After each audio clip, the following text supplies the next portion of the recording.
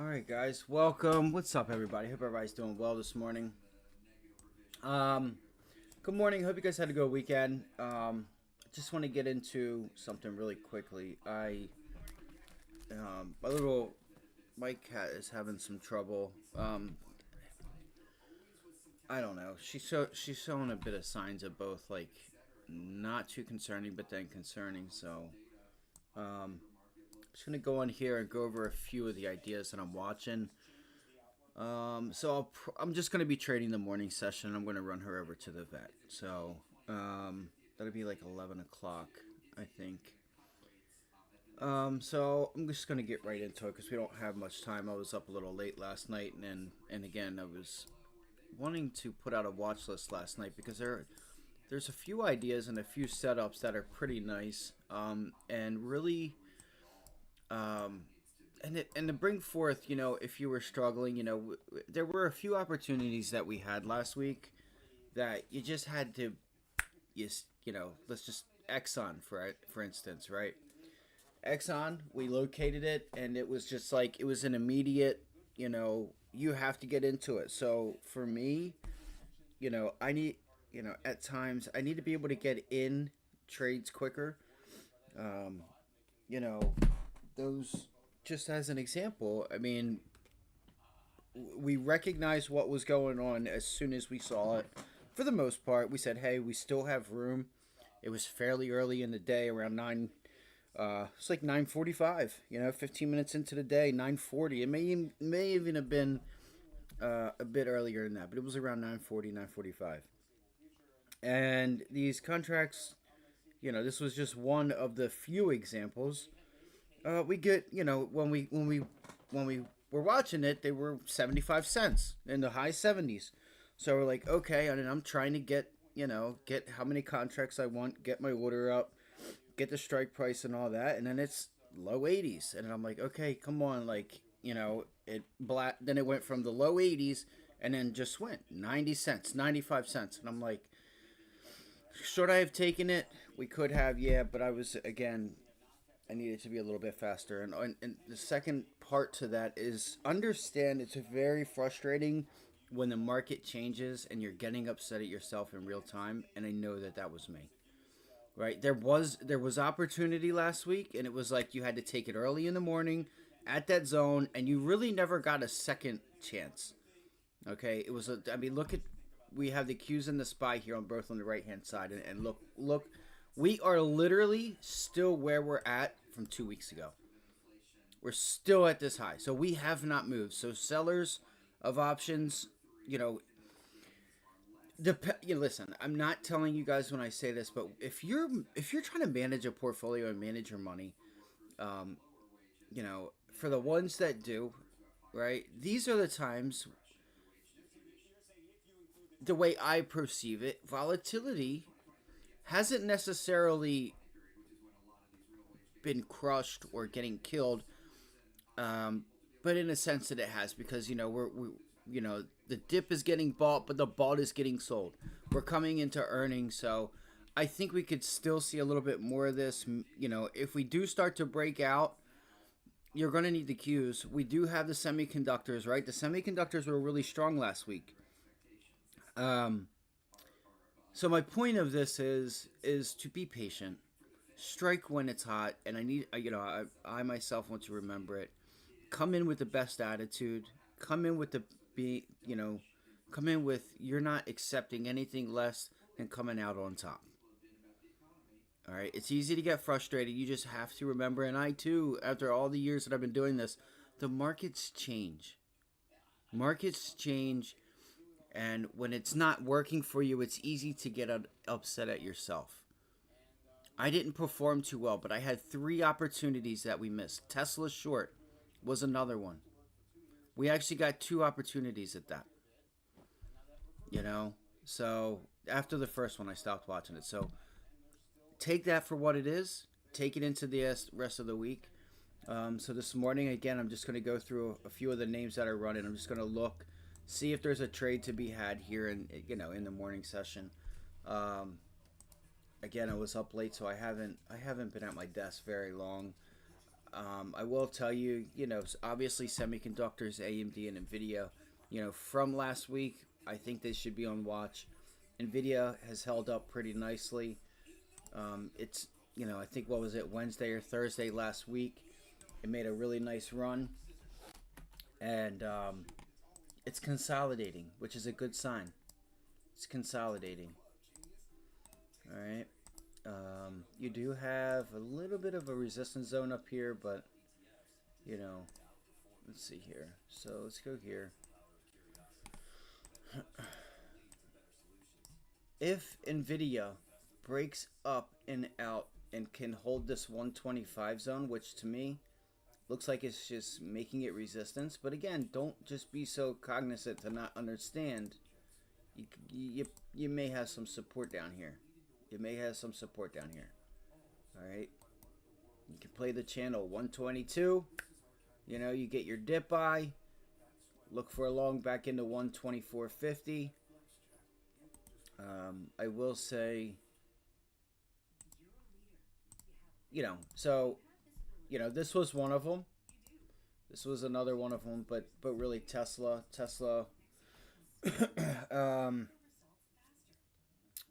All right, so let's get into it. So again, I'm going to realize that I'm going to, take it slow. All right, take it slow. If the Qs are not breaking out, chances are the overall markets aren't going to go higher. I mean, chances are they're not going to go higher in a hurry. Like the Dow, still just sitting in a consolidation. Still sitting in a consolidation up here. We are, the market's holding and making attempts to push up. But every time they let this thing get pushed up, they're selling into it. So just keep that in mind. All right, so again, this is going to be my morning. I got to be honest with you. I'm just going to cover a few names. I already have a few ideas. If you have any questions or tickers, you can throw them in the chat. If you would like to subscribe, hit the like button for us. And let's see if we can find some opportunity today. I'll repeat in case people that weren't here earlier. Look at it, Dow. Look at this setup. Look at that setup right there. This is your middleman right here at 421. All right, 421. So we're back in the earnings, and this makes a lot of sense. You know why? The fact that we do have earnings coming around the corner really shows us the importance that the markets take. Like, in my opinion, the markets, how do I say this? Like, in my opinion, it's not always the case, but in most cases, in my opinion, the market will move and react based off of earnings, right? So it's not always the case, obviously, but if you really think about it, what happened in 2008? Hold on, let me see what's going on here.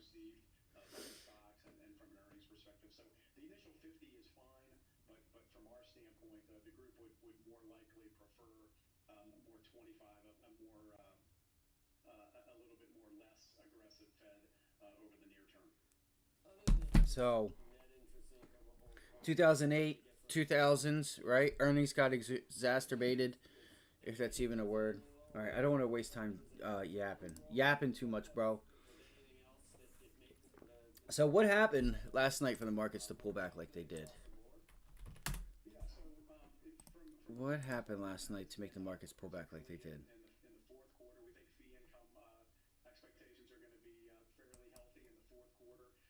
It's really just 2 days there. Yeah, you know what? Let's move this over.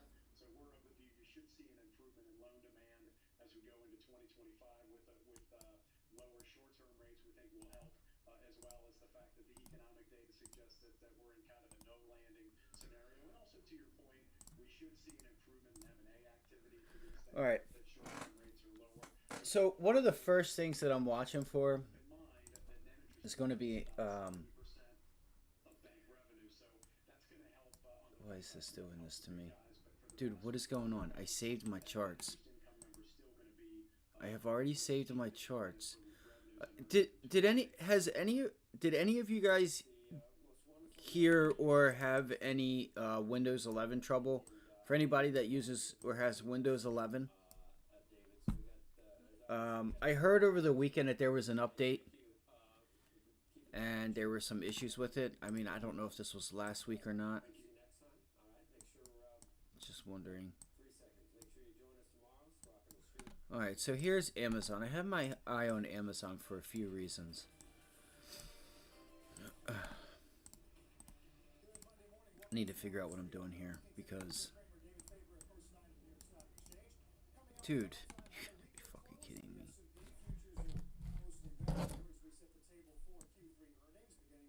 Alright. We have a massive support level here on Amazon. We have all these moving averages coming up. So what I want to see here, wait, what? Oh, this is NVIDIA. That's which I have USO on my list.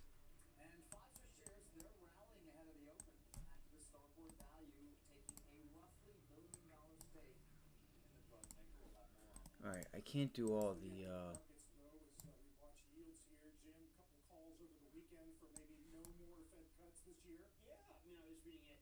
This should really be the level 120 to 118 on NVIDIA.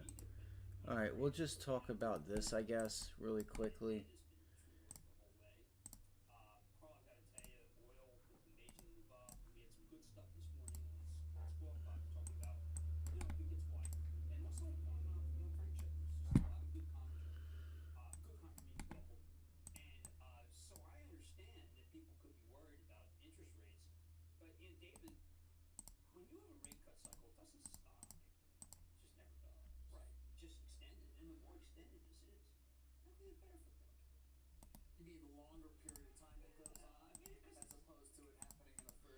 It's like the damn line takes up, 20% of this damn thing.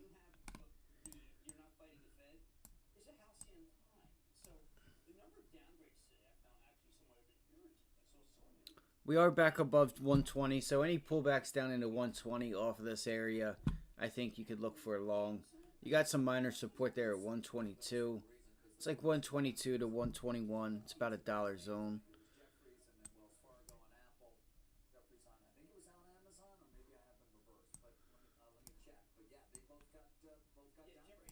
Dude, what's going on here? Something that just looks weird, so I do apologize. Something looks really weird with the charts. Hold on one second here. Alright, so we got this. We got this. That's about all we need. That level's nothing to be concerned about.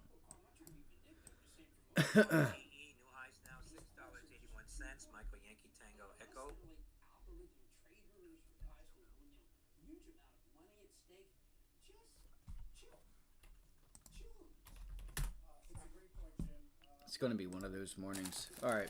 Here's the first things first, and I want to get into it.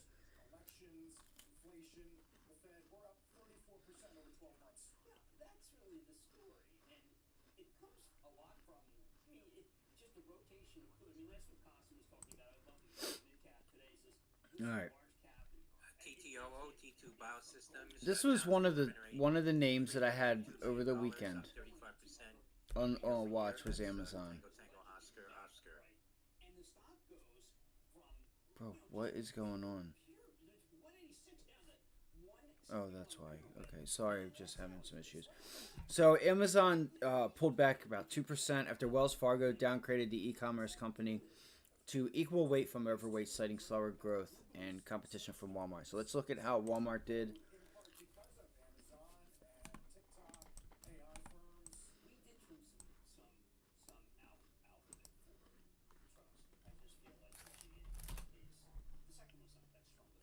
Yeah.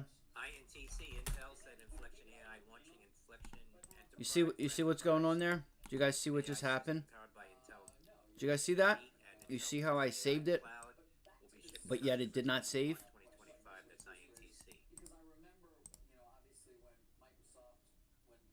TTOO, T2 Biosystems, announcing exclusive U.S. agreement with Cardinal Health to sell its FDA-cleared direct-form blood diagnostics for rapid detection of sepsis-causing pathogens. That's Tango Tango Oscar Oscar Charlie Alpha Hotel. I don't know what's going on and why this isn't saving. So Amazon has a major level here. Biosystems spiking on that news. That's TTOO.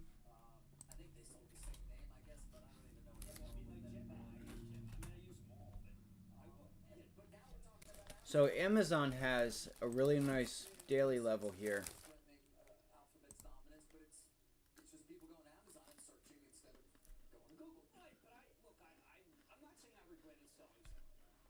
Okay, it looks like it's saved.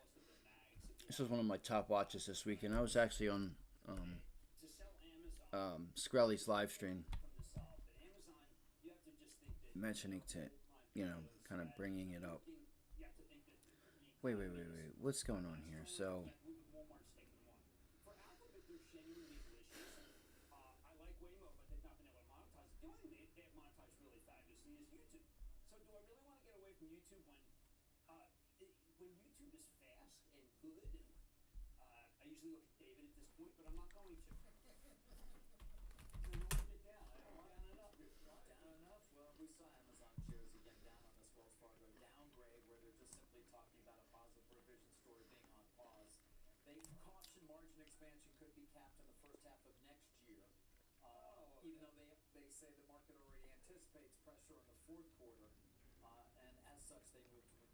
Amazon. This was a nice hold of Thursday's high a day. All right, Amazon held Thursday's high a day. All right, pre-market here, so you guys can see. So the question is, there we go, 184. I'm going to be watching 185. I'm going to be watching 185 to see if we get a rejection or if we get that rejection back up here at like 186. And the daily chart, again, does not want to save. I don't understand. I really don't. Get rid of this. Get rid of that because I don't need that. So this major support zone down here, it's like 180. I would give it an area, call it 179.50, 179 to 181. It would be an area. 181 to like 179. I would just give it that room because it's not clear. But you guys get the point. This area right there. All right, so we got back. We had turned it into resistance a few weeks ago. And you could not get the sell-off. The 200-day came in, held you up. Here we go. Blast off. We get above it. We start making an attempt to the previous all-time highs. And then we pull back. All right, and then we pull back to where? 180. So as of now, we're holding 180.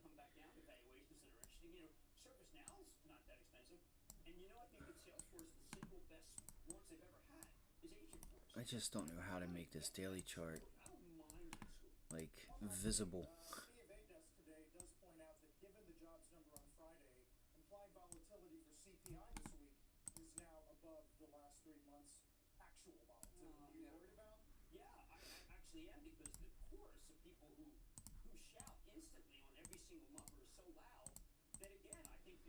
All right, we'll see if this works. So you have some resistance up here at 189.75, 190. All right, but we have yet to get through 185. All right, we haven't gotten through 185 just yet. So I would hold on with, I want to see if we try to make another push back into, because you guys can see here, let me show you guys something. So we have the 20-day moving average. All right, the 20-day moving average is sitting right here. Here, you know what? Let's go here. I'm already wasting too much time. All right, you guys can see the 20-day moving average. You rejected it Friday.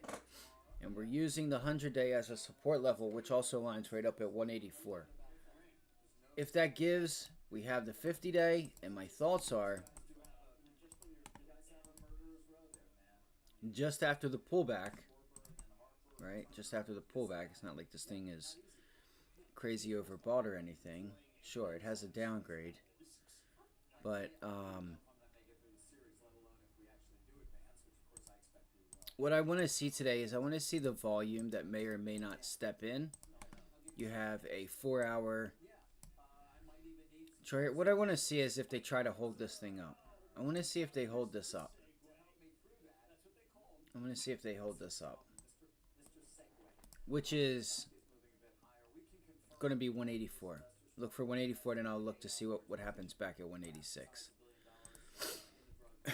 I honestly think if we can get just one more pullback to 183, I will try for a long and use that long from 183 to 185.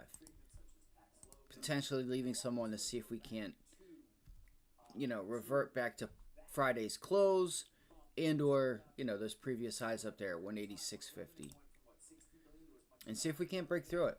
I mean, my personal opinion was Friday, if you guys notice here, look how we got above 186, which was a really nice zone here. We tried to hold it Friday after hours, and then you got this news. Like, to me, it was like really wanting to start extending higher. But, So you have 184 to, it's like 184 to probably 183.50, 183.30. Thursday's high. All right, Thursday's high and Monday's low. All right, well, yeah, 183.50. We'll look for pullbacks into that area. So if we're able to get ourselves a pullback, which in my opinion should be coming around the corner when she comes, but hopefully it's soon. We'll see what type of setup it has. Again, I'd say 10 o'clock, 10:30.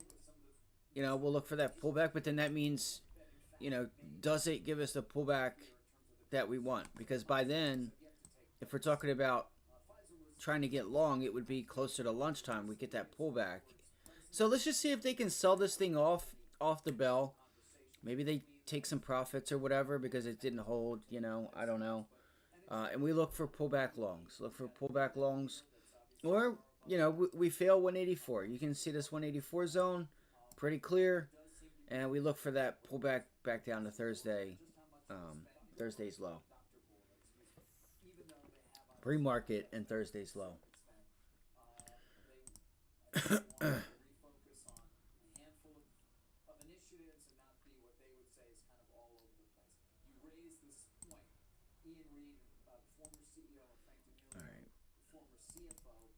There was some news with some other names here that we can get into. What's going on here? Hold on. So that's 185. It's 184. Oh, okay. I see what's going on here. Yeah, right there. It's not really an area. It's not really an area to be concerned with, in my opinion, but we had started to get some volume in there. All right, that's Amazon. All right, that's Amazon. So, we get pullbacks. Pullbacks to 183, 184. You can get this area to hold 183 to 184. I'm looking for a possible long. All right, or we let them run it up. And what's up? Good morning, Ty. Good morning, bro. How was your weekend, buddy? I just seen your comment. Let them run this thing back up to 186. All right, let them run it up to 186. My opinion here is that this was a really nice attempt to hold this area here at 186 and start to extend higher off of it. And then it just falls out of bed. It's not ironic. Anybody that got sucked into it, I feel bad for them. I've had it happen to me on Tesla. So, but again, we'll keep that in mind. At least for me, I'm going to be keeping it in mind.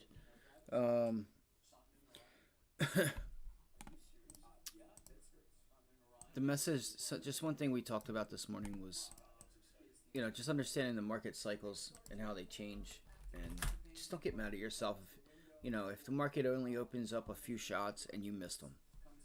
You know, you have to understand the markets really are in the same place they've been in for almost a month now. All right, so let's keep going here. So, Pfizer. All right, activist investor Starboard Value took roughly 1 billion stake, seeking turnaround struggling company. All right, we know what happens here.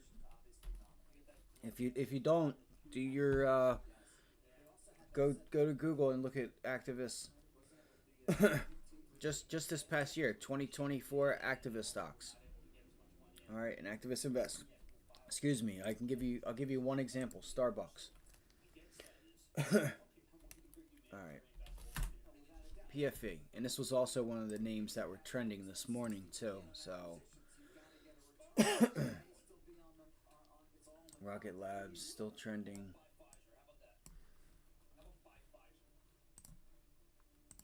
All right, PFE, PFE, PFE. All right.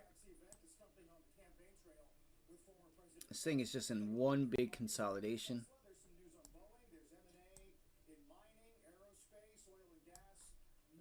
It is right now. It's red on the year. Hold on, let me look pre-market. It might be green. Open. Yup, it's green. It's green. This was your.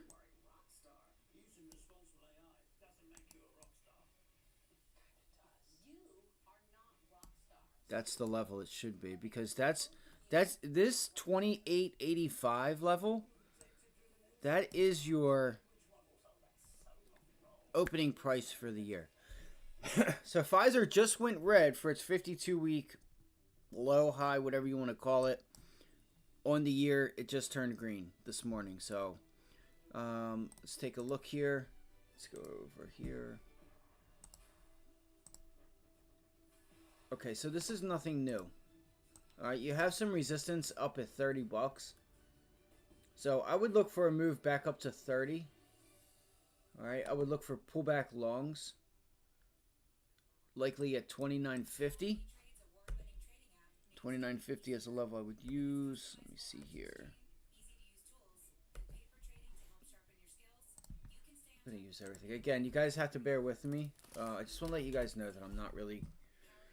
today's going to be a little bit different, because here in a few hours, around 11 o'clock, as soon as the vet opens up, I'm going to take my little girl over there.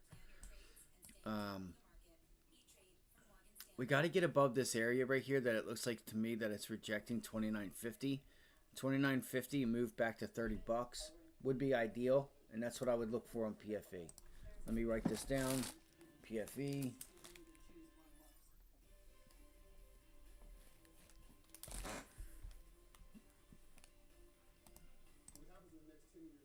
All right, 29.50. Got to get above this area here. 29. What is that? 29.60 on the hourly chart.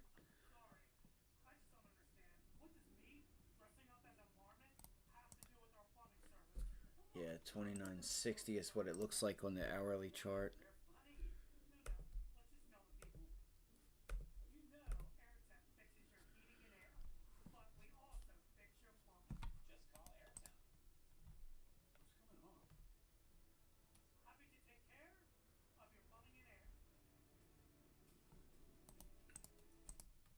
NVDA, NVIDIA CEO Jensen Huang to deliver CES 2025 keynote. That's November Victor Delta Alpha.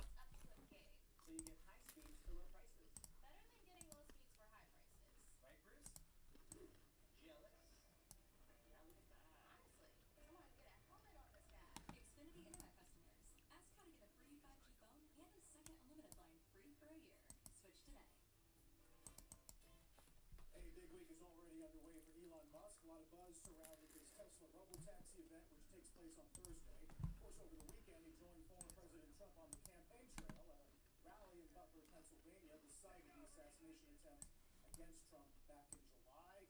Ended up at the Steelers game, Jim. Talked about going dark MAGA, arguing that if Trump doesn't win, it'll be the last election. Yeah, I mean, we're in that moment where the people who are in favor of Trump are really kind of adamant that we're into some sort of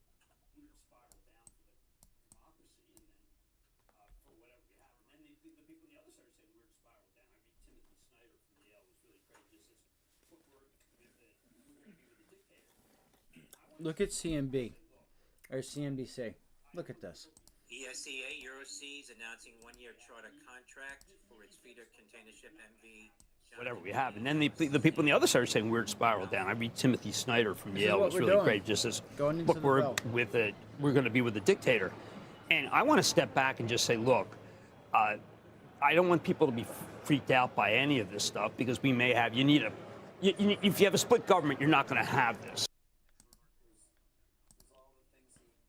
He's right about that, but I don't know. All right, so 50-day moving average for Pfizer is up here, so we're above that. Let's look for pullback longs. Honestly, guys, I would like to be able to catch myself a pullback here. 29.20, 29.50. So we have not reclaimed 29.50 yet. Let's look here. All right, I would like another opportunity, possibly at that previous high. Oh my God, I just did that. I just did that. Oh my gosh.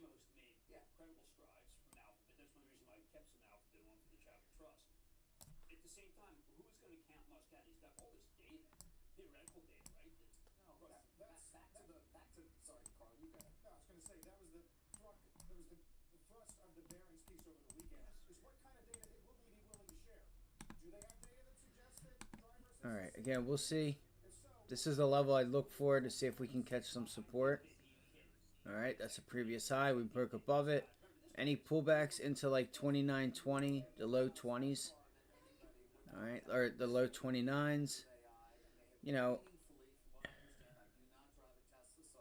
29.60 does seem to be the level.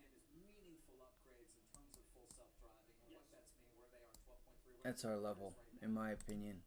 Because then if you can break above that, you've been getting a consolidation fail. Then from here, right, from this, well, I shouldn't be spending this much damn time on this stuff. So you guys can see up there.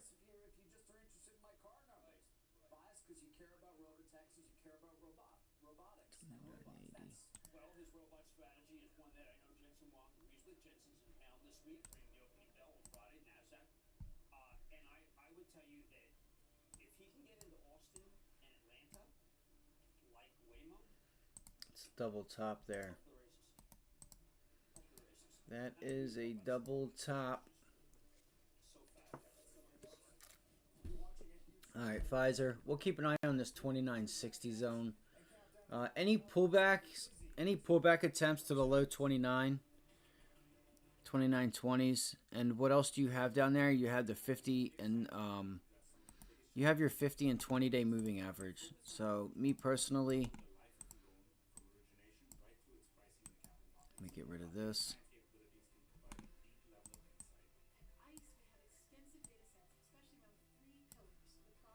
Your major resistance zone is going to be $30. So I guess you could consider anything up here resistance. From, I would say 29, in front of like 29.80 to $30. You may have some people taking profit. That's a big gap up. It's a huge gap up. I'm afraid I can't do that, Jen.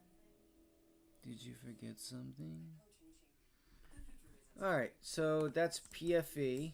Let me write that down. If you guys could, please, it takes 1 second. Hit the like button. Ever worry that you're drinking too much? Is drinking affecting your job, your health, or your relationships? Take back control of more health. Medication proven to help you drink less. Qualify for treatment at morehealth.com. Blue Chew? Yeah, you know Blue Chew? Yeah, it's those like chewable tablet things. Like, oh, girl, how do you know Blue Chew? We're a man. Why? And it made you like him more, right? Absolutely. Where you get Blue Chew? Well, you can go online and get your first month free, actually. So. Did you hear? A secret hoard of 1904 $20 gold Liberty coins have been found. 29.59. What is this? 29.49. Alright. I'm just gonna keep my and look. Here we go. So does this hold? There's a small area right there, and it doesn't. It didn't hold. All right. All right, guys. We have 5 minutes left. If you guys could please do us a big favor, hit that like button, subscribe, tell a friend. You know, help the channel. Help out. How about the channel?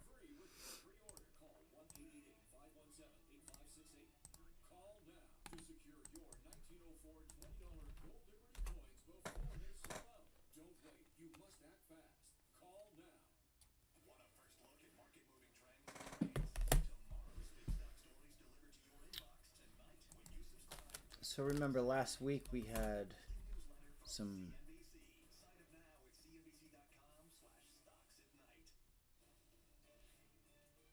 Tech events this week. You got some AMD events. We mentioned Tesla, NVIDIA's AI Summit. For the time being this morning, though, a little bit of weakness in the semis. You see ASML leading the NDX lower pre-market. We will get the opening bell in about 4 minutes. And don't forget, you can catch us anytime and anywhere. Just listen to and follow the Squawk on the Street Opening Bell podcast. So for those that don't know, there is an AMD event. There is an AMD event. It's a nice range right there. Boom. It's a beautiful range. This has been a nice... It has been trying to go. But again, listen, this thing... We'll see. I wonder if this is starting its next upside. I was thinking about this last week. But this is so choppy compared to the rest of the rally, pull it back stages that we've had on this. You know, right here, rally, pull it back, rally, pull it back, rally, pull it back. But it was like a consolidated, tight price action, right? There wasn't there wasn't any big swings. Just had an ALTM.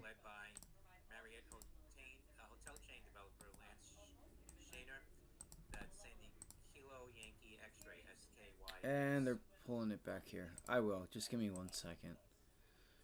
ALTM. What is that? What company is that?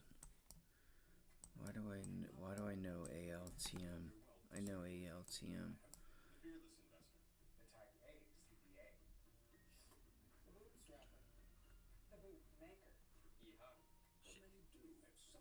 Shares of SKYX now popping here. $1.10 off the highs. Lithium play. Those will do you really good. Oh, speaking of that, you guys have, you know, a lot of these names here, well, they should technically be going down. Commodities should go down.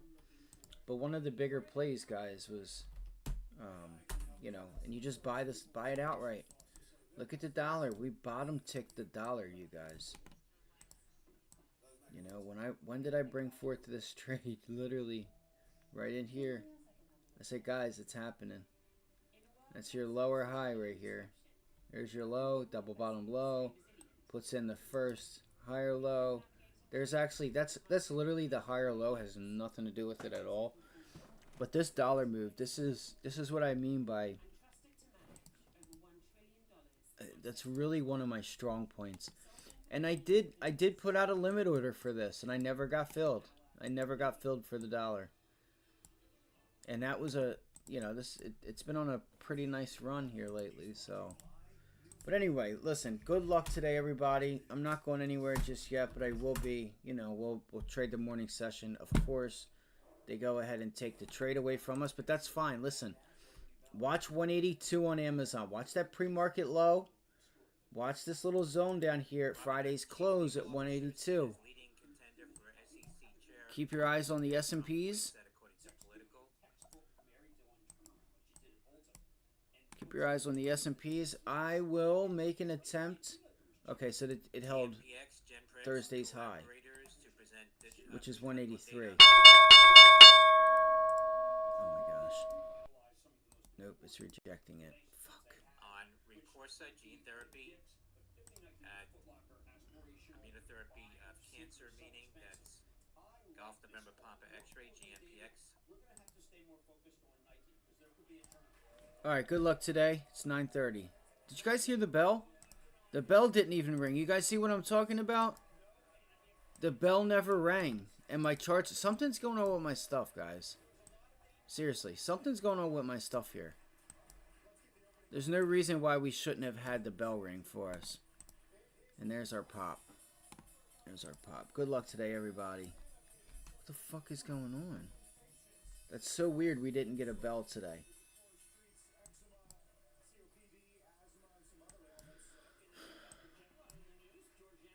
Oh my god.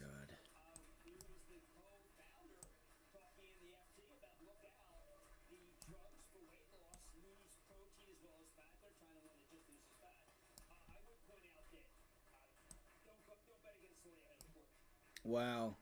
Amazon's really struggling here. Delta Thursday, JPM, Black Rock Friday. You think it's going to be? What's your feeling about the season? Again, when I look at the, I have one of my. Oh my gosh. We distill it to 10. I have 40. Cancel. The most I've ever had. These are just. Alright. I gotta hurry up. I gotta hurry up, guys. This thing's coming into a dip buy. Keep an eye on the SPY. Let me type this in. See, this is where I get messed up because I'm trying to do stuff. I should not have to save my charts. I should not have to save them. I don't have more days than I shouldn't have. Apply. Okay. Alright, so we're below the 100-day moving average on Amazon.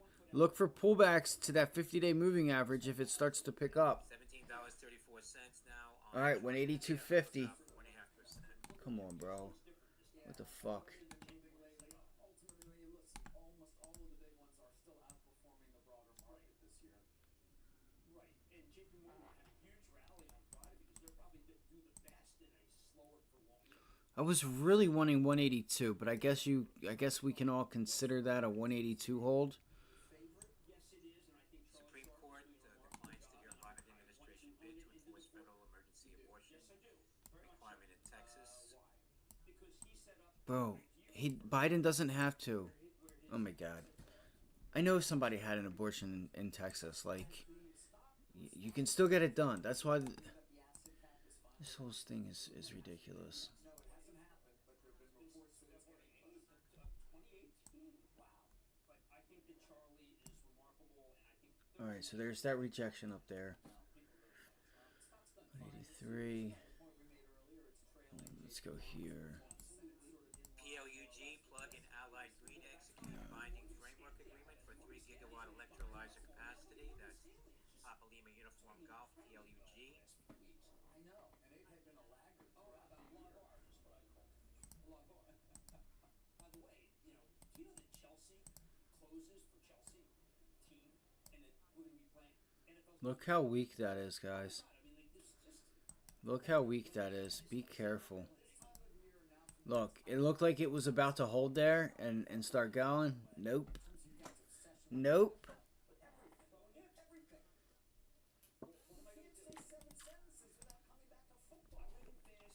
Nope.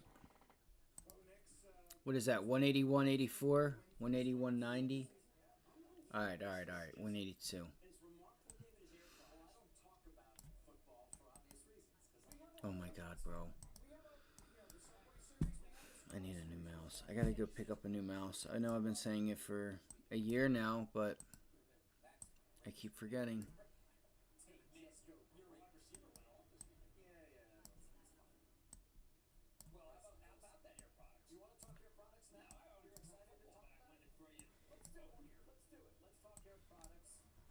LASC laser photonic shares were halted at the highs $4.83.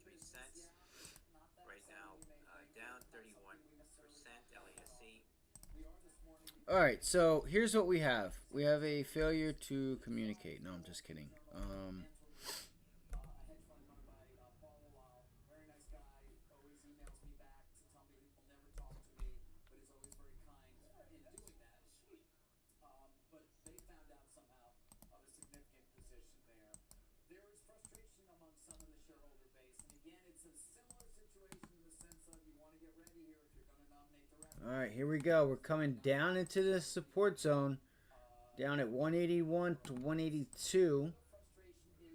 Okay. I thought for a second they took that trade away from us, and they did. They did for the most part. Has been a strategy, Jim, in terms of pursuing This is growth. wild. Green and blue I'm not hydrogen even gonna lie. projects This is crazy. require enormous amounts of capex, but are not yet returning significant or any returns. Talking Saudi Arabia, Louisiana, and I want to obviously hear everything you. Oh my gosh.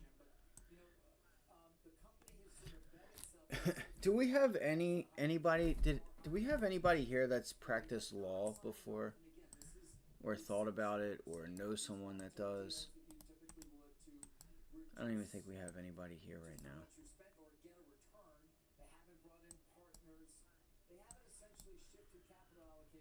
Let's go take a look at PFE real quick. All right, PFE held this zone, guys. Keep your eye on this. This has some really nice volume. There it goes. That's it. PFE, PFE, PFE. Keep it on watch. 80 years old at this point, and has made a kind of few succession plans that never have come to the fore, and some would say has sabotaged. Yeah, it's still breaking. It's still breaking down. Let it break down. There it goes. Shit. I'm trying. Look, see, this is what I'm talking about. As soon as I go over to it and I try to get the I'm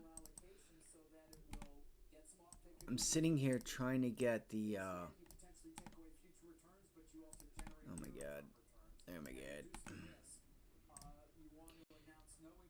I don't know if this is the low of the day. No, it wasn't. It was not low of day. That at least I sense is what those who would be active in the stock may be arguing for. Unclear at this point what management will actually say in response. Yeah, right. Now, I do feel that he's a bit of a dreamer with some of these things. I can't believe this. I cannot believe it. Alright, let me relax. Look at that tail there. Alright, I would be careful, guys, at this point. Because you have some rejection up there at 29.50. So I was just a little bit too slow trying to come up with the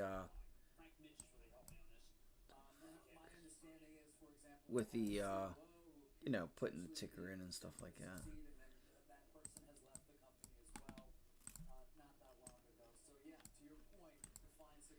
You know, if you're somebody out there that is new, Still down about 25%.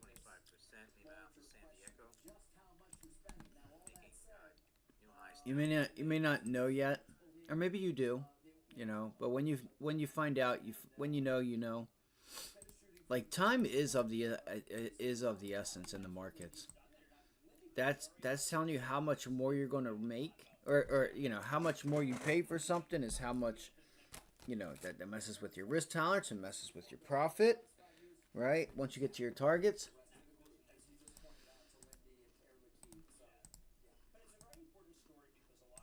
Coming up at 10, the CB Employment Trends Index for September.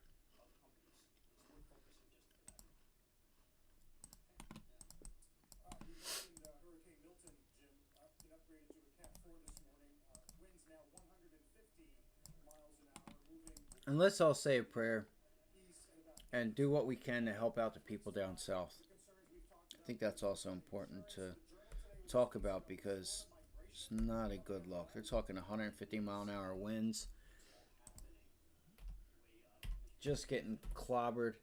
All right, listen. Here, watch this. 29.40, 29.50. Look, you just got above it. You just got above it. I'm going to save my chart real quick.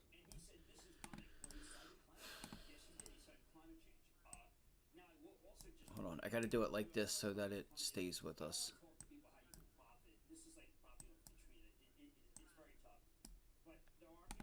All right.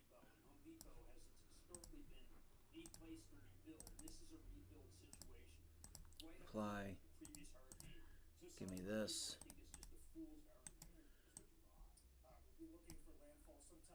All right, so look for pullback longs into 29.40 if you're wanting to be long.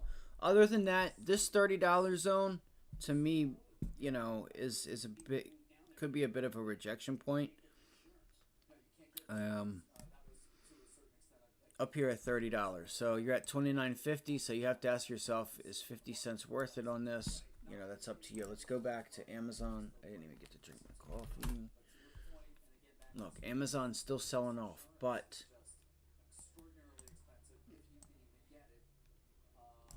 Thursday's low is down here at 181.50 or 181, and you also have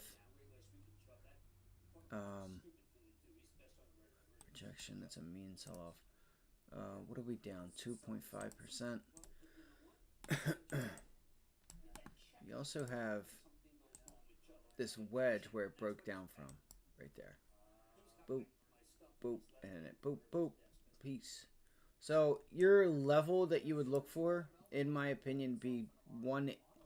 If you think there's far more room to go, then you're looking at like 180 to 179, 180 to 177.50. Honestly, this whole zone, that's what I'd be watching. This whole zone right here, I'd be watching that zone right there. Sorry. But you guys get what I'm saying. Or you could do something like this. Right there. 178.50 to 180. So it's about $1.50 would be your, you know what I mean, give you about $1.50 wick zone.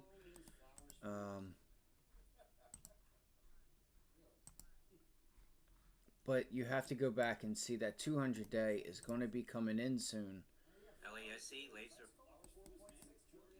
photonics resuming again. The SPY's just stuck. Off the intraday high. The S&Ps are just stuck right now. We're still, watch this zone up here, 572. 572 to 573. It's a dollar zone.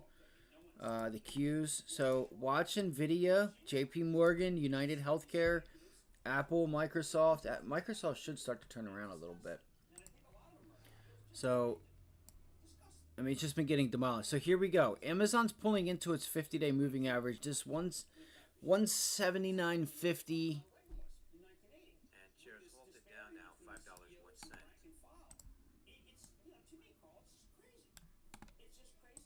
LASC. Right there. 179.33 is what it looks to be at.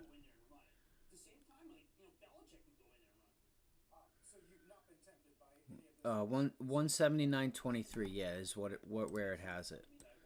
Yep. We should start to get a reversal sometime soon, guys. I honestly feel that. Here we go. So we are jumping into this level. The problem is you're going to get a reversal back to VWAP, and then the question is that your bounce back, get short at VWAP, and get the trade line cut back through VWAP and extend and really start to extend lower. You know, I don't know what set this off. I know that there was a downgrade from Citi, but come on, bro. Come on.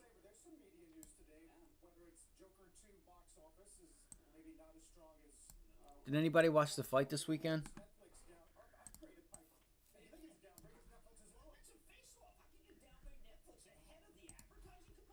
Let's keep it moving. Keep it moving. All right. All right. PFE, bit of a resistance zone up here. It's a little unfortunate. It's okay. I'm not gonna stress it. I'm not gonna stress it because I know I'm gonna get mine. Oh, USO. USO. 40 right now. Hit a high around $35. Was another one on my list for a pullback. All right, watch this zone up here. Earlier. Let's go to a 5-minute chart. Treatment in patients with SMA, man, its primary endpoint. That's Here it is. I wonder if it's getting ready to do it now.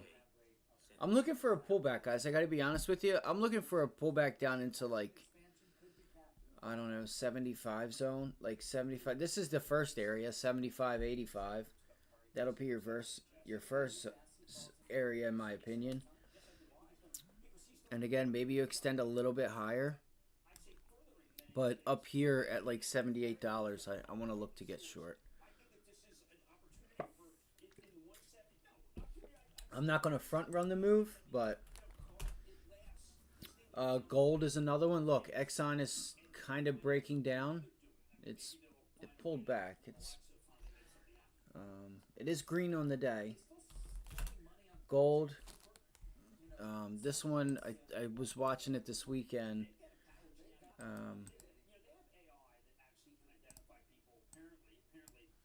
don't know. I don't know what happened there. CSIQ, Canadian Solar, getting a What do we pop here. have? Charlie. So if you guys notice, the dollar Jinko has just been hitting new highs. going bananas. We called this out. Congratulations if you bought any. Let's go back to Amazon. Let's go to Tesla NVDA. All right, Amazon's just really weak this morning. Really weak.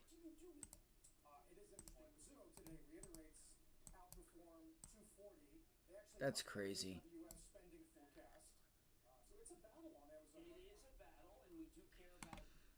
All right, so I'm on Flexit Charts, Flexible Grid, and again, does not want to save it.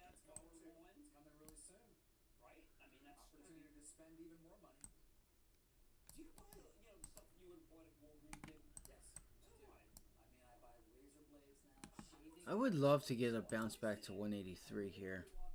You might start to get it now. Look for bounce back longs to 183. Nothing's a guarantee. I'm just saying. Just wanted to bring that that pre-market area to everybody's attention.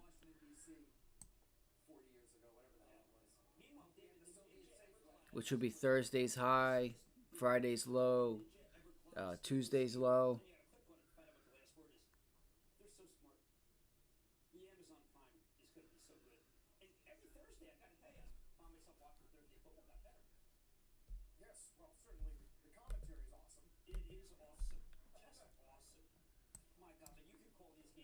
This is what happens when the charts get trashed like that.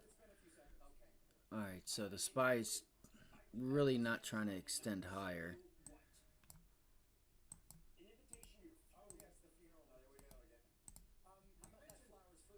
Alright, so that's not trying to extend higher. The Q's. Oh, let's look at NVIDIA. Alright, NVIDIA's 181. 180.96. Looks like it might be trying to turn it into a resistance zone. PFE right back to 29.60. NVIDIA, nice powerful move again. I told you guys Thursday and Friday was a nice consolidation day. There you go, 126 entry. If 126 can hold, this was a pattern I was looking for, to look for a move back to the 130s. All right, a move back to the 130s would be really nice. Dude, this sucks. Look at how much time is on there. That's a nice entry right there. That'd be a really nice entry. Boom. Start extending your trade line on the 15-minute chart. Everything about that's nice. I'm not even going to attempt it because, I mean, I'm trying. I'm trying.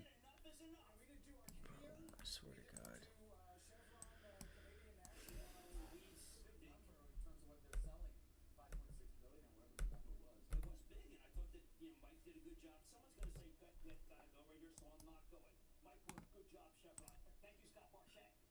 Dow's down 140, holding 57.30. Watch bonds as well. Not a lot of data today.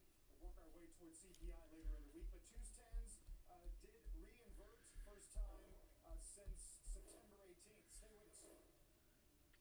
Okay, so I need to watch 570 on the S&Ps.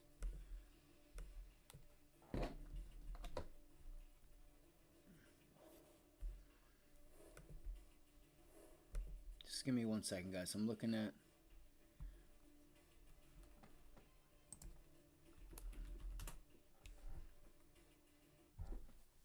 Everybody's looking at this ALTM this morning. Nothing.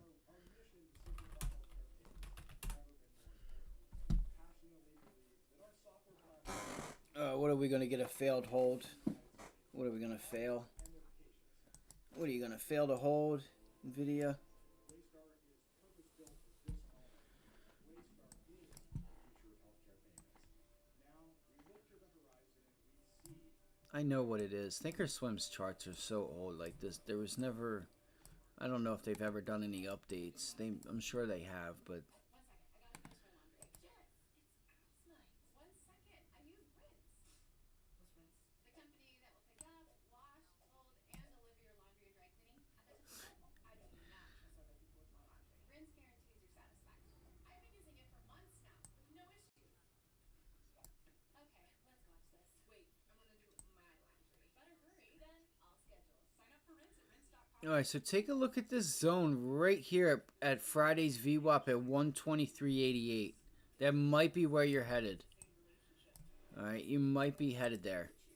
Just want to put that on watch for everybody. TIGR up fintech getting a pop here on heavy volume continuing. Tango India Golf Romeo. Oh my God, you got to be kidding me.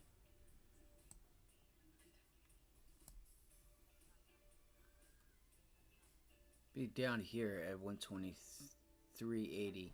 Then that would mean you, not necessarily. Let's see. We'll see if this thing can pick itself up.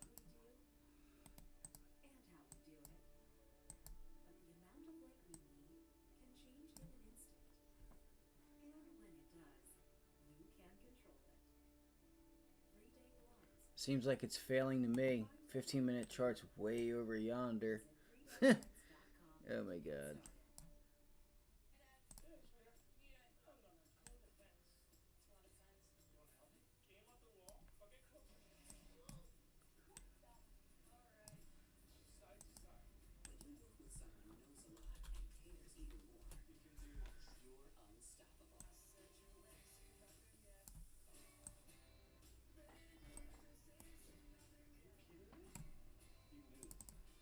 Shares of Tesla continuing to pull back here now, down 1.7%, 245.79 TSLA. Tesla's down as well. So yeah, this zone down here at 125 is a good support level for NVIDIA. I would look for a move back down to 125 just because you haven't made it support. Let's see if you can put in a double top. Let's see if we can put in a double top here where you do end up getting the bounce. 6% for the day. All right, if you can get a bounce and that bounce to me feels like it starts to fail, I will take it. It's not going to because it's already broke. Let's see. This could... No, it's done. All right, let's look for this to start picking up now.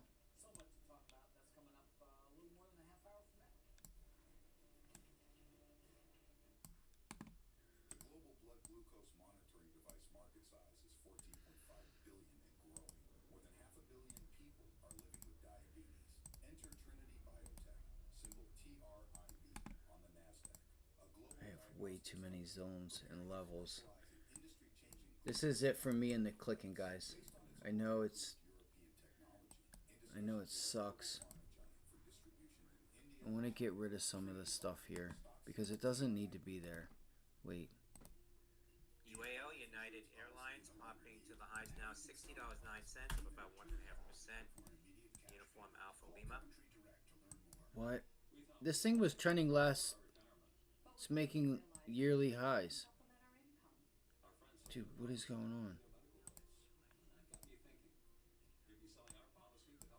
How is UAL going like it is? So I did some research. I called Coventry Direct.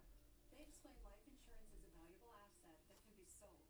We learned we could sell all of our policy or keep part of it with no future payments. Who knew? We sold our policy. Now we can relax and enjoy our retirement as we had planned. if you have $100,000 or more of life insurance, you may Oh wow, UAL is starting to break out right now. policy lapse without finding This is a pretty major level here at this $59.50 to $60 zone. And it's not breaking out on volume, so keep that in mind. Every day, YYAI getting a pop to the high now. Yankee Alpha India. And Pfizer. Company earlier announcing Pfizer just a going, guys. license agreement. It's a 4% move. Technology.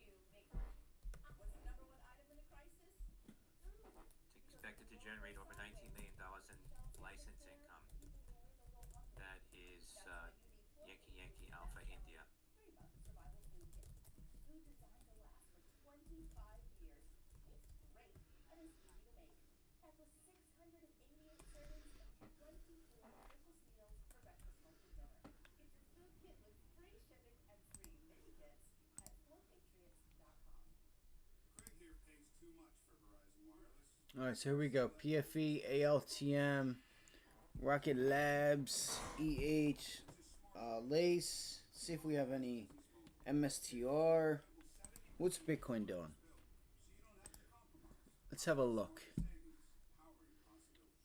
Let's have a look here. Internet and mobile, and find out how to get the latest 5G phone on us with a qualifying trade-in. Don't wait. Call, click, or visit an Xfinity store today. Anybody that's trading PFE, I would watch 2960 if you do get a pullback, and I really wouldn't say 2980, but ABT, Abbott Labs, getting a move here higher.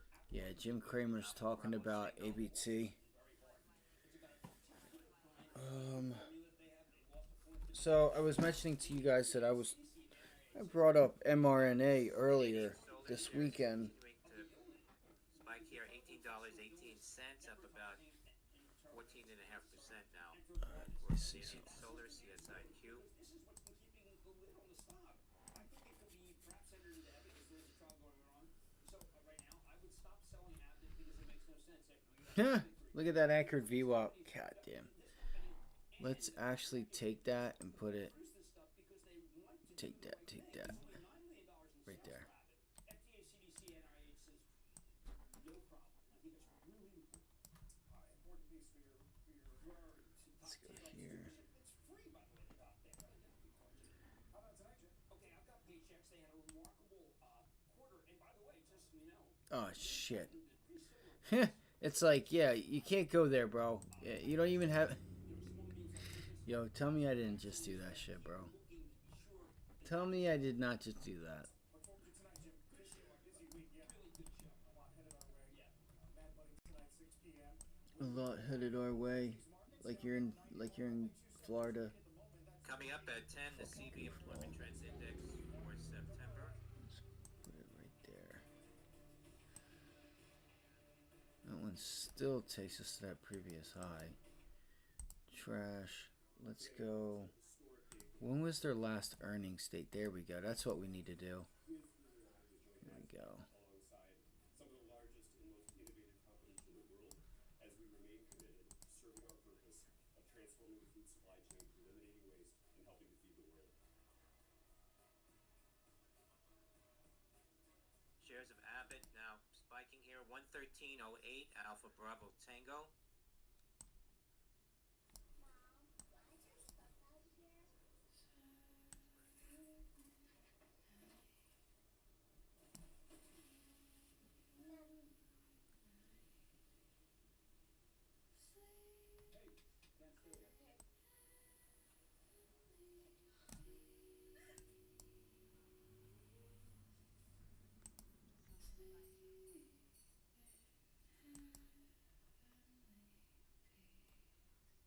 Wait.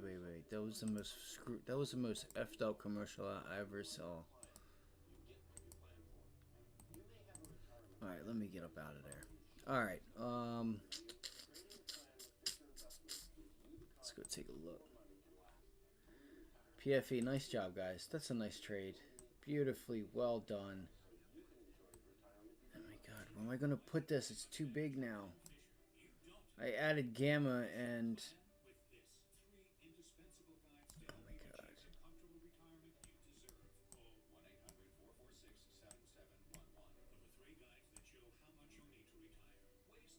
SRRK, new highs now.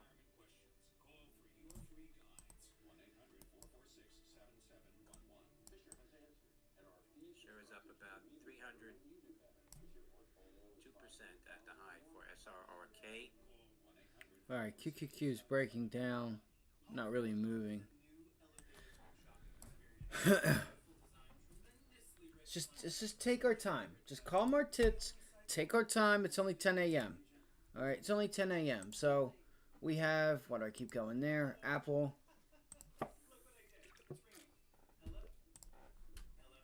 Apple, NVDA, all the fun stuff.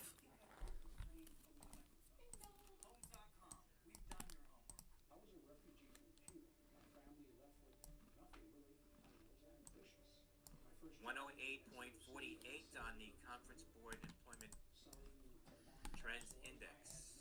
108.48. The previous was 109.54. Success is about having the support and trust of people. Success is also about will, sheer will, and never losing. Just calm thy tits, okay? Used car prices year over year, negative. Used car prices month over month, negative. 3 month, 6 month bill auction. We have some Fed talk. Fed talking that talk. I won't be here for that. I might, I'll be leaving at that point in time.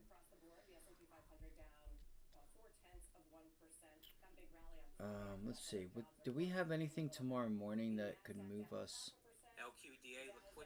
to think about going into, like, because a lot of times what I'll do is, and I think if you don't do it, more of you should, is take notice to how the price action reacts to data the day before. We haven't had it since CPI, but I'm telling you guys, every CPI for the most part, like, either we would sell off the day before, rally the next day, or you would just you would get, even if it was bad, it was like you would get like a de-risk in front of the number, or a risk on in front of the number, depending on what market participants wanted to do. And there was good opportunity there. It was so clutch. It was just like month after month, data after data. Like, it was just doing the same exact thing. Get long in the morning after a long day of a sell-off in front of, like, whatever whatever number you want to bring up,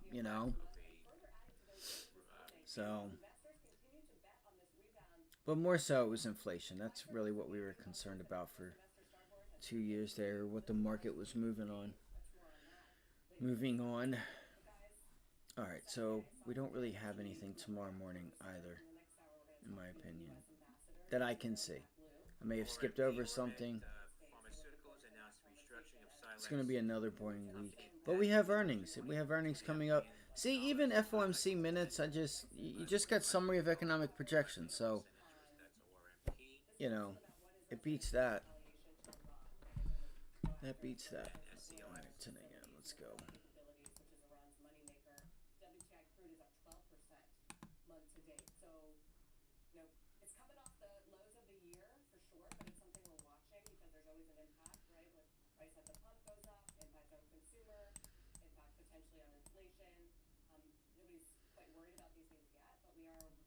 CSIQ Canadian Solar, more highs now. $18.78.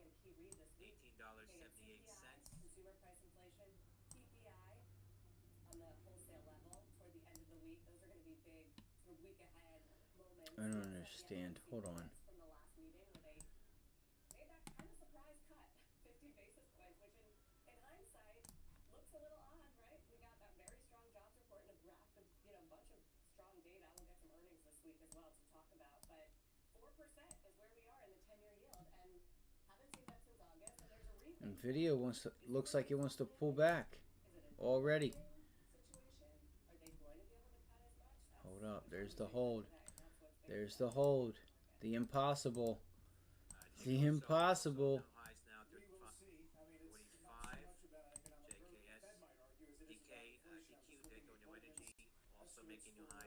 Look at the daily chart. You guys see what I'm talking about? Look, watch me save it. Like, and it's still screw up. Like, oh, that's because it's a weekly chart. My bad, y'all. My bad.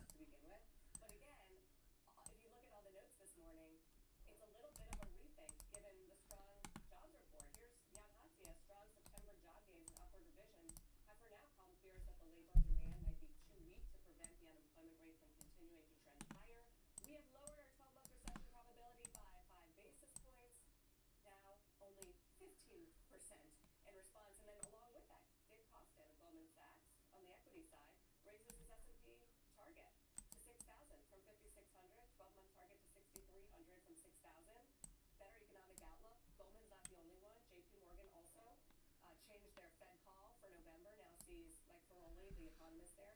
25 basis point cut instead of a 50 basis point cut, which is what we got in September. And also they revised their fixed income team revised the 2-year yield forecast by the end of the year, actually lifting that higher now, which a lot of firms are doing, up to I think 4.7 as high. Oh no, sorry, 3.7 from 3. I wish I could just lower the fucking volume bars, man. I don't understand why I can't do this. DJT, more highs now. I know it. Is DJT ripping again? That son of a bitch. I thought about that this morning. I thought about DJT this morning. It's been going. It's probably getting what, if not already there at 18. The question is, how good does it have to get for the Fed to not do anything? They kind of put themselves in a corner a little bit with the expectations that they're going to cut in every single meeting. But remember, the ECB doesn't cut at every meeting. They take pauses in between. So the Ardeni quote after Friday's payroll report, the consensus might pivot to no rush to ease further during the fall. We can't rule out higher for longer making the comeback this winter. We are in the none and done camp for the rest of the year. And then Torsten's Lock of Apollo has been, he's been worried that the inflation is going to come back. The Fed doesn't need to do too much. He says no more cuts. And he has a great chart highlighting wage growth in September, saying it remains sticky and above pre-pandemic levels. So the 4% wage growth was as much of a surprise as anything. Given usually wages feed into Alright, so is this level right here on goods, which is the top acting as resistance, or is it holding? is basically That's my question. 4%. That's just the average hourly earnings for total industries, and then they break it down by services. But the point is, it's high. And now we're getting some real wage growth. Carl, you always point this out, but if we get inflation this week at what's the consensus, 2.3, around there for the monthly number, and we have wage growth at 4%, I mean, that's a spread where you get some real wage growth and should help the consumer going forward amid worries about the consumer and declining sort of purchasing power. But this is a good news story. The question is it going to keep inflation low? I know. That's coming off the consumption that's running 2.5%, 3% on an annual rate. All of this a few weeks before an election, presidential. Yeah, the question is, do people feel it? The surveys have showed They don't. they don't, and they still feel the high sticker prices, and they still feel like there's not a lot of certainty about jobs, even though the numbers have shown a good news story. Jobs, that's interesting because it's been a strong jobs economy now for quite some time. The inflation is psychological in the sense that people still can remember 2019 what something cost, and obviously it's far higher now for some basic goods than it was then. But the job security is interesting. These people on CNBC are so fucking retarded. With a strong economy, Bro, they're talking about job security, this, that, and the third. hiring is still The labor market's been holding up pretty well. I'm not saying that it hasn't, constraints and the high cumulative inflation, but and it's going to bite. It just hasn't yet in a meaningful way. Meantime, stocks are coming off 4 straight weeks of gains. I don't know. Performance year to date to October since '97, as the 10-year yield moves back above 4, highest levels in. All right, here we go. All right, NVIDIA. Now it's time. Feel like it's time, you guys. All right, lace up your boots. Lace up your boots. Markets commentator Mike Santoli, who I'm sure has been listening. Mike, are you sort of reassessing the path for rate cuts later in the year? Yeah, I think, Carl, in terms of magnitude, in terms of speed, you have to. And the market has made a very quick adjustment on that. That 2-year yield just did this U-turn back to 4%, Boom. which is where it stood right before the core jobs report in early August. So we had this I know, I just went through all that and didn't do it. sort of unwinding that sentiment. I still think we're in a mode where good economic news is Resistance, 180. 180, 180, 180. yields and somewhat less Fed easing. That's been the formula, I think, for a while. History says these orderly, in no hurry, non-urgent. Let's see here. You might get some buying pressure here, but you're going to need the overall markets to help you a little bit. I need to, and I'm going to do this when I get back from the vet. I need to clean these charts up is another thing. I need to just go through and delete the hell out of everything. So we have some support down here, so don't forget that. Or at least we should attempt to look for support because we broke above it. We have the 50-day and the 200-day. It's like the first time you pull back into that area, all right? It's been hit or miss. It's been a little bit more discerning in terms of All right, looks like it is trying to wiggle its way out of here and possibly. Nope. I take that back. I take it back. If you guys can't see my charts, let me know. I know I keep fooling with it, but I'm trying to help it so that you guys can kind of see it too. Oh, you know what? Look at this. Think I see what's going on here. I wish there was a center line for longer monitors. I wish they had like a center line right. I mean, I guess that is kind of the middle. All right, so on a 5-minute chart, we have two different things going on here. Look at this. This looks like it's trying to hold as support, right? And look at this. The 3-minute chart kind of doesn't look like that at all whatsoever. That's why it's important to use different time frames to really get that. For me, I'm not telling it for you guys, but to get the whole picture.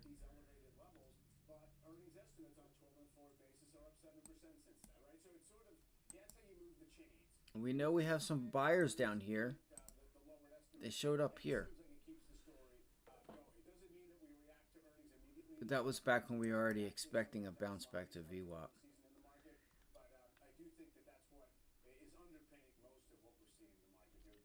I don't understand. They're saying weak growth and competition from Walmart, but I don't know. I don't know if I buy it.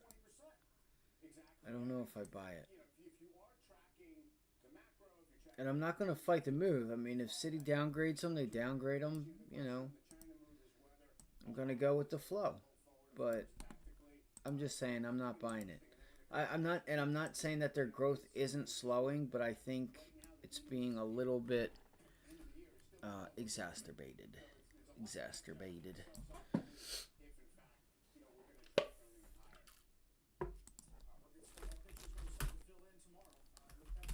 to AMD. All right, AMD broke down.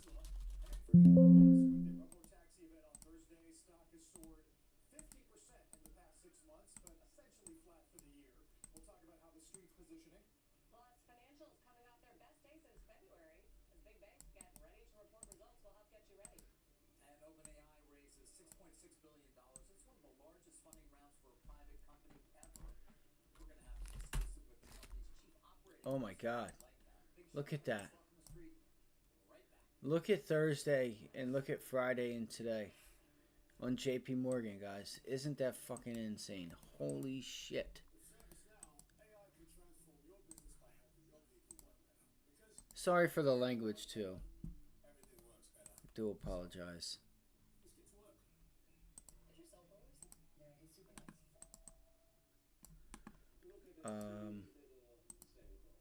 These men of means with their silver spoons eating up the financial favors of the 1%. What would become of them when they discover Robinhood Gold allows others to earn their airy liberal rates on idle cash, unlimited deposit bonuses, and handsome retirement matching? They would descend into chaos. Merciless chaos. Just buying and holding stocks in today's market? It's not an option. Our new book It's not an option. can deliver far greater returns It's not an option. with less capital at risk. Get your free copy at itsnotanoption.com. Wow. Itsnotanoption.com. City video. Let's go take a look at the heat map real quick. Let's go take a look at the heat map. Let the map get heated up. All right, Amazon's down the most. Amazon doing the most today. Equinar, EQNR. Another one that's getting slumped. Net, Cloudflare. Getting hammered. You know what? Remember CRM? What's she doing? Is she starting to pull back? Let's have a look. Nope. Not me.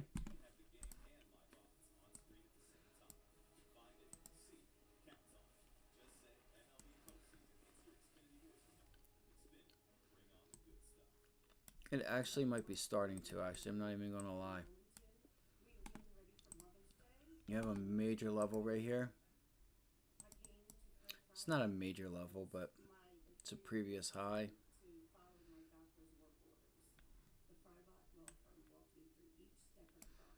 Look, look, look. The second I talk about law, what do you think happens? Oh, there's a commercial. They watching you, y'all. I'm telling you, you ain't nobody safe these days. I don't ever get no damn law firm. I'm an injury whatever they call it. The skeptics keep bringing up that this is taking place on a closed road, closed course, on a movie studio lot. How much promise do you see in real world delivery of either data or demonstrations? Look, the skeptics are right to be skeptical in the short term. There's something that Tesla has to deliver to safely have vehicles, autonomous vehicles on the road without a driver. And that's something called mean time between failure. And companies are trying to get to something that's equivalent to 10 to the 7th power, which is better than a human driver. And because Tesla's taken a Dude, I've been for some reason I have been seeing this like 10 to the 7th power or 4th power, like these weird little statements with to the power or something with the numbers. It's so weird. It's only been recently. It's got to be a sign. Got to be a sign.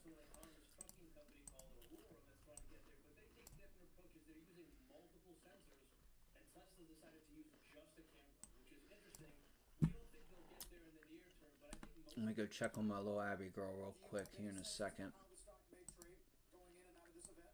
So CRM, how did we play this last week? I know we missed the long at the end of the week. We were watching this for the break above and hold at 270. We said 270, looking for a move to 280, and now here we are 290. Okay, so that's what I was doing here when I was putting it in the middle. So that was wrong of me. Hold on one second here. Oh, shit.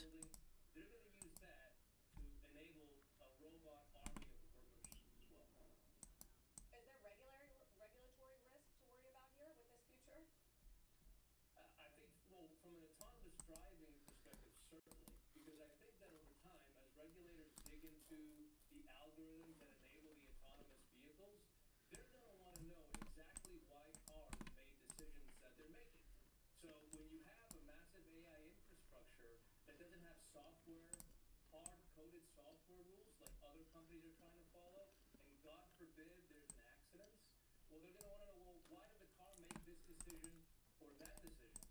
And based on, at least what we can tell, based on the infrastructure and the software and the AI that Tesla's building, it's very hard to know why their version of robotaxi made decisions that it's making. Now, other companies that CRM's breaking out, guys. hard-coded software rules that let regulators and people know, well, if a company did this, if a car did this or that, they can understand the decision-making of the vehicle. Hey, finally, George, we always like to ask what portion of your price target on Tesla accounts for just the core auto business?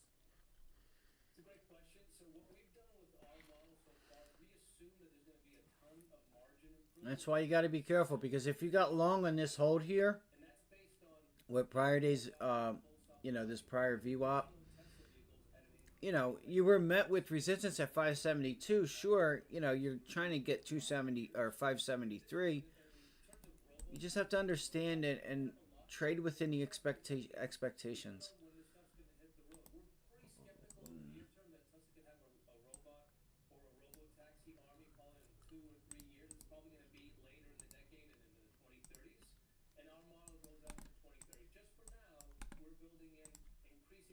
Take rates and a re-acceleration of their auto business.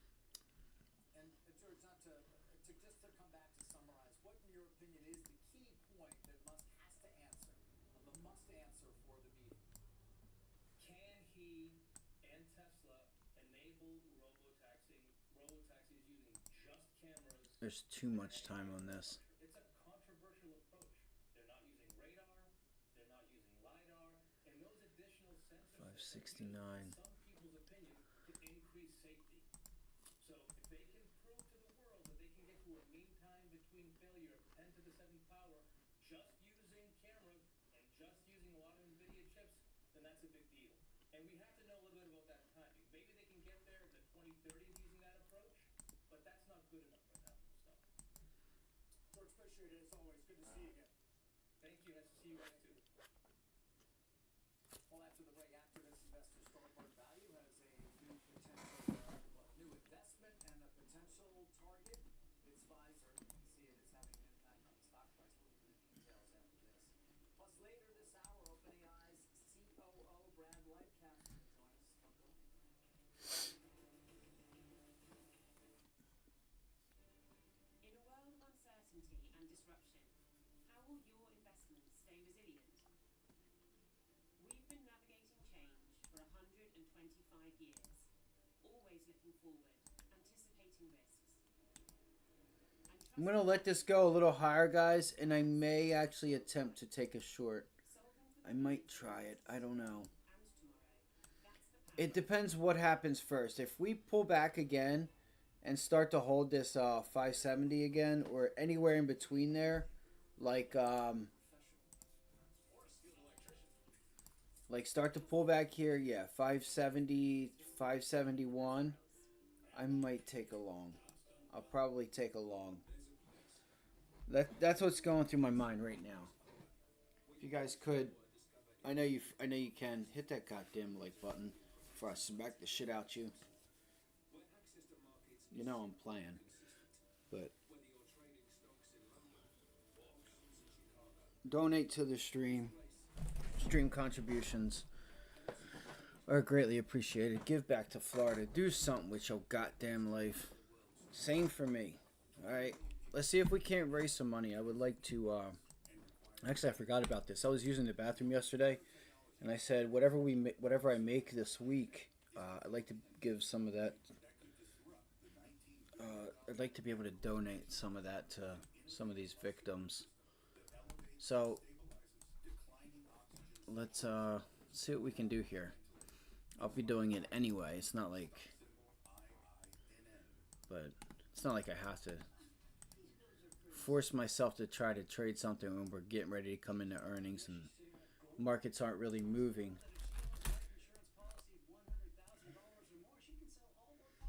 All right, Amazon still not doing shit or doing anything. Sorry, I don't mean to curse like that.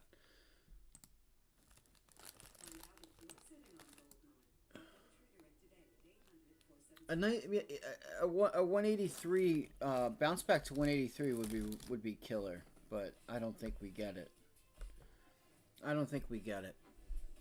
I mean, you do, but I don't think it's going to pay you if you try to take it. You know what I mean?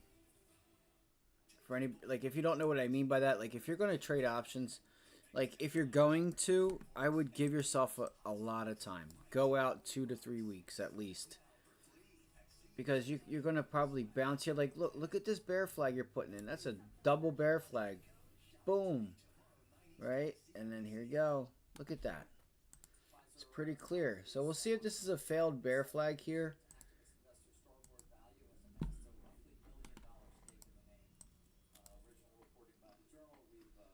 And frustration here is sort of focused on that huge COVID bump that Pfizer had in terms of taking in enormous additional revenues from obviously the vaccine and also the Paxlovid. I just think this area is going to be too much of an area. Again, it's just my opinion, but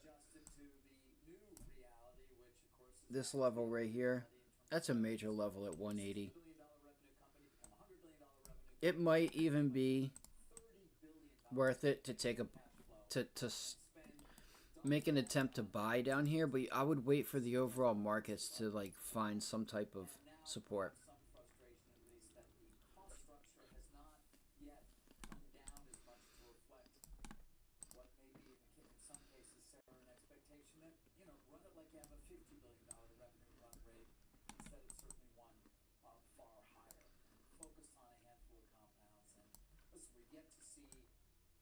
Returns from deals like CGen.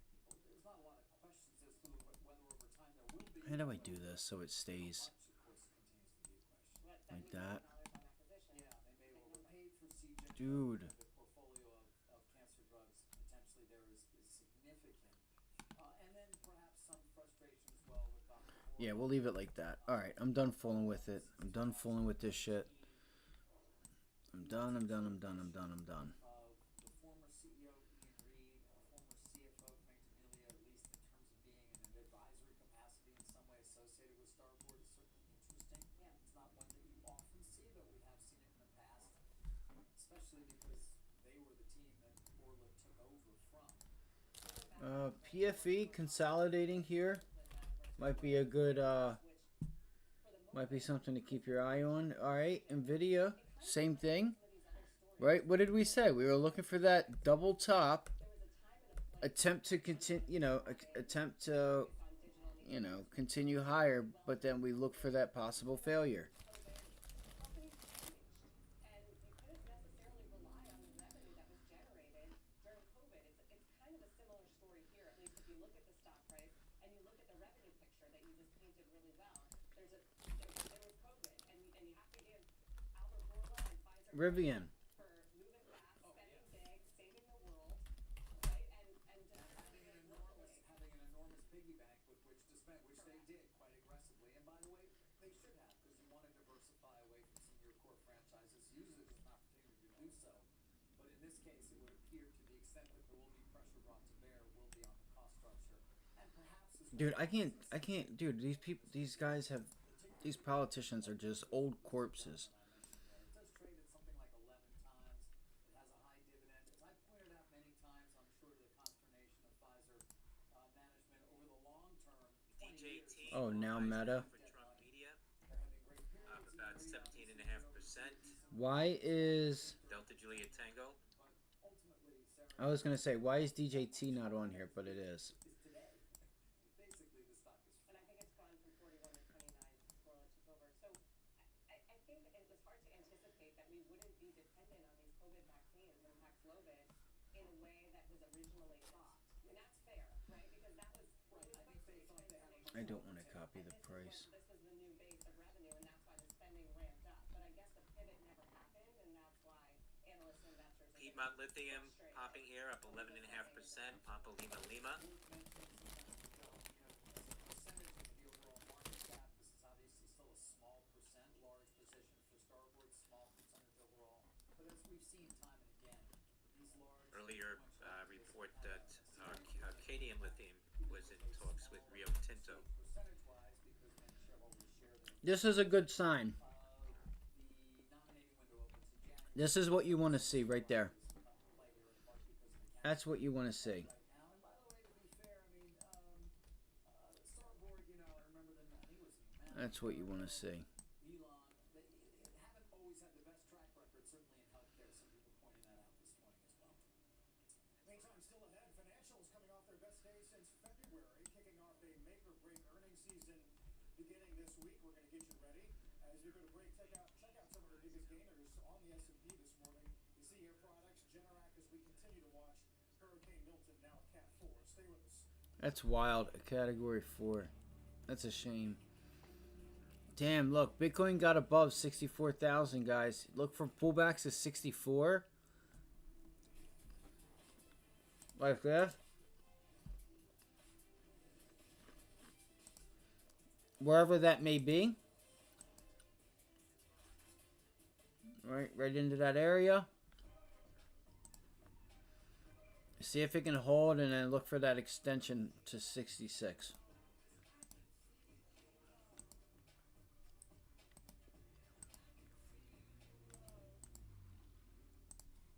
Look at this city little sailboat.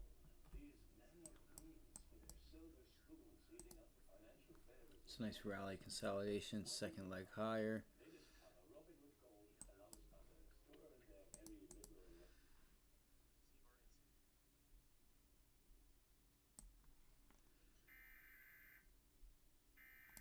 Oh, there's the hurricane warning.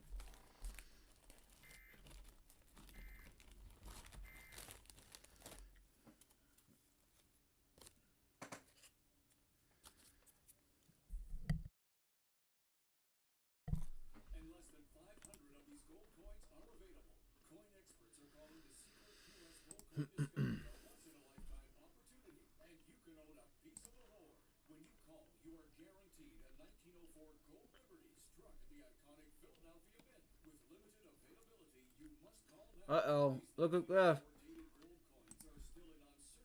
Dated gold coins are still in uncirculated condition with brilliant luster that is 120 years of history you can hold in your hand. Just call 1-888-517-8568. Call now and you'll receive a free bonus, a $75 value free with American Express. 517-8568. So remember, we caught that Visa trade. Oh, MA. No, that's MasterCard. American Express. AXP. Okay. Russia's Putin to meet Iran's president on October 11th, Reuters citing Interfax. My name is Norma. I'm a two-time Trump voter. I will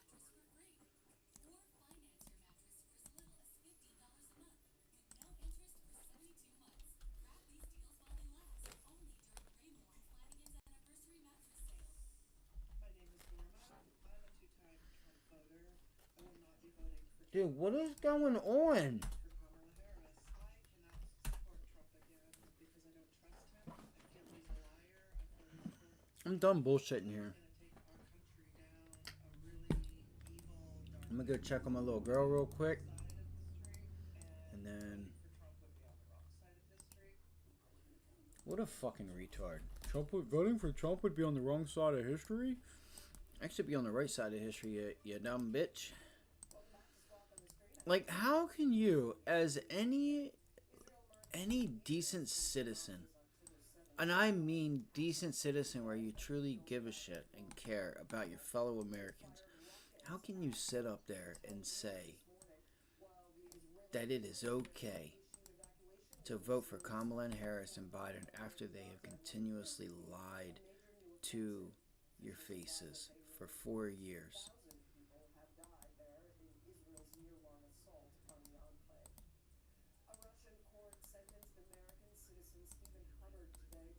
CETY, Clean Energy Technologies, affiliate Vermont Renewable They're Gas trying $1 million to USDA swindle USDA people grant into to trusting advance them biomass solutions and waste and energy trying to do technologies. whatever they That's can Julia to Gotay, coerce Yankee, people into voting for them. CETY.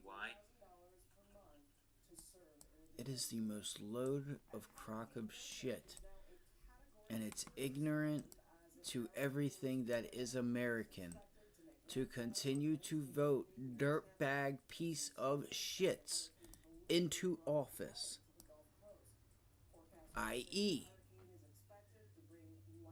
let's not talk about the cocaine and bud sex, right? With no like, not that I want anyone to go to jail. I don't want charges.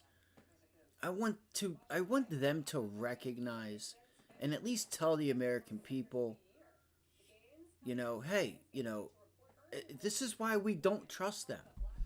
Yeah, it was my son's friend. Yeah, it was my son. Or it was a random person on the team. Unfortunately, we're gonna give them some help. We're not gonna fire them just yet. We're not gonna get rid of them just yet, but we want them to go get the help.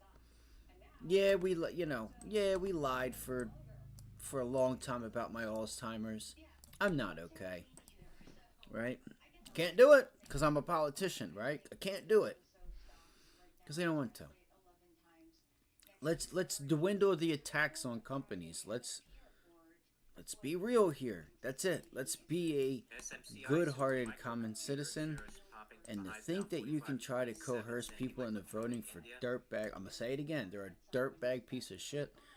Shits who only care about themselves and the motive that they want to run. And it's not okay. As a federal agent, they know they don't give a shit about the states and the people of the United States. They're worried about abroad. And it's clearly evident. But they need to start because they've lost all trust. And it started with Obama. But Obama, you saw it really the second term. And it was disappointing. That's really when they used, here's the thing that people don't understand. There was a transition after 9/11 towards how they used police. After 9/11, it gave them an excuse, and they used terrorism as an excuse to put themselves above everyone and everything And if you get in the way, this is why you hear Biden say we have F-35s, this, that, and the third. Like he would use it on people. Come on. They separate themselves from working for the people. I'm just going to be honest with you. They do. That's how they look at themselves. They look at themselves as their own agent, and they're going to do whatever the fuck they want to do. And it's not work for you. It's not. It's not. And that change happened after 9/11. And it was a big change because 9/11 you did not have. You would rarely see it when you had crazy things happen. But SWAT teams didn't show up in tanks. They didn't come in with 20 guys and rifles. You know? It was just different. They weren't always trying to go after people and companies. Right? And it would just, there's been a fundamental shift. They use terrorism to break your rights as a citizen of your Fourth Amendment right to be innocent until proven guilty. I'm not saying that that's your Fourth Amendment, but your Fourth Amendment, for the most part, states that unless they have caught you or have more than just reasonable suspicion that you've acted upon, like if somebody picks up the phone and says, "Hey, I seen, there's a guy walking up and down the street. He's waving a gun in the air, and the cops show up, and a guy is walking down the street." They can't just stop him and start saying, where's your, start checking him for a gun. Well, what was he wearing? Is there a name attached to it? He has a fundamental right to not answer any questions. So obviously it goes to a state and local. It's different in different states, but that was just my point. Is they would use terrorism to go around all of that, and it wasn't okay. And I think a lot of people miscue on that, and that's really when you had this political shift to the big powerful movement that they know and realize we have the military, and we can just do whatever we want. And you just heard Joe Biden say it on 60 Minutes. But he uses, we're the greatest nation. We can do whatever we want. It's okay. That's why you'll never have the people's trust at the end of the day. I think you would find yourself disgusted within yourself to find out the hard way and put trust in them. All right, so here we go. Tesla's pulling back, guys. It's a nice little level here that it just broke. Double bottom from Friday. Your next level is honestly down there at 239, 240 or so. There's a little area here. It's a little zone right here at 244. And here's the thing. You know what Donald Trump brought? Donald Trump brought that powerful government for the most part. The using it and attacking people and companies with it is really where he stepped in and stopped it. And he gave people relief. Because it's not okay to have big government consistently doing whatever they can, trying to pass laws week in, week out that most people don't even know about. There's laws happening this week that are going to try to be passed, whether it's guns or just anything you can think of, from your cell phone having rights to get into monitoring you and your phone calls or monitoring people. Right, without a search warrant or without a reasonable cause, those things go on, and they try to pass them, and whether they get passed or not is the next thing, because you can always say, okay, it doesn't pass. Okay, well, we can always try it again. We can always try it again. We can always try to put this judge in and then try it with this judge. That way, we got possibly 4 out of the 6 judges or 4 out of the 5 judges that. So, I don't put any trust and or faith, and it just goes to show you when they sit there and lie to you for 4 years, just even about his health, and that he was going through Alzheimer's for years now, and you want to trust that, and you want to give that person your vote. It's much more interactive with Jim on a daily basis, so I'm able Go right ahead. I'm not saying nothing. That's on you. You know, that's I'm not going to comment on that. really kicks off the day, provides a good You know, that's your right. he thinks is going on for the day. Obama 2.0. That's what Obama did.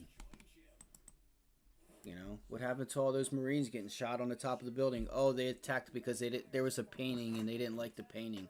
What the fuck are you talking about, dude? He tried to come out like don't even speak on it. You know? Don't say, "Oh, I'm sick. Oh, I got to go to bed early. I got to wake." Like it just sounds no. You just come out and say you're going through a small phase of Alzheimer's, like you're getting older. Just be real, but you can't, and they won't, because why? You know why. You know why they won't do it.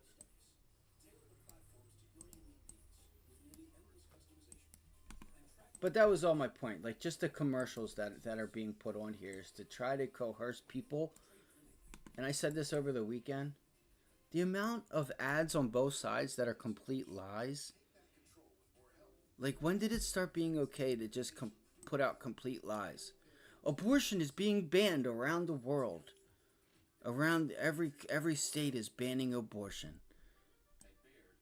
Like even that one from Kamala Harris with a doctor. I'm like, bro, stop. Like, what are we doing here? It's crazy. I don't know. But I'm going to tell you right now. I don't trust Kamala Harris. I don't trust Joe Biden. I don't trust Obama. Because I don't trust, and I know from their actions, they do not put the United States and United States people first. They don't care. They got their homes in Connecticut, right? They got what they want. They're just going to continue to just go out to other countries, do foreign aid, this, that, and the third, and it's fuck the United States.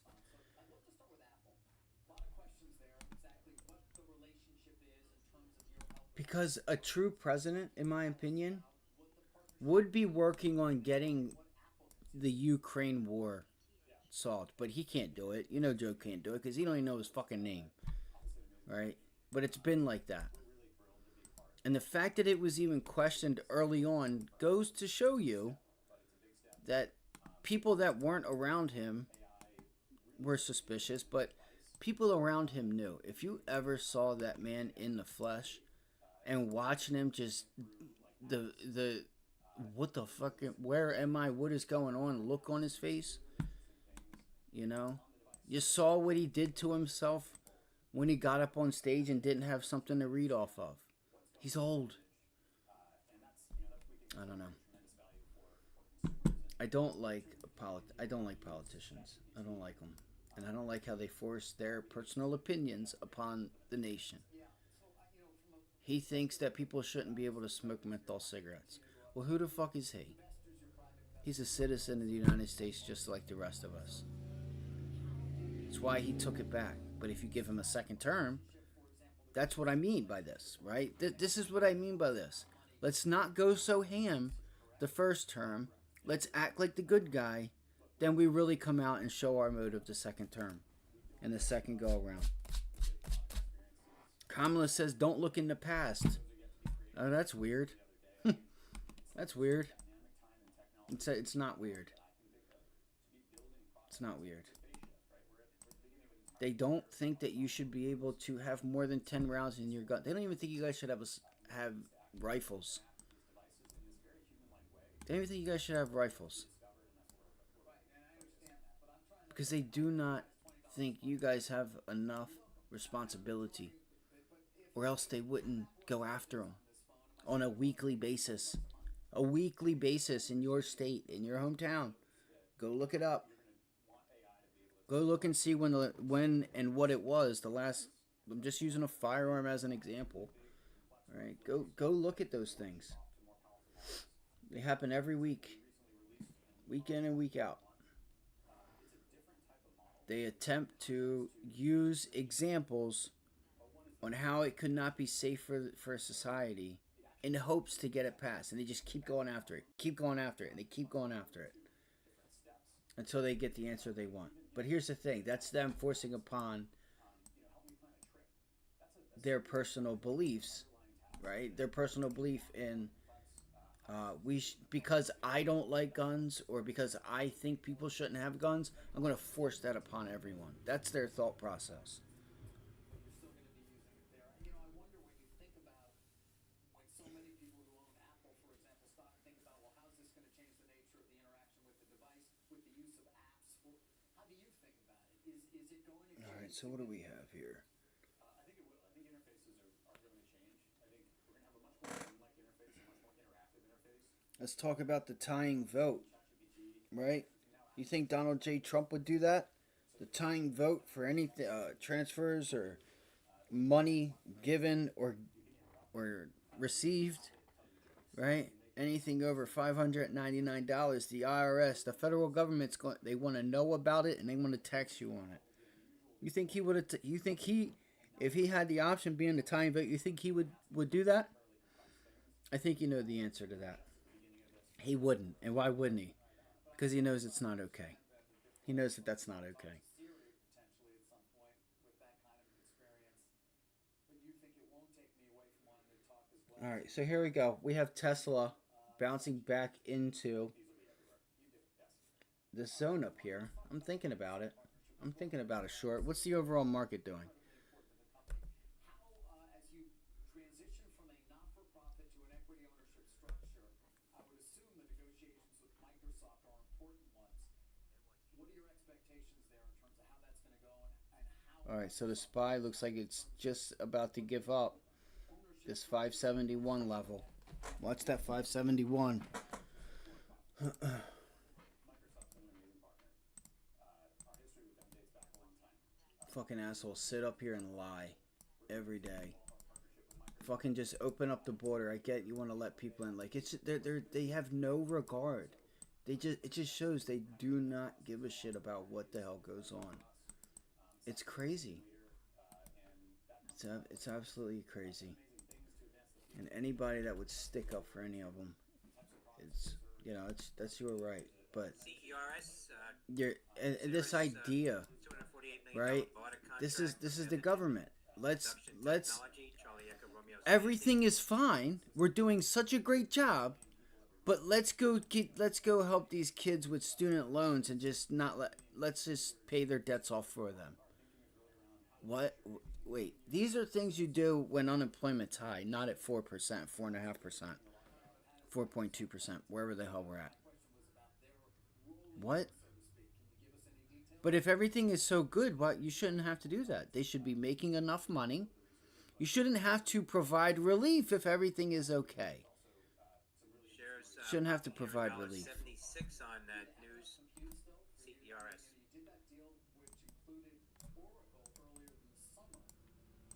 I would go back and I would look at the actual votes. I would go back and look to see who voted for what. And I think that would give you your answer. There's a double top there on PFE, guys. Tesla here. And our infrastructure is where can we find the best systems that are going to help us scale the models that we want to scale. And we've got plans for that. We think Microsoft's a critical input to that. Is the compute now, the questions, is it being used to train the new models, or is the inference taking up more compute than you guys thought? I guess I'm trying to understand, because Sam Altman seems to be coming at it. Sometimes he's talking about we need, my God, trillions, and then other times perhaps not as much. Where do you guys sit right now in terms of how much compute's going to be needed and for what? So this is actually a keen observation. So the O1 models are really an entirely different regime for how AI models work. You mentioned something that was interesting, which is inference compute being now a critical input to how these models work. In effect, O1 models can think. So for the first time, you've got models now can use compute when you actually ask them a question. And the more they can think, the more they can use compute, the better their answer gets. And so much like a human, the more time you can take to think about something, generally the better the output's going to be. We think that paradigm is completely different. It has completely different implications for our infrastructure, completely different implications for how we scale compute. And I think we're only just at the beginning of understanding that. All right, well, give me a little more here then. I mean, what does that mean for compute? Tell our viewers, does it mean you need more or less? We think we're going to end up needing a lot more. We think that the types of workloads that you can do with these types of models are now these kind of arbitrarily complex and sophisticated workflows. I'll give you an example. In manufacturing, a field that historically has not generally been well penetrated by AI, you now have models that can do cross-referencing across technical manuals. They have deep technical understanding of infrastructure and critical pieces of manufacturing. And you can ask them complex questions like, I have a broken machine. I have a broken piece of my my machinery. How do I go fix it, right? And that used to be a process in field operations that would take hours, days, weeks. You can now boil that down to minutes, right? And so it's all because O1 can cross-reference what it's seeing in a manual, reason about how to actually solve complex mechanical problems, and then can bring an answer to people in the field in real time right there. So we think this is going to be a transformation, and there's really no way to kind of estimate what that upper bound is of use. Right, but everybody who owns NVIDIA just heard you say that, and they're probably thinking, I might even want to own more. I mean, ultimately, it's like boundless need for compute, it seems. Well, certainly we're optimistic. You're optimistic. And even with, as you say, with the new models, even though they're more efficient, they still consume even more. Again, you can throw arbitrary amounts of compute at these models, and they just get smarter. And they can think harder, they can solve harder problems, and we're just at the beginning of that. And then we're going to get to AGI, aren't we? I mean, last time we talked to Milken back in May, I think I asked you, obviously, the company is a not-for-profit, was to develop the most benefit. What time is it? It's 10:52.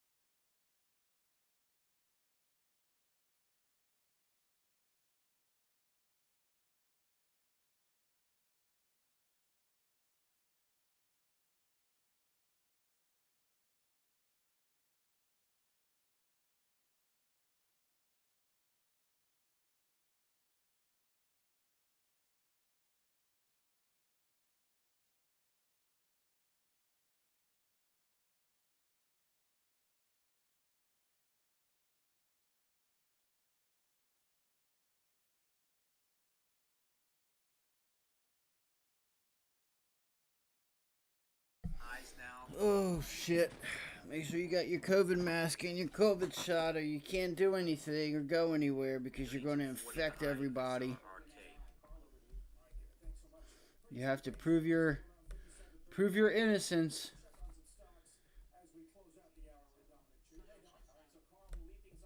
No, you can't fly. You gotta have your COVID shot. Jesus Christ. Damn, that is a nice level there, but it's only moved $1.50. So let's see here on the SPY. It's a nice little level here that we've moved off of. And I'm kind of curious how much, and if really these contracts... See, here's the problem with this. Is that... Okay, let's pull it back now. See, the problem is that it started pre-market. And I think that's the issue, is that it started pre-market. So you're not going to be able to... That's wild. Oh my God.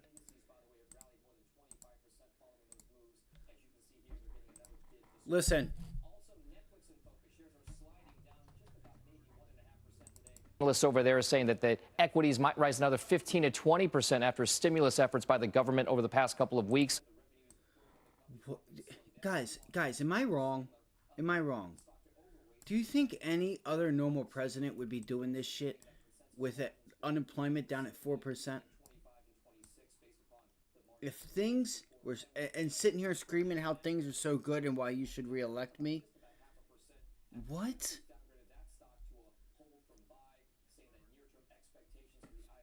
Like, I don't understand, and like, this is the other thing. Ever since COVID, which was a decent reason, you know, because states had shut down, you know, people were dying.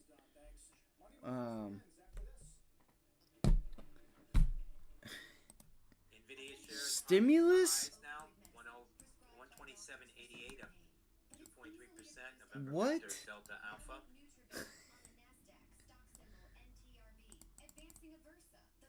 I'm all for helping people, but you saw what the last round of that shit did. Go ahead, make it worse on people. Fucking piece of shit. Here we go. Let's try to buy some votes. All right, NVIDIA extending to a new high, you guys.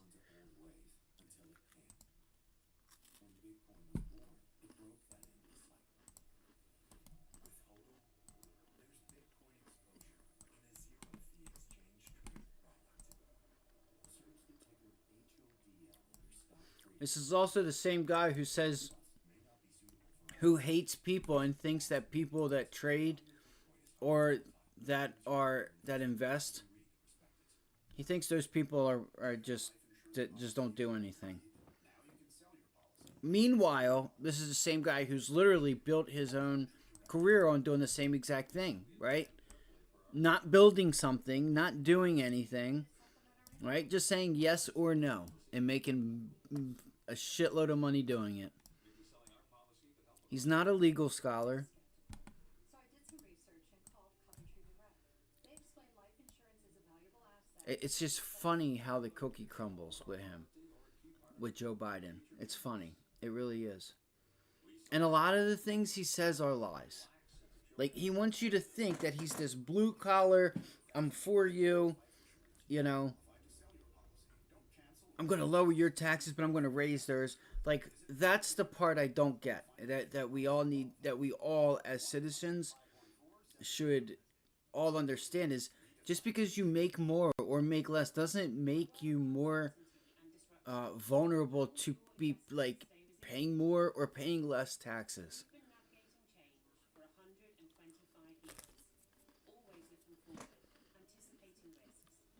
People out there with these homeless, they shouldn't be demonized because, you know, I don't. I was gonna say something. I'm not gonna say it.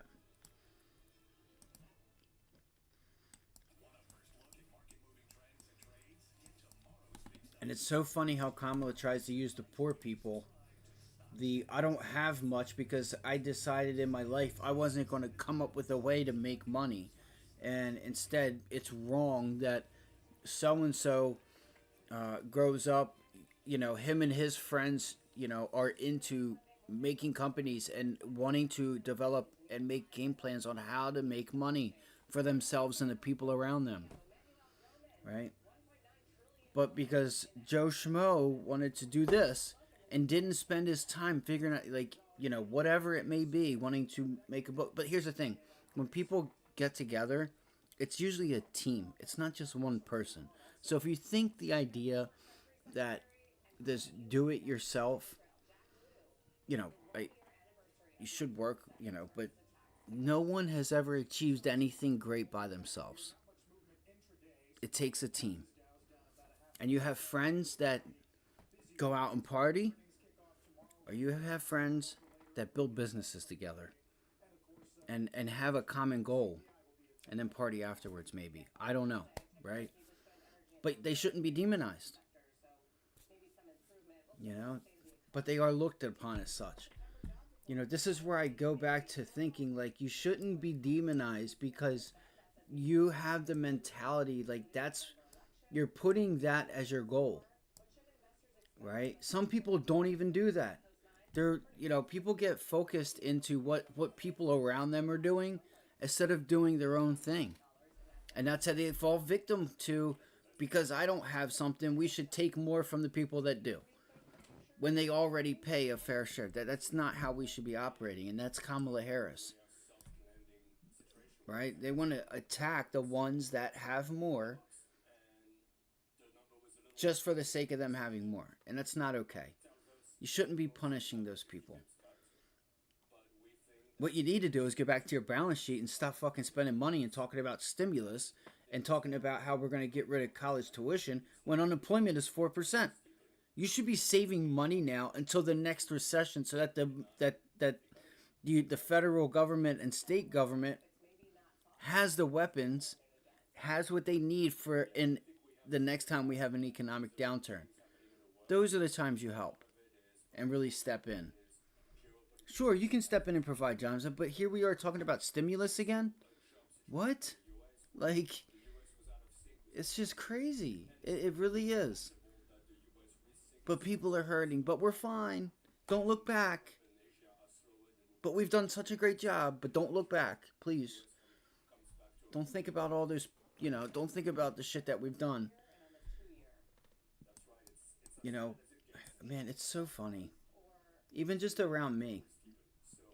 Like, if you go to, like, some of these neighborhoods, you would see there's, like, the whole house is packed with, like, people from India, and it's okay. It's what I don't give a shit about the nationality. I don't care about none of that. But it's like when they're home all day and they aren't doing anything and they don't even speak the English language. And it's not just like one family. It's like, okay, you could see like a family or two.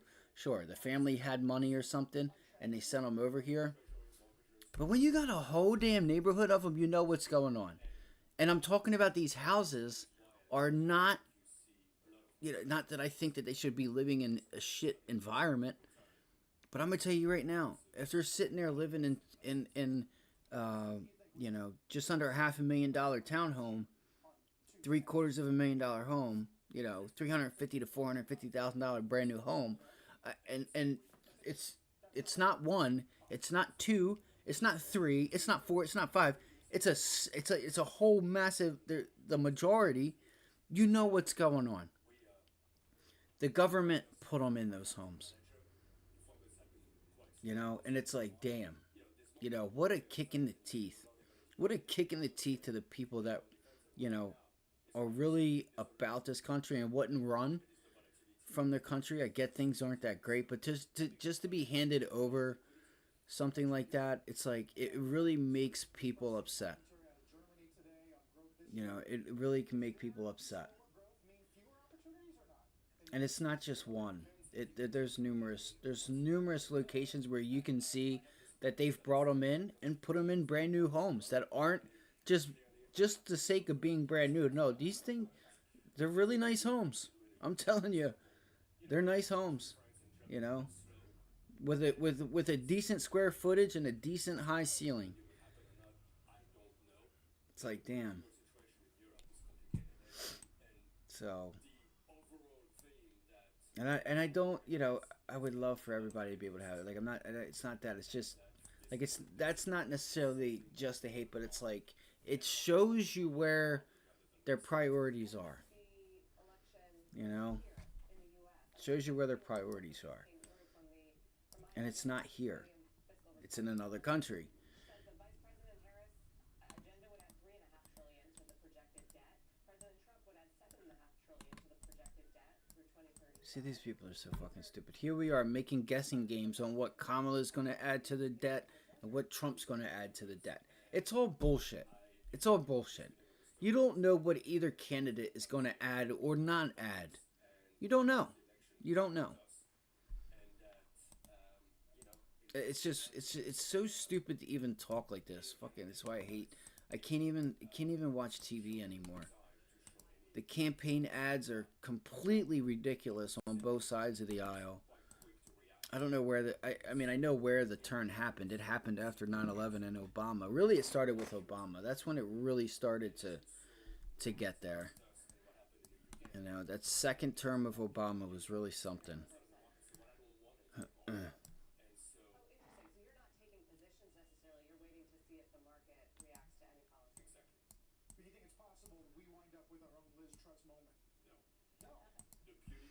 Let's go check and look and see what the dollar's doing. So here's NVIDIA making another attempt up here, getting ready to test high a day.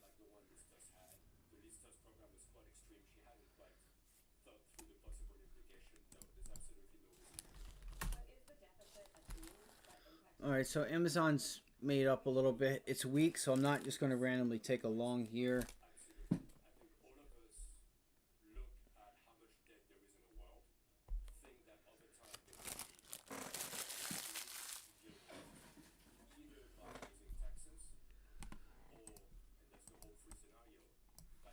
Is PFE selling off again? I may take this.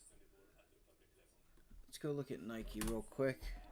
Let's go ahead and look around. Futures down 21.25. The Dow futures down 166. Nasdaq down 97. Crude is up $1.74 at $76.14. Natural gas down 10 cents at $2.75. Okay, so here we go. We tried to hold. Let's see if we get. All right, here's what I'm looking at. I'm looking at the SPY short. Here.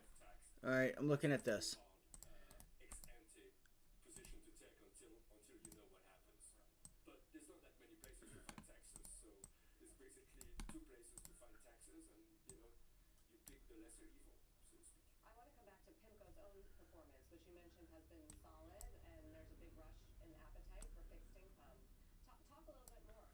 Let's go to the chart. Oh, we're going higher. Fuck. Hold on, let me see something here. 571.54. 571.54. 571.54. 571.54. 571.54. All right.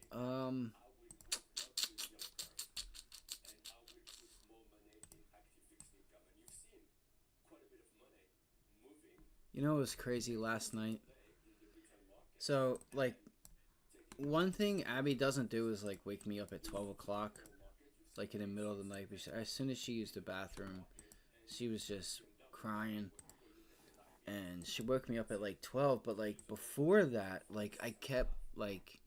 Or I'm sorry, it might have been after it. I got her calmed down. We were laying down, and then, you know, she left, went on her. She has she has like a cat tree, but like with a box that she lays on in front of the window, out on the other side of the house, and in the dining room, and she lays out there. But like in my mind, I kept thinking that I was hearing her because she had a hairball that she was trying to get up a couple days ago. And I kept like, I literally felt like I kept hearing it. And I would get up and go out and I'm like, it's the worst. It's the worst.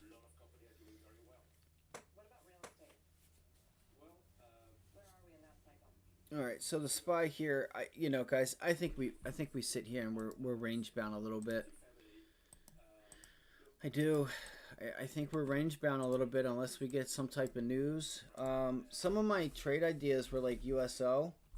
All right, I wanted to see if we would reject this 77, like 77, 90, 78 level, and I wanted to get short oil. Let's look at the dollar.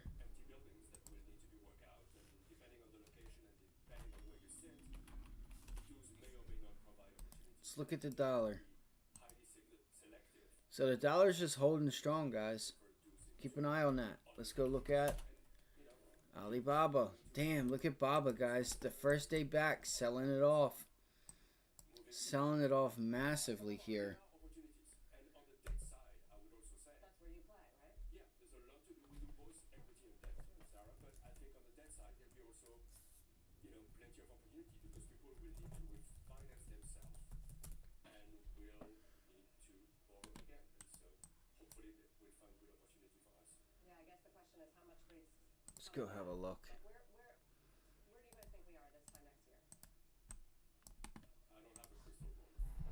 But are we going back down to super low rates? No, we're staying elevated. And like this idea here, are we going back down to super low rates? No. We're going to remain elevated. Listen, you don't know the next time something stupid's going to happen and they're going to have to cut rates. So don't sit there and say we're never going back to there because you don't know that. This is what I hate about this stuff. It's like all one big waste of time. That's why like having CNBC on at certain times and even Fox Business, all of them, they can all get it. Bloomberg, all of them. It just comes to a point like now when there's nothing going on and the market's trading sideways and they have nothing to talk about. They say the most outlandish shit. Nope, we're never going back there. Nope. Like for sure. Like even if we have something so serious, for sure, we're never going back there.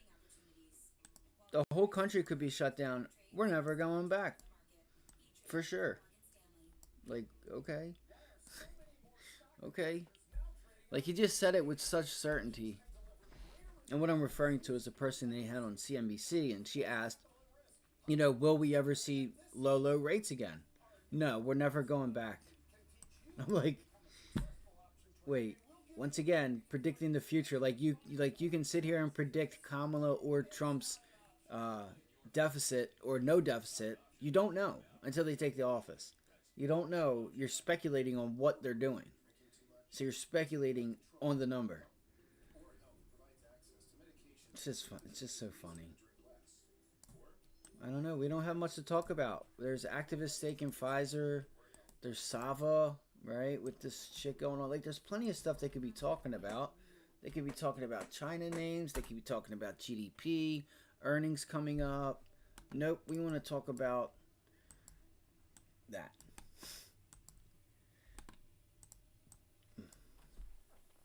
We want to talk about will we ever see those low rates again?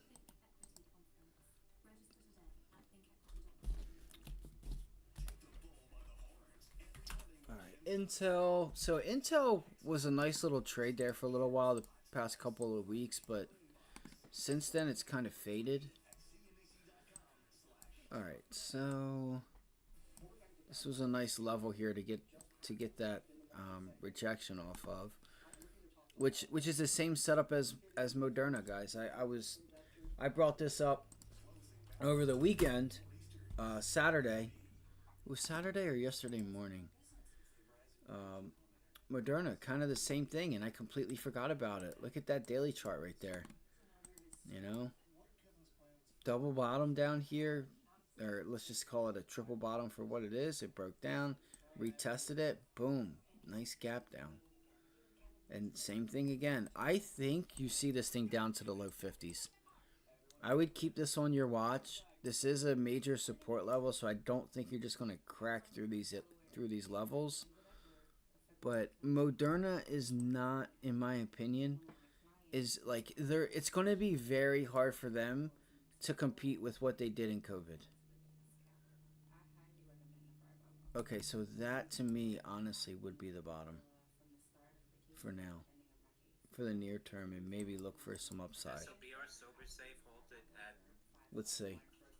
on a circuit breaker at the highs. Let's of see the what day. happens. Day high now $6.58, up 73% in the Oscar Bravo Romeo. We talked about it, up over 50% in the past year. The firm today announcing a billion-dollar deal to acquire a big player in the data center space, IPI Partners.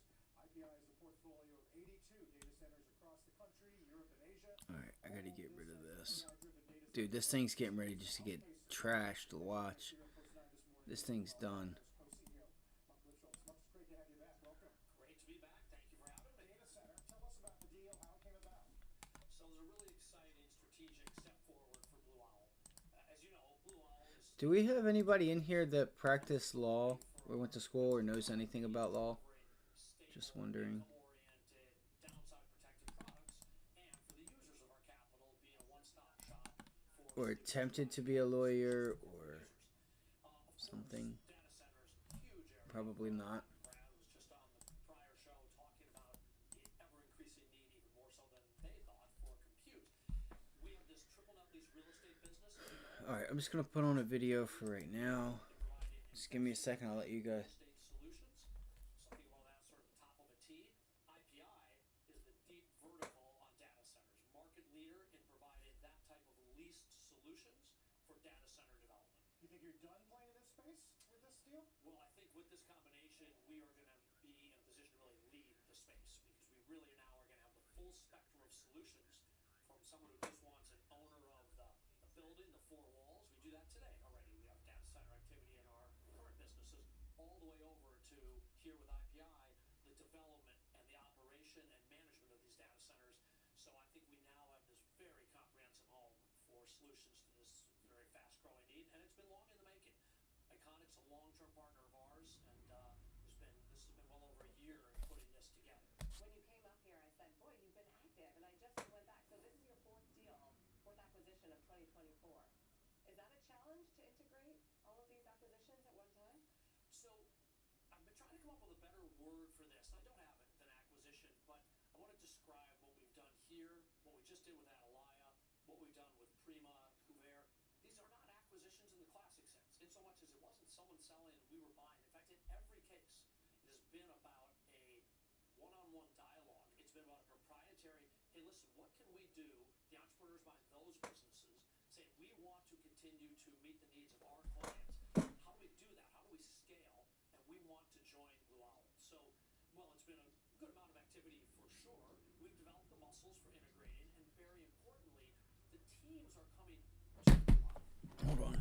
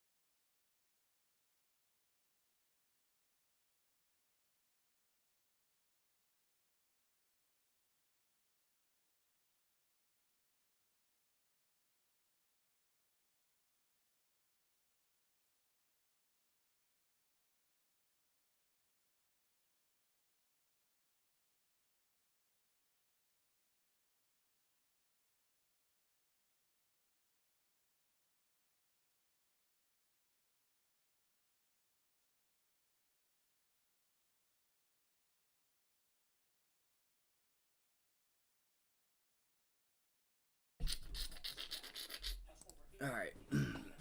So one day, full. All right. That's why, the 10 biggest market cap companies in the country are the clients of this business. That's where our clients live, are that type of zone. I wanted to ask you about the private credit side of the business, which we usually talk about, which has expanded so Dude, much. what? Now that the public What am I gonna do with this? What do you think? I'm just gonna. What? I'm gonna wear this. Nude 2J TV. Buy this piece of shit, ugly, fake ass whatever you want to call it. Come on. That shit is ugly as hell. It's fake. That shit up off of my monitor. Fucking trash ass shit. You know what? That's good. Keep sending it to me. It lets me know you don't know who the hell I am.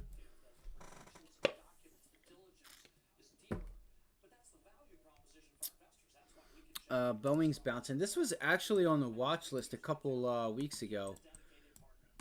Boeing was actually on the watch list a couple weeks ago. Let's see here. We're going to put in a triple bottom down here. I want to see if we hold here on Moderna. I'm curious. Do we hold?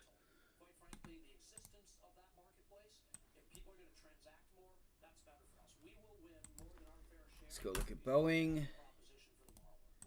And there it is. It's happening.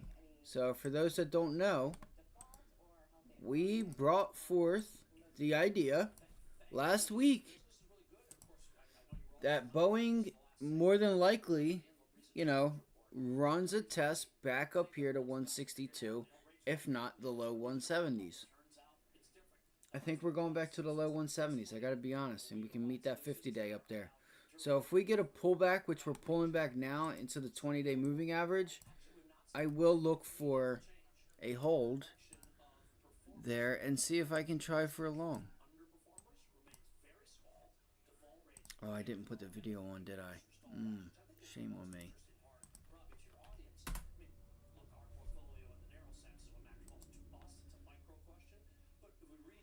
Oh my God, these fucking guys. Are you serious? Are they really doing this? This is their video today?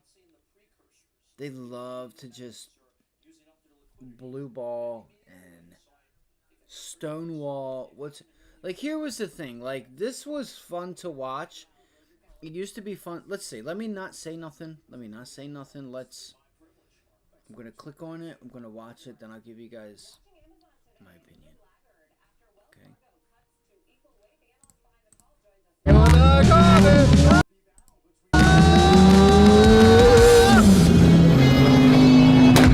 Oh!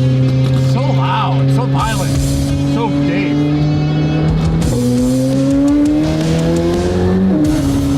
Oh, potholes. You better watch those airbags. Might blow the fuck out on a turn like that in that Bentley. Because it's not stock and it's well, it is stock airbags, I think, and it's lowered. Come on, California, you charge enough in taxes, fix your road.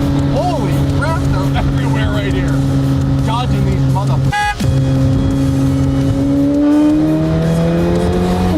Just driving around in the center.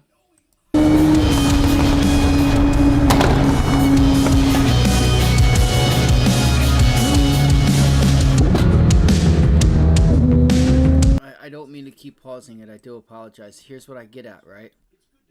You think these two should be demonized for bringing opportunity to other people? And what'd they do? They're friends who got together and said, hey, I'd like to be able to have a few nice things in life and maybe to bring some opportunity not only to myself but to other people around me. Let's start a business. Let's figure out a way to make some money, right? And what are they? They're friends. They're not doing it alone, right? It takes a team. And the team is working for that goal. There's one goal in mind. Get eyeballs, get views, get ad revenue, have fun. YSOB and create opportunity for others. Socks with the Vans doesn't get more California than that, does it, Michael? I know that I owe you a 10-second car, so we got you one. Bro. It's kind of like a Fast and Furious, OG Fast and Furious scene out here, right? Throw them in here, let's go to Race Wars. Dude, that's amazing. You come to Race Wars, we'll see how you do, then we'll talk. Have you ever thrown a rod, Dave? I got the shrimp. Dave, throw the rod. Does this ruin this piston, I hope? For sure. Actually, put it down gently. That's not yours. I pulled in here and saw that, these things. Yeah. And asked myself, is this the place I would bring a Ferrari motor to be built? And Mia said, don't judge a book on its cover. Judge it on its results. On its cover? By its cover. Jeez, you guys can't even get this straight. So what made you want to bring the engine here versus to like a certified Ferrari engine builder that does aftermarket twin turbos on F12s? Well, there are no certified Ferrari builders that do that. So we went to the best option, really, is these guys have been hot rodding engines of all kinds for many, many years. Some really crazy drag cars. They built some road race cars and some just rad engines out of these really small, like Honda engines, obviously Mitsubishis and all this stuff. Michael actually used to work at Cosworth. He knows a few things. Cosworth. He hired him because he looks like him. Yeah, he's got the same name as me, so And he you know, looks like Michael's you. got to stick People together. think it's your dad. Different pretty Michael. funny. That's another Spring in Michael. my step My today. dad's Mike also, but Well, so. let's spring in there and go see what this is all about. Watch your step on the dyno here. Oh, you could lose. Careful. You know what this reminds me of? Like cattle grates. You know, back at home, all the cattle grates for all the areas in the back country. Yeah, I'm with you on Spend a lot of time in the back country, don't you, Dave? Backwoods, back door, everything. Yeah. D Sport. Holy crap. Wow. Oh yeah. So yeah, he's got There's a bit of stuff in here. yeah, an LS motor getting. Let's find some oil in the ground and get rich. Oh, you're the Mike. Yep. Mad scientist? Yeah, that's me. Dude, how's it going? Good. What do you think of this? So he actually owned this guy here. He actually created a like a magazine, and that's how he started before he got here. Project. I think it's awesome. Yeah? I mean, a lot of the stuff we do is small displacement, high output. You know, so we've got turbos on these really tiny engines. They struggle. They don't make a lot of torque until that boost is on. With this thing, you've got displacement, you've got efficiency, and you're going to have turbos on top of it. So it's going to be a monster. It's going to make at least 300 horsepower. At least. I'm just worried about everything downstream from the engine, you know, being able to hold together, because there's just so much. Yeah, what about that, Mike? Oh no, it's falling. That's why we changed everything. Am I cool? Can I film this? Yeah. This looks really cool. So this is one of the things that we do that's kind of unique. Okay. Most machine shops, they'll do what's called line honing, and that's where the engine is going to be sitting horizontally. They use this honing mandrel that they put through it this way and that way, and it just doesn't give you a very accurate final size. This way, it's vertical, the tool's not leaning one way or the other, and every single one of these journals is the exact same size when we bore it. So now we can run tighter bearing clearances. Tighter bearing clearances let you support more horsepower, but it also gives you less of a fudge factor, so your machining has to be dead on. Crazy. So doing it this way, the best way to do it. It takes more time. It's really the right way to do it. So on the high output stuff, we always do it. I bet I could grab that and stop it with one hand. It's not moving that fast. You probably could. Is so is that actually slowly going down? Yes. Gotcha. Yes. So right it's going now- so slow, you Yeah, right can't now really it's tell. going. It's only feeding at 0.3 inch per minute. 0.3 inch per minute. Yeah. Wow. So this is about, I don't know, almost. I love how he stuck his finger in there. Yeah. That's about. It takes about 3 minutes to go through a journal. 3 minutes. About That's 3 not minutes. that long. Not too bad. This is a very big machine to sit here and do something this precise. And when it's precise, there's nothing quick about it. It's about going slow. At least that's what I tell my wife. The F12 engine here. That's why you brought it? Yes. They don't skimp Journaling? on anything. Sounds good. Everything, right? So all the little details that most people don't do. Yeah, what did you guys do to this motor? You want to come over and tell us? I thought all you did was like repaint the valve cover, but whatever. We haven't. That's the only thing we didn't do. That's the only thing you didn't do. Damn, what are these? Those are bearings. For what? Those are bearings for the pistons. Those are rod bearings. Rod bearings, that's what I meant. I'm trying to learn, you guys. You set me up for failure. I don't set you up for failure. Oh yeah. All the time. So this is pretty similar. This is out of a Porsche. Okay. This lunch kit. Yeah, but this is pretty similar to what the cylinders look like in here. Okay. So the way that Ferrari designed this block, it's an all aluminum block, but then they actually have steel cylinders that slide in there, and they make the seal from the rest of the engine with some O-rings down on the bottom to make sure like the coolant doesn't go up into the cylinder and all that kind of stuff. What we did is we took these, we put this in that machine there horizontally so that we could rotate it, and we bored out all the holes so that instead of being originally 94 millimeters, we took it out to 94.5 millimeters. But basically, it took about 10 thousandths of material from both sides. The unique thing about the Ferrari engine, which I had never seen before, was that cylinder, although it was steel, they put this coating on it. I've heard a lot about this coating. This coating was a nightmare, okay? I'd never seen it before. So originally we thought we could go and just do a 94.25 millimeter bore, which is, you know, kind of the next one As up. you do, yeah. Yeah, and as we went into that, as you do. As we went in that, we were on that machine over there, the honing machine, and we're honing it. This stuff was like bulletproof. Like we were trying everything against it, and it just wouldn't wear away. It was so hard. How long have you been doing this? The engineering for engine stuff, been doing that for 30 years now. So in 30 years, you've never seen this? Never seen it. I just want to kind of articulate that, because when you specialize in something and you've been doing something even over a decade, you're pretty much a professional in that field if you are actually doing this for a living and haven't gone bankrupt. So that means you're doing something right. And that means if you've done it for 3 decades, over those 3 decades, how much stuff you've seen. Crazy, right? Yep. You've been building cars for 25 years? 30 years. 30 years. Yep. So to not see something and come across it and have something throw you for a loop, one, it's actually kind of probably exciting, right? This is new. Well, it was exciting, but it was also scary, right? Because if we do get it back up to 94.25, we'd have to recode it. So then I called around and called the premier company in the States to do the coating of the cylinders. And they're like, yeah, it's gonna be, you know, this much per cylinder, which was like, oh my God, we could build a new cylinder for that. And then he goes, since it's a steel or cast iron liner, we don't guarantee the work. And I'm like, are you kidding me? It's like, you're like, what? You want us to give you, you know, $6,000, no, it was more, it was like about $8,000 to recoat the cylinders, and they weren't going to guarantee it. Yeah, and they're like, it might work, it might not. Yeah. So put it together and see what happens. Hold on, but isn't that the infamous line? Is there a guarantee? Nah, it's motorsport.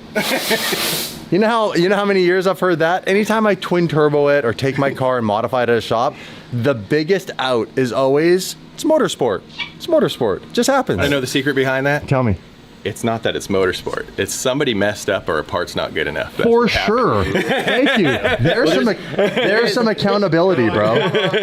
There is a lot of variables though. So yeah, there's a lot of variables. So if you build an engine, right, and somebody picks up the engine and they put it in themselves, and they didn't clean their oil system, and last time they spun a bearing, boom, engine's done. Just you're not going to warranty that. This motor was perfectly good, had no issues, was turboed beforehand, and was still all good. We didn't blow anything. Yep. You know, not like Dave in Bangkok. All right. So, I don't know why we're high-fiving. We did do a couple of treatments to the cylinders themselves. So we cryo-treated them. Cryo, explain that. Okay, so that's when you're taking something and you're freezing it to a level that the molecules are basically not moving or vibrating or doing anything anymore. It's dead still. It basically normalizes everything. So instead of having some spots that are a little harder and a little bit softer, all these molecules move together and they're exactly the same. They align. They align and everything is like perfect. So you have the same hardness all the way through, and yeah. Physics. Rad. Physics, yeah. How fast you cool it, how fast you warm it up, what you do afterwards, these are all things that affect the end result that you get. But what we were attempting to do, we wanted to make sure that the material was going to be hard enough. Whenever you have two materials touching each other, it's always a fight between who's the hardest and who's the softest. The softer one. The softer one. I'm sorry, guys. This is what happens when you get a couple of man children in a room with a guy who's trying to be serious. So who's the hardest and who's the softest? Yeah. All right. The thing about steels is it's one of the weirdest materials on the earth because how you treat it affects all of its physical characteristics. So you can get one steel and do 10 different things to it, and it's going to have this type of characteristic, and you have another steel, the same steel, and do other things to it or do nothing to it, and it's going to be completely different. Really? So what we were trying to achieve is make this thing hard as possible, so we're going to get good wear. You can kind of see this crosshatch pattern here. So what those are designed to do is those are designed to hold oil. Okay. So in your cylinder, you want some amount of oil because that helps you make the seal with the piston ring to the cylinder. The depth of that groove, the angle of that groove, number of those grooves, all of that plays a factor in how much oil this is going to hold and how well the engine's going to seal up or how well the engine's going to last. You know, if you have a full competition engine that you're rebuilding every season, you don't need as much life in the cylinder if you're going to refresh it. But for something that, you know, you want to put on the street and run it for 10, 20 years, it's a different type of finish that we go for. So in this, we wanted this thing as durable as possible. So that's why the coating that Ferrari chose, yes, that was like the thing you never saw, was so hard that's why these motors just don't fail for the most part. Yeah, it's really low friction, and so you don't wear out the rings. They run really thin rings for less friction, so it's a combination of stuff. So the engine is basically really slippery inside, so less parasitic loss, so it can make more power and make that power for longer. But yeah, Ferrari did a lot of things like that in these engines that is really impressive.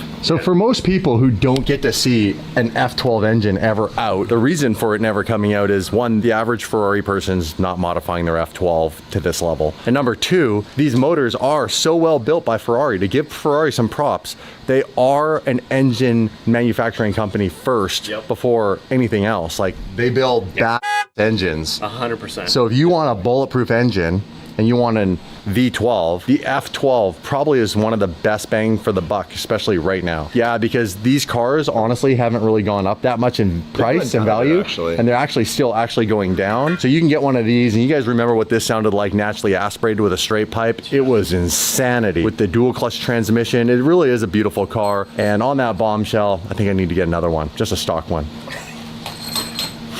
Dave didn't know that. Yeah, so he's got one here that's coated. It's actually not a coating. It's a lot of people think it's a coating, right? Because it definitely changes the appearance.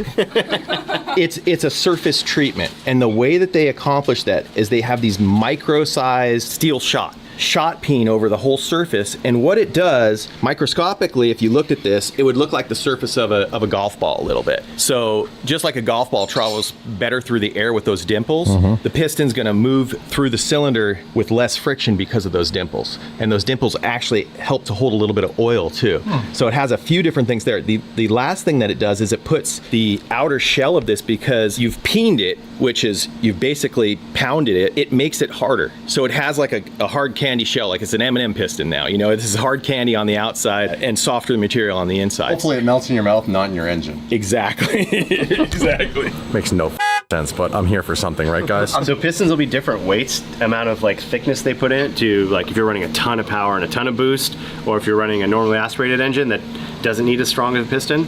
And then they'll also change them and make them shorter. They might go with 1 or 2 rings, like in a high-end race engine, like up here, yeah. Very high spinning race engine, for less friction. We're not doing flat top piston? Mia, just feel how smooth that is. Oh, wow. Well, these are it's neat, right? It's kind of neat to touch. Yeah. So this was the original piston that came out of this engine. This coating is for the same purpose as this, to reduce the friction on the side. So this piston, before it got the treatment, looked more like this. The shot peening process dulls it out. Why does it have so much more surface area on the side of this piston than the factory one on that one? What that's going to do is that's going to help that piston be a little bit quieter, give it some more stability. There's going to be less rocking in that piston because there's more contact. I was literally looking at the same thing. I'm like, that's almost a completely different looking cylinder. In there. Ferrari does it this way because they're trying to get the minimum amount of friction, horsepower loss to friction. We've got twin turbos on this, so we can go. Yeah, we do. Yeah. That deserves a high five. Let's go. No, you're sick. I got you. We can do things to make the engine more durable and ready for the higher horsepower, and make it, you know, a little bit more streetable, a little bit more manageable. I mean, the engine shouldn't be what's making the noise, you know. So this will help keep the engine a little bit quieter. Having, you know, some more. I want the car to be quiet, so that's good. Did Mike end up telling you kind of like what the horsepower gold was? Yes. So what was the number he told you? I want to see if it's the same as he told me. About 1,500 at the wheel. Oh my God. What are you going to do with that? I said 500. How'd you get a 1 in front of that? Well, you know, is that why we're rebuilding it, so we might as well. Yeah, so 1,500 to the wheels, what we want to put down with this thing reliably. And I think because this engine's so efficient, it's going to happen at a pretty low boost level, I think. Hell yeah. I mean, I think he might. Safe. I don't know. If you have to run 12 pounds of boost, I'd be surprised. I don't know. I mean, really? Maybe, but I mean, it's going to, this engine is so efficient. I mean. So if we run 30, what do you think would happen? You'd definitely be worried about everything beyond this, for sure. Everything beyond this motor is actually pretty cheap to replace. If anything's gonna get destroyed, the most expensive thing won't be it. This will be okay. If we honestly blew up the differential, or if we blew up the transmission, those weren't that much. Yeah. I mean, relatively.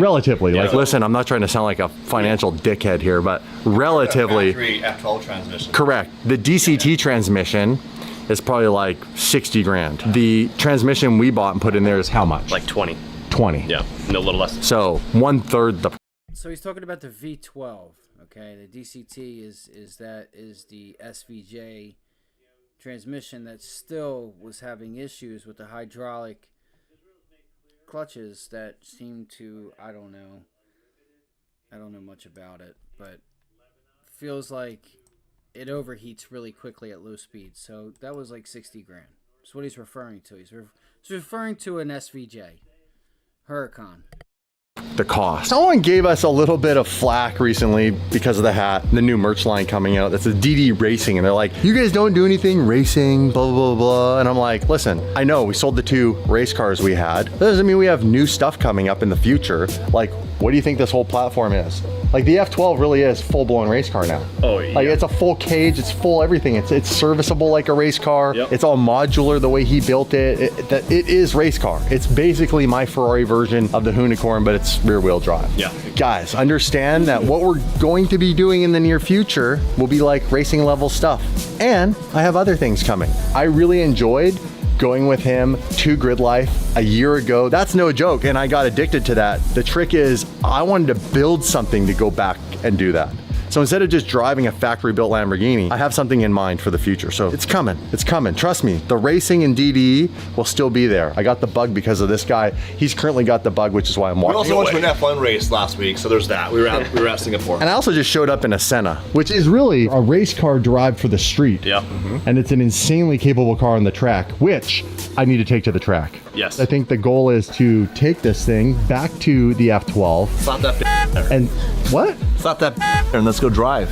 Well, we're getting there. We're getting there. We have a few things to do before we put the engine in. But yeah, real soon, like in the next couple days, we'll have this in the car, bolted, with the clutch in, with the transmission, with the drive shaft, which is done, which is really rad. So we're gonna have to pick that up because I know you're gonna like that. Really? Yes. It's a custom drive shaft. Completely custom carbon drive shaft. What? Oh, Carbon? yeah. Carbon? Oh, yeah. Yes, carbon. Carbon? Carbon. Carbon. That's a high five. I'll give you the good high fives. Uncle Dave will hit you with the dumb ones. Next challenge is how do we get it in here, how does it stay there? Maybe on a piece of wood or something? Run a tire or just wood? Tire makes it kind of rock around. Maybe I'll just take this piece. Yeah, go for it. Tire.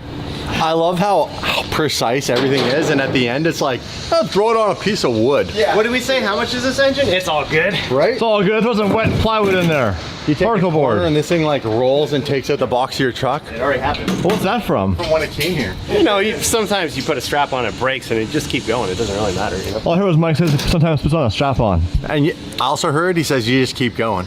Keep on going. He lost a bolt already. That guy. We'll keep those for. What are those? Wherever they We'll find out later. Ready? Yeah.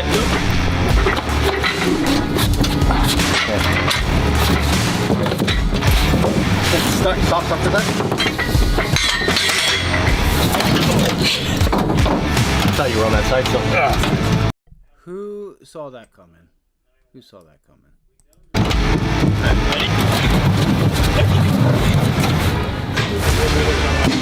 Okay. I love how after all that explaining and everything, it's like, well, let's chuck it in. Well, the good news is if it was gonna roll over onto one side, this was the side to do it, because this looks like the side that could have, the weight of it, everything cracked something. Yeah, fortunately everything right now is like cast aluminum and nothing's gonna happen to it, so it's all good. It's fine. There's no sensors or anything that are gonna get broken off. Oh, trees. Those guys. Yeah. This is where after, when they said they're gonna load the engine, we should have left. Ignorance is bliss. Yeah. Mike, we'll see you back at the shop. That's the new F12 carbon drive shaft. That is the custom one-off carbon drive shaft for the F12. They just finished it up. They actually, you know, these guys do it right. Testing it. Yeah, so they balance it. They put it on the machine too. Just like the crankshaft got balance, everything in the driveline gets balanced. So the carbon fiber drive shaft gets balanced as well. So when the drive shaft's spinning at 10,000 RPM or something insane, then it's not like vibrating the whole car and wanting to rip itself out of the chassis. That's really cool. Who would have knew that through this process, this guy was going to be interested in any of this? Because normally I don't care how it gets done. I'm just like, make it do the thing, and then I'll go do the thing in the driving, and that's the fun part. But being there for the process, I'm like, I just want to see it done. But this is actually getting me into it. Maybe I'm a changed man. Yeah. Also, recently through this whole weight loss journey, went from not being the morning guy and being like, I'm not the morning guy, don't talk to me in the morning, I need my coffee, to like, I'm the complete opposite. I go to bed early, now I'm the morning guy. I'm in the gym like first thing in the morning, all perky. Yeah. My daughter's not used to it. Mia was like, what the wrong with you? Go back to bed, Dad. So we have the motor here. Well, we're a few guys light compared to what we just did to get that thing in there. So fingers crossed we don't drop it on the ground. That wouldn't be good. We'll do it a little differently than we put it in. That, I can promise you, is a bad idea.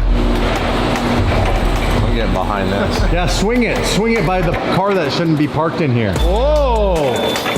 Dude, I do not trust this. I don't either. This whole process is not... Front back, side to side, baby. Jeez. How do we strap it down? Or should we just roll it onto this? Yeah, I think we're just gonna slide it onto it just the way it is. Wait, hold on. Dude, stop. $150,000 motor here. $4,000 forklift. Can do a lot of damage. Bro, stop. Stop. You and your grin. Stop. Hey, I'm not joking. Stop. I almost got it. Okay, stop. Even Tim's nervous. When Tim gets nervous, I get really nervous. Okay, go forward. Keep going. Keep going. There you go. This is tense. Keep coming up. Keep going. Okay, stop there. Go forward a little bit. Go up a little bit more.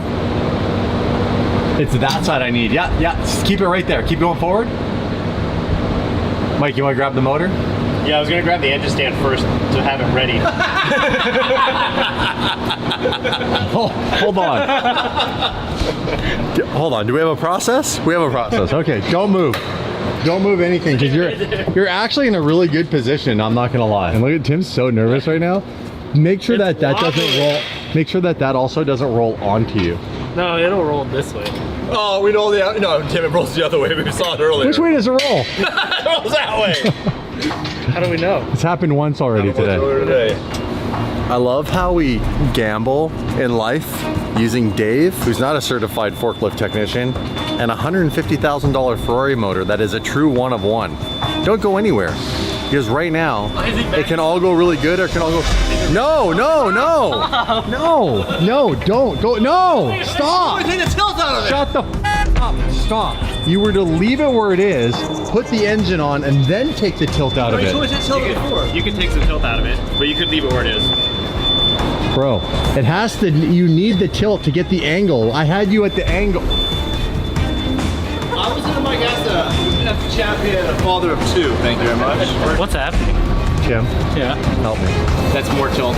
No, you need to take the tilt out of it. Stop rocking it, Tim. Your head. Just pull it back. You don't need the motor to do anything except for, right there. Okay, now go down a little more. Like, lower the force. And now go in. Yep. Because if it's any lower, it's not going to go over the wood on the left side. There you go. Yep, keep coming. Keep coming. Okay. Yeah, there we go. So now take the tilt out of it. Keep going, keep going. I'm not gonna lie, this is all the stress, bro. It is. Because we don't want it rolling forward. Okay, now Tim, you're gonna have to get out of the truck because I'm gonna move the truck forward. That's good, I like that. That's good. Tim, you stay there. Okay. Hold on to that. 2 hands. Because the truck's gonna go forward. Bro, all the stress. It's looking good. Still up there. Tim, how you doing? I'm good. It didn't fall off so far. So now what we need to do is bring the forklift down and then we can pop the engine stand on it. All right, we can start going up a bit. So we get this angle right.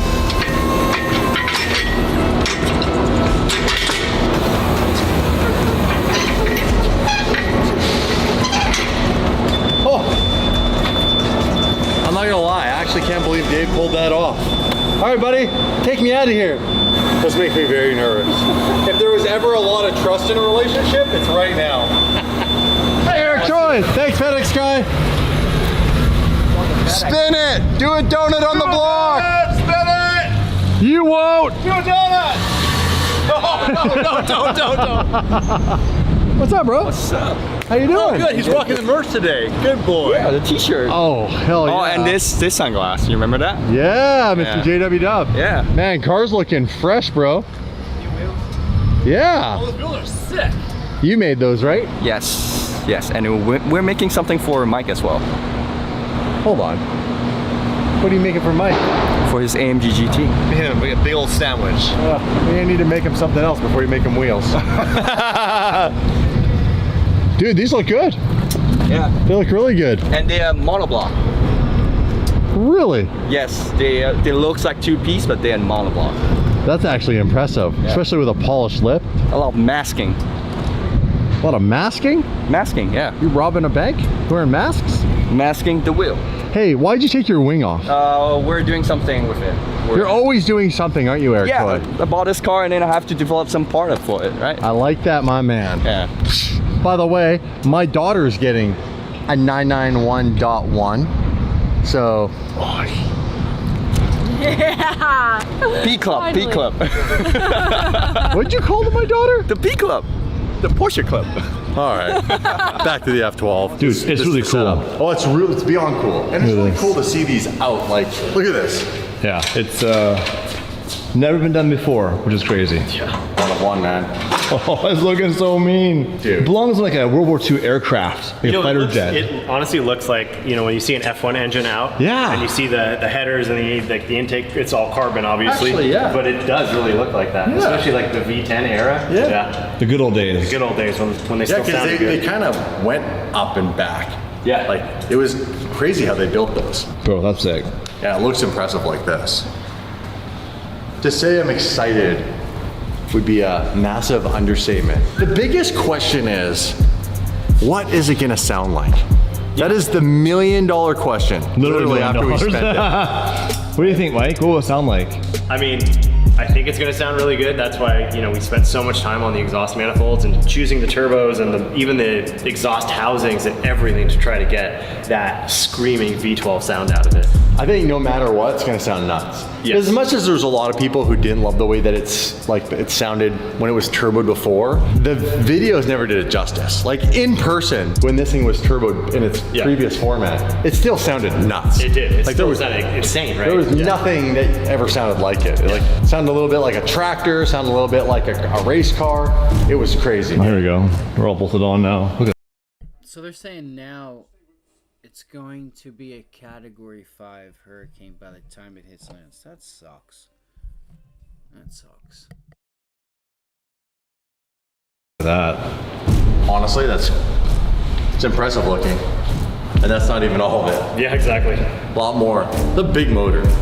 It is. What are we doing now? And when I say we, I mean by we film and you do the thing. Yep. Do the thing. Yep. So what's your plan? What's the plan of attack now? The one thing I wasn't sure of was the clearance between the intake manifold and these risers, which the high pressure fuel pumps used to go onto. Obviously we don't need those anymore. So either way, these are gonna get blocked off. But if I didn't have enough room here, if there wasn't enough clearance, then I was gonna just put them in the mill, machine them down and weld the cap on them, which I might still do because this is up probably about 5 millimeters higher. It looks like it's gonna be pretty snug. So I have to pull these off anyway because there's actually an oil passage inside. And without the high pressure pump in there, it would just spray a ton of oil to nowhere. Okay. Just fill the head with oil, you'd lose oil pressure. These have to come off, that's why I only have a couple bolts on the valve cover. Do these come off? Yeah, so I'll pull the valve covers. Okay. And then these come off with 4 bolts. Okay.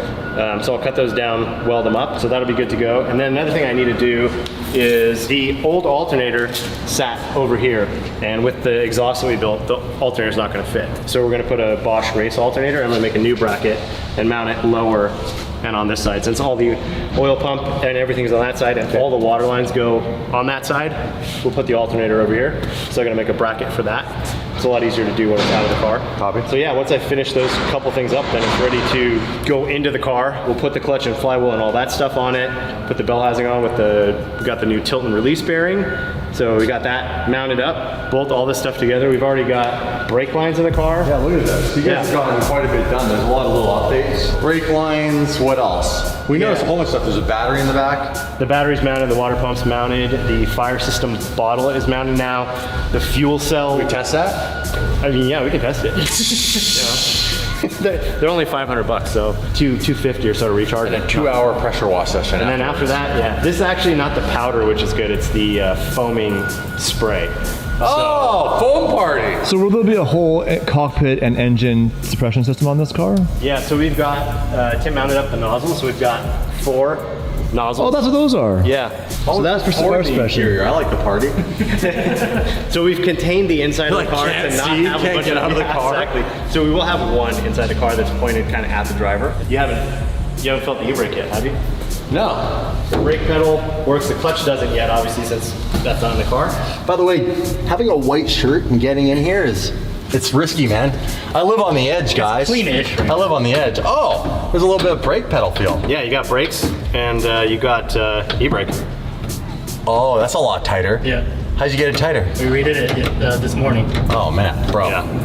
That is crazy. So no vacuum assist or anything, just straight old it's a school. race car. So all the pedal feel. Vacuum assist is always variable depending on how much vacuum is in the booster. So sometimes you have a fairly stiff pedal. Sometimes if you're off the throttle for longer, you create a lot of vacuum and then you get a soft pedal. So is this the same system that was in the Evo 2? Yes. So literally, like, you have to push hard. Yeah, I gotta push hard. We didn't size the master cylinders as big as a road race car. So for a drift car, I like a bit of a softer pedal. Not soft by any means, but you can tap it versus like in the Evo 2 when I was on Laguna Seca coming into some of those corners. You're like burying coming over the crest of turn 1 going into turn 2. Yeah. 180 degree almost turn. Yeah. Like you're on the brakes. Yep. Hammering them. Yeah, so for a road race car, you really want that because you want to not have pedal travel, you want to have pedal pressure dependent on how fast you stop. Instead of thinking like, oh, I need to push it down 1 inch or 2 inches for this corner, which you get in a softer pedal. In an F1 car, is that the same idea? But yes. Obviously crazy. Very, very stiff brake pedals. James was saying he pushed as hard as he could when he had the opportunity to do that F1 experience. Yeah. 3 months of training, and he said he was pushing as hard as he physically could, and he was hitting just enough braking pressure that they'd let him drive the car. Which is probably 60% of the actual braking pressure that the car is capable of. I think he said he hit 70. There you go. So low 70s. He said it was insane. We've even got like that sensor is in line back there. This? Yep. So that's going to be a brake pressure sensor. Okay. And also you'll be able to see in the data when you pull the e-brake. So you can see all that data. We have one here for the clutch as well. So you can see if you're, just to make sure everything's good with the clutch. Are you, releasing the clutch properly? Is it dragging on the screen? a bit? It'll have the. Yeah, you can do pressures on the screen. Yeah. Well, that's really cool. It's just little things. It's all the little things add up, and then one day you're like, it's all done.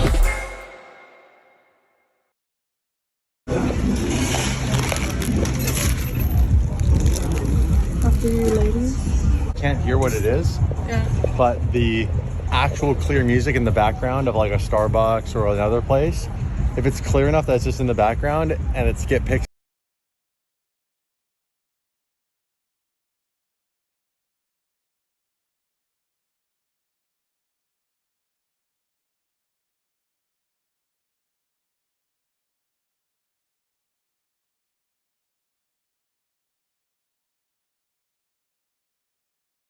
Fantastic array of new technology. The companies that are I was gonna say they got me. They had Liz on there, and yeah, they got me. The old guard is saying. Wait.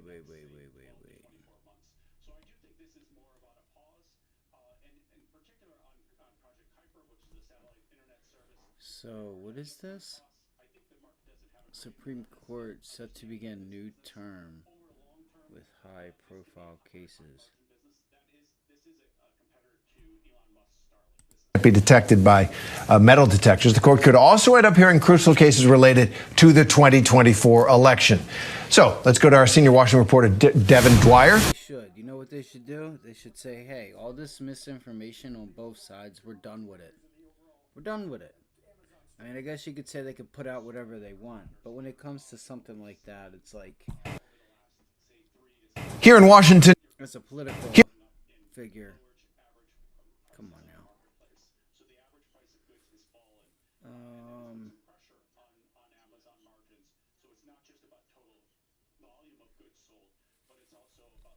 Big boys neighborhood.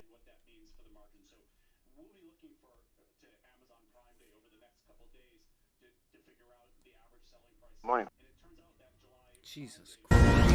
Fox News alert: the Southeast is picking up the pieces after Helene killed more than 230 people, making it the deadliest hurricane to hit our mainland since Katrina.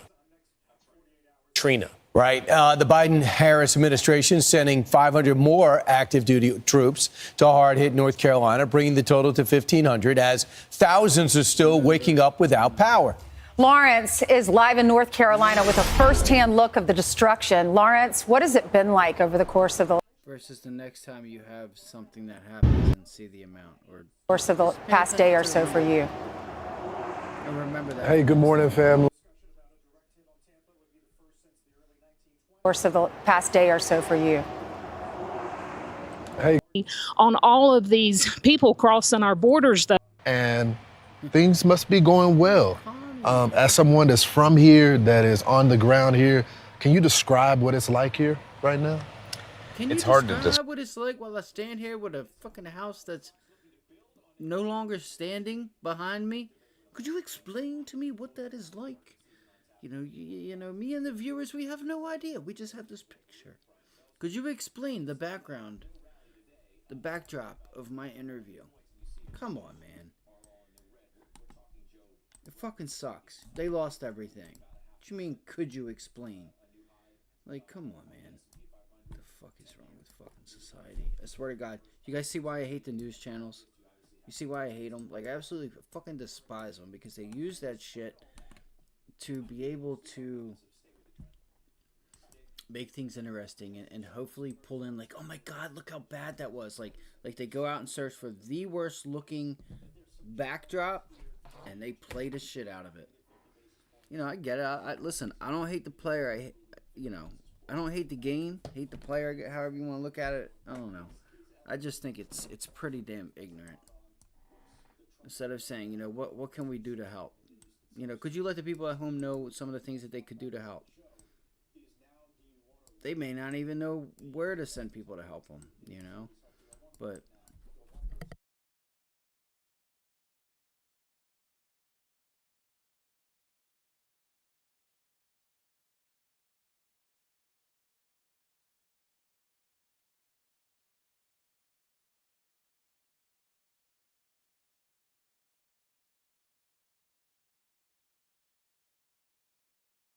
sorry about that.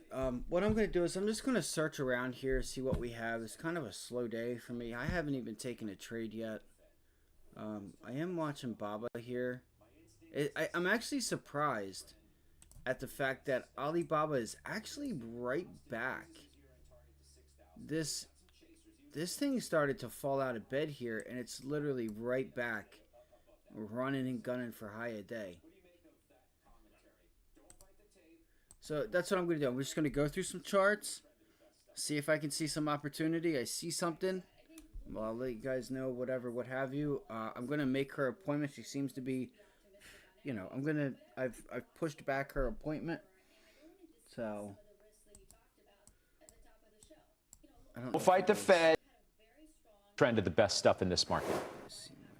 Right, Scott. I think looking past October, that's the right call. And I also do find lots of reasons to be optimistic on equities, but I don't want to gloss over October, and I don't want to dismiss some of the risks that you talked about at the top of the show. Look, first of all, we had a very strong third quarter of this year. We're not at levels yet, but we might be getting there. And at the same time, everybody has sort of got back into the equity trade, and the cash positions, at least for institutional investors, are low. So when you have a setup like that, and when the market is being buffeted by several risks all at once, it's not going to be a 1 or 2 day resolution. I think this might take some time to really consolidate and maybe pull back. And if we go through the checklist of some of those risks, the yields, for example, getting back up to 4%, the markets are going to need to adjust for that and adapt for that. Also, the Middle East, those risks are not going away. And especially now with the U.S. election upon us, we're not going to get, unfortunately, any sort of ceasefire or any sort of resolution. So I think there's still potential for, unfortunately, further escalation. And that gets me to oil, which obviously has rallied quite a lot. And that now has not yet translated into high gasoline prices, but it could. So that could be a tax on the corporates, could be a tax on the consumers, and also going into Thursday's CPI report, potentially we see some impact on inflation this month or next as well. So I'm not saying we're not going to get through some of those risks, but I'm saying that if you're a trader or if you're trying to kind of time your entry point into the market, you have to be mindful of those things. But then, Scott, to take the other side of that and to talk about beyond October, I do agree there's so much to be optimistic about. I mean, the rate relief that we're now feeling is just getting started. And I think that's a very important new beginning for the markets, for the economy. And also, once we get past the election risks, I think that's exactly what the market is going to focus on. Belsky, you're the first one to sort of stick your neck out, and say that I need to raise my target on the S&P, which you did to 6,100. I said Costin's up to 6,000 now. And he also makes the case, by the way, which I find very interesting, and it's been hotly debated on this program and just about everywhere else, that the PE multiple of 22 times is in line with their macro model of fair value. So forget the talk that this market's too pricey. They say it's just right. That's fair value. PE will be unchanged at the end of the year. What do you make of that? We're very aligned. They got them all on today. Brian Belsky. Market value, PE. We've talked a lot on the network, and especially with you, Scott, with respect to PE multiples being very similar to what we saw in 1995-96, a theme that we've been having on our overall macro strategy for well over a year. And so it doesn't surprise me that you're starting to see some other strategists kind of chase the market here a little bit. From a near-term perspective, that bothers us. From a longer-term perspective, I'd say welcome to the secular bull that we've been calling for a long time now. So I think Anastasia's right. This is all about what's going to happen into next year. And with respect to quarterly earnings, the revision cycle, especially for the large cap tech stocks, has kind of slowed. But the rest of the market, actually, we're starting to see revisions out for 25, 26 go up, meaning 2026. And so we think that this malaise of October is relatively normal. You're going to hear me say normal a lot during this sound bite. 3 to 4% 10-year treasuries, normal. 10 to 15% earnings growth, normal from an annual perspective, not from a quarterly perspective. And then I think from a compound annual growth rate of the United States stock market, we're going to get back into these low double digits, plus a dividend. So 15% for the next 5 years. So guess what? Near term, a little choppy. That's okay. Longer term, still very bullish. On the Canaccord note, Brian, making the argument that now's not the time to fight the Fed or the tape. I thought Kramer made an interesting point at the outset this morning on Squawk on the Street, to where he said, to the degree that the Fed's going to be cutting for a while. This is, we're not talking about a flurry of cuts, as if there's a problem which is leading them to have to cut by a lot and a little amount of time. They're just embarking on what is going to be a long cutting cycle. Thus, how can you be that negative on the equity market? Right. When the train starts, which is the Fed, when the train starts, it's not going to stop. What I do think most investors are giving way too much credit is to the bond market and to Fed funds futures. And again, we'll remind everybody that a year ago, Fed funds futures was saying 6 cuts in 2024. So again, Joe started the show off beautifully. Whether or not it's 50 or 25, or I think we're for the next cut. The Fed is in a cutting cycle. The train is left. Let that train go. And with respect to getting back into this normalization, think about how dramatic and drastic the Fed had to be, Scott, on the other side in 2022. And so this is going to take time to unwind. And I think this is very positive and very normal. And I think investors need to understand that markets work in a long cycle, not like 20, not like 21, not like 22. It's going to take time. And we're beginning to sift into that into that mode again. I think it's very positive. Right, Bill? I mean, we're on the local train, is the point, right? We're not taking the express. It's going to take a while to get to where the Fed wants to get to, and they're going to go in increments. Small stops along the way until you reach the destination. Is that as positive for stocks as some would have you believe?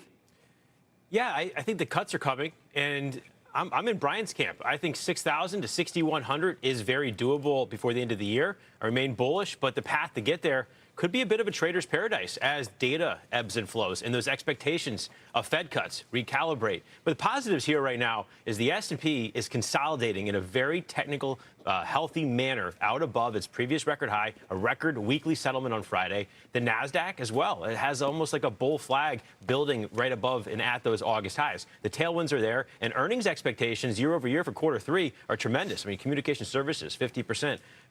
Discretionary, 50%. Industrials, I'm excited to see some of the earnings we could see from there. The data is very favorable to cyclical names. So I think the positives are there. But the negative side of things, what are the headwinds? An election that's basically a month out now. And if you look at that, there's been a lot of gains pulled forward, potentially in what would be an aftermath of removal of uncertainties. So you look at 2016 and 2020, the market responded very well in the aftermath of the election as those uncertainties were removed, and some of that may be pulled forward right here. So it's going to be a bumpy path, and I think, again, it could be a trader's paradise. Well, B of A, Joe, says just that it's going to be a stock picker's paradise. I'm gonna bring this out, Phil, for anybody that's here. Hit the like button, subscribe. You're in luck. You're in luck. Let me see. We may not have anyone, but for anybody that is here, see, I don't see anybody in the chat or anything, so I'm not. That's why I just haven't been talking or anything. It's fucking 16 views. That's so awful. 16. Fucking 16. Wow.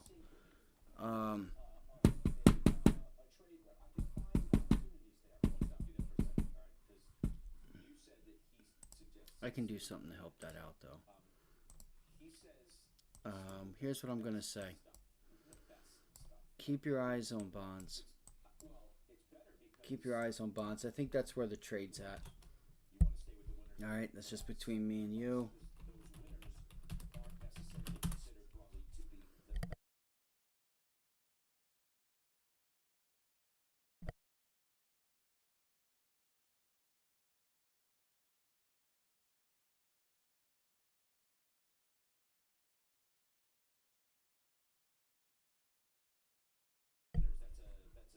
I hate that sound when I do that. I gotta figure out a way to get rid of that. All right, let's see here.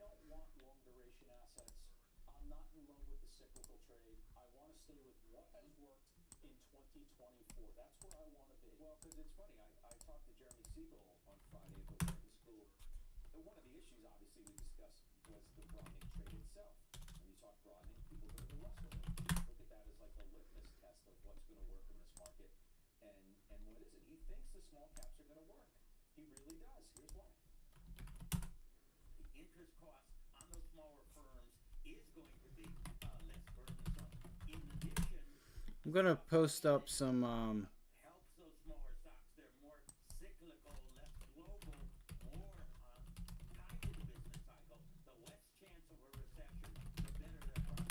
I'm gonna post up some whatchamacallit. Some Johns here. All right, let's see here.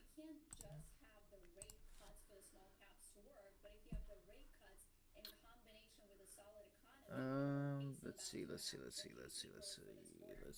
What's up? I'm Bam Margera, and I'm not trying to say nothing or nothing. I'm just simply trying to say, welcome to Castle Bam. You're in Bam world now. I'm here with the Derns. Today we're going to be walking around showing you all the history that happened here.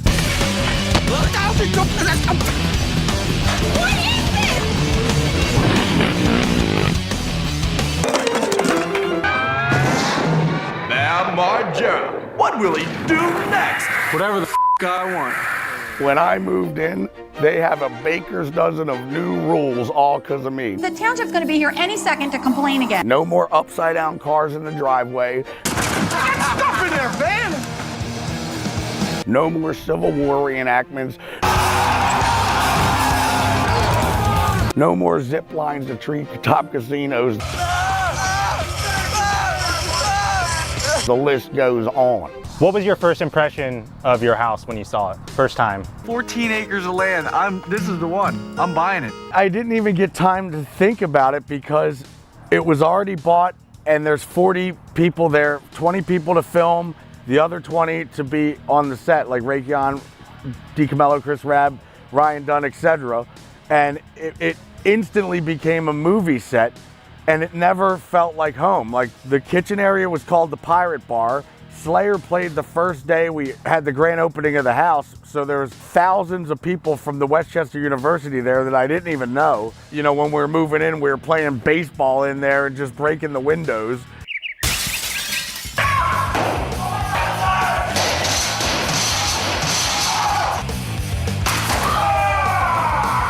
So I never really treated it like home until the whole Viva La Bam thing came to an end. Hey guys, Tim Glom here. You may remember me from Viva La Bam. Used to build a lot of for Bam.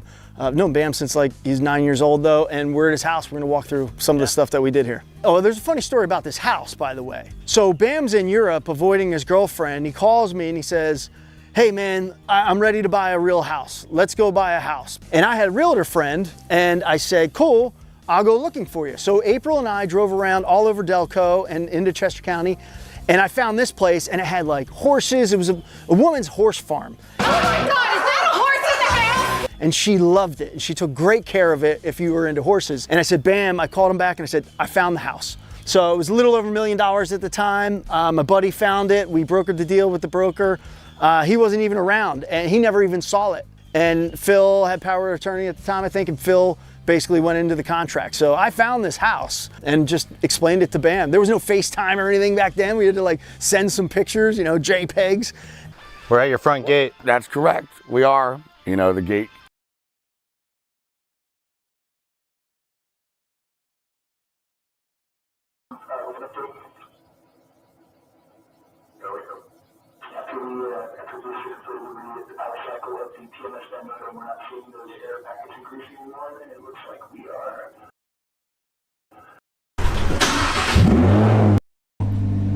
Let's go play. There's so much snow.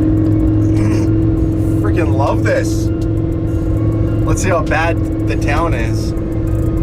Well, a lot of people don't put on snow tires here. They figure because we don't get very much of it, they don't need to. It's insane.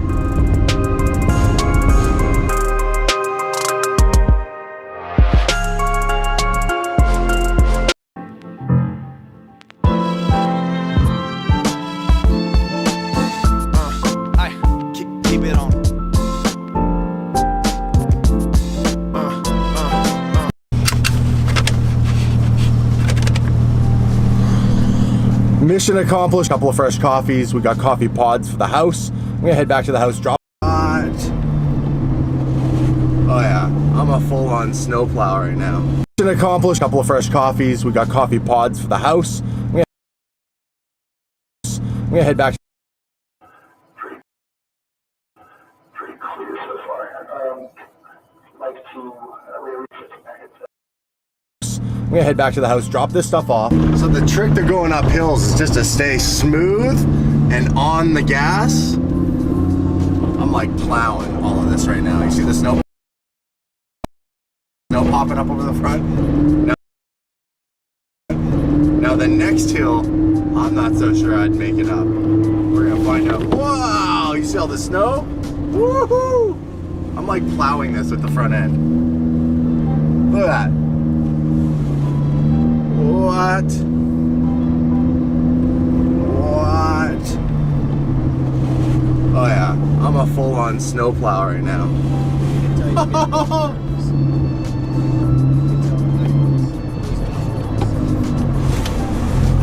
We need to get out and have a look at that.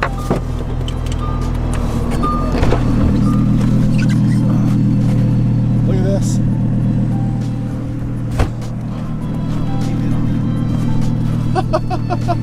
City of Langford. City of Langford's gonna have to pay me for helping clear the streets. Look at that. I cleared all that. This is what it's looking. Yes, that's pretty sketch, but we're gonna try it.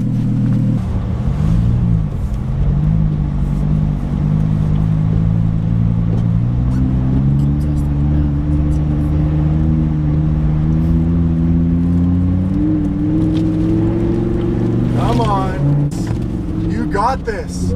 You got this. Come on. Come on. Come on. Almost there. Don't film me now.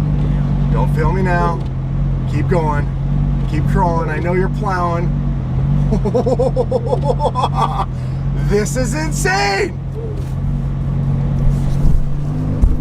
Woo! Can't believe I just made it up that hill plowing snow. I'm plowing right now. Look at the front end, you guys. This thing is a beast. Holy. Oh, that's a little bit too far to the right. Drive. Oh, I know what that was. Didn't sound good. Look at this. This thing is a beast. I was plowing the roads. Yeah, there's no sense going anywhere. I took the dog for a walk and... I just drove up that crazy hill pushing snow. And this thing's actually this is only the rear wheel drive model. Holy smoke. Yeah, you can get, most of them are in all wheel drive. I got full on snow tires. Oh, okay. I'm prepared for it. Well, this is maybe the only day we'll get snow. I know, that's why I'm out having some fun. Coffee delivery. Yeah. Isn't that awesome? And look what else I got. Coffee delivery, take outside. I plowed the roads, like legit. Like snow on the road and behind me is like smooth and you can actually see pavement. I can't believe I made it up this hill. I made it up that hill and snow was coming over the hood. Up a hill, 2-wheel drive. Insane. There was a point at the top where it was like, because it's like pushing snow. You must have had some funny looks. There's nobody really out here. In town, it's not as bad. It's because they just opened the... I'm gonna enjoy my coffees for a sec, you guys, and then we're gonna go back out into the snow apocalypse.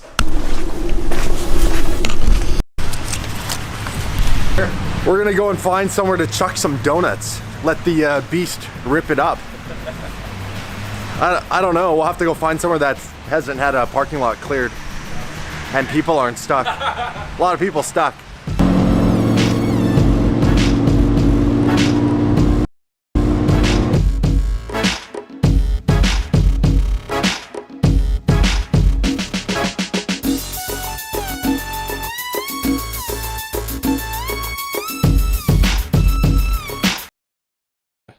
But like the next year when they made the playoffs, he was really good. He had like 2 or 3 games that he was.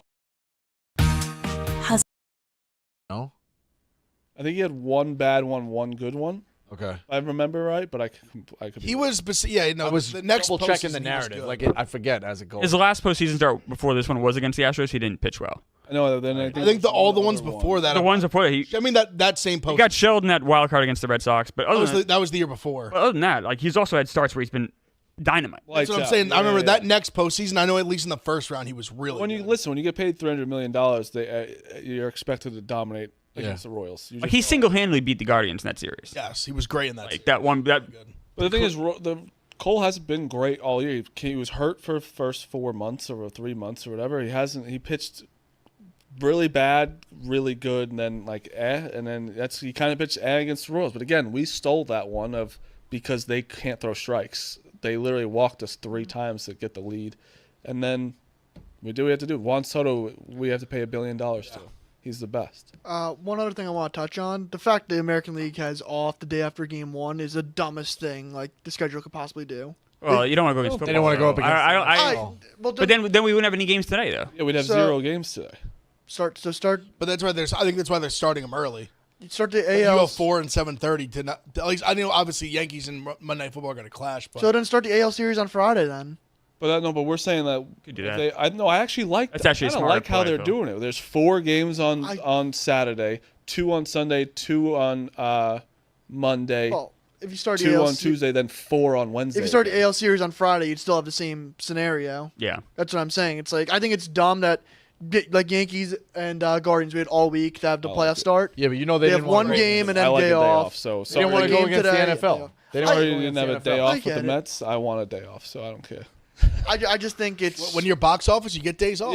Yeah. When you're the Yankees, you get The American, you mean Tigers and Guardians are box office now? It was just it was a split with AL NL. Next year it'll be the NL. They're getting our it's not box office. They're getting our residual box office. It's box office. I just think it's dumb. We're the New York Yankees. You thought the Yankees would be at before the Mets. But no, they're not. I thought because Yankees Phillies, I thought it would be more of a draw than I'm sorry, Mets Phillies be more of a draw than Yankees Royals. It wasn't a slight against the Yankees. It was more just like Royals Phillies. Yankees. The Yankees could be playing Meek Phils. They'd be top. I think you're right. How many organs do you think TV executives would willingly give up to have Shohei and Judge in the World Series?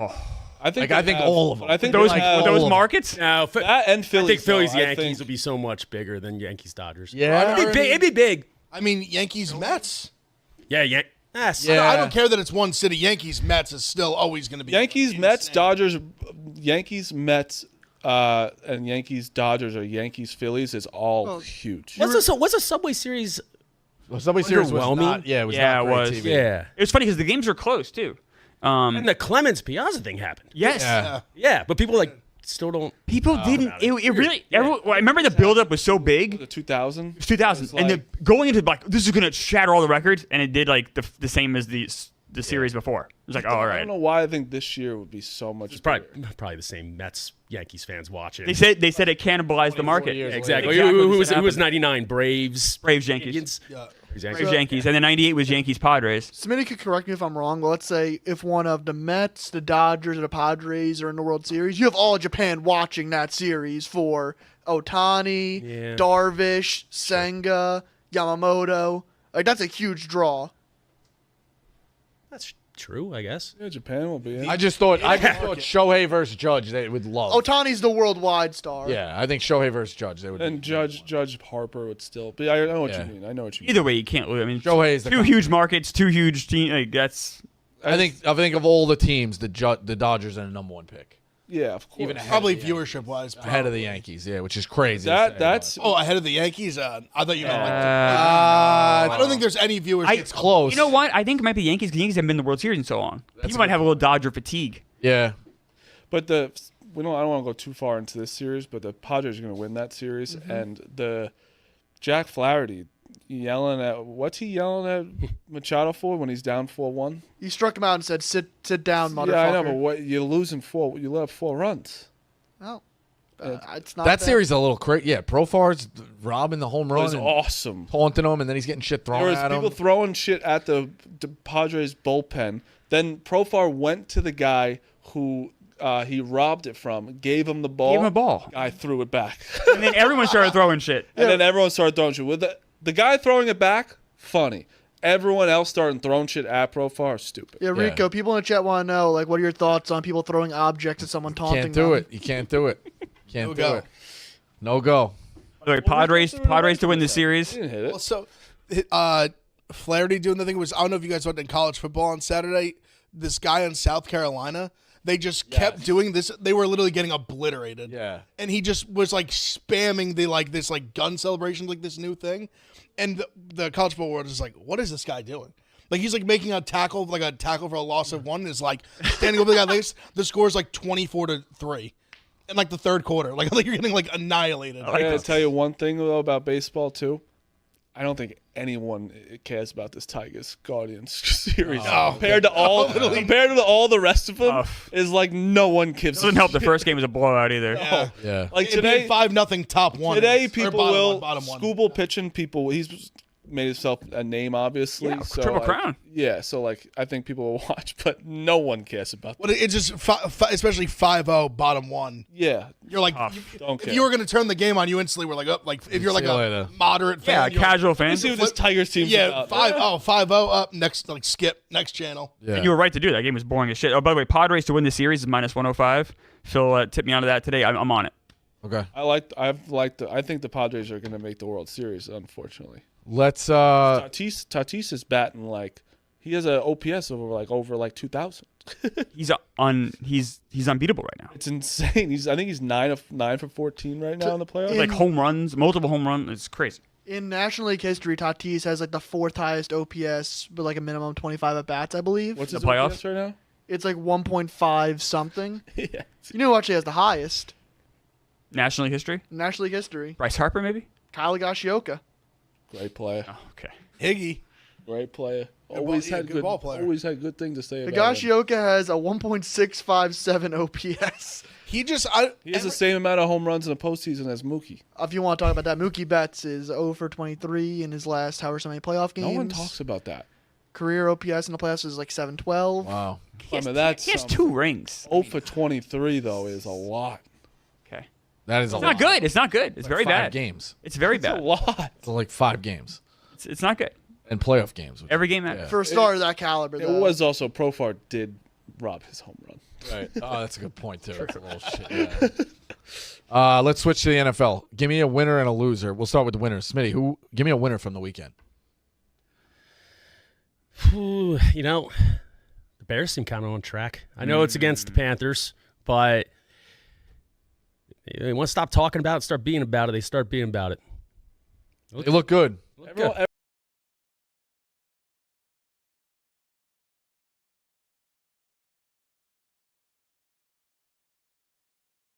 And now Ohtani comes along, so he's never been the unquestioned guy. But before we show the clip, do you know what these guys are still bringing? For boom!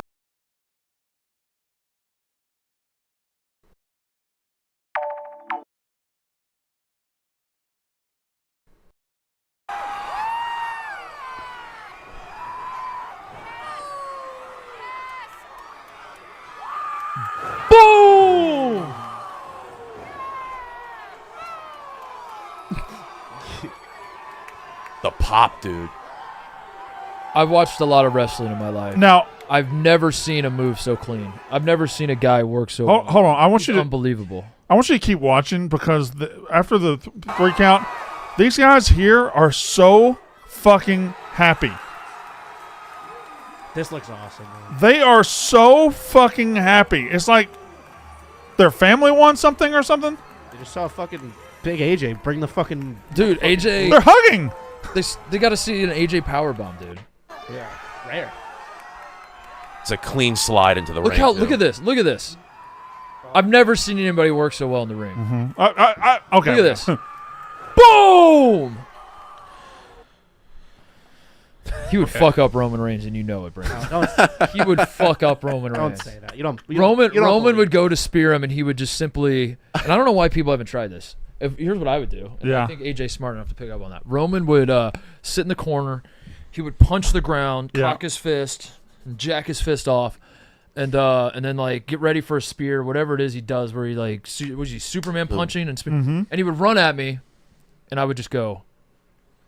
He'd move. I would just step to the side, and Roman would not see that coming, and then I'd fuck him up, and I think AJ would do the same thing.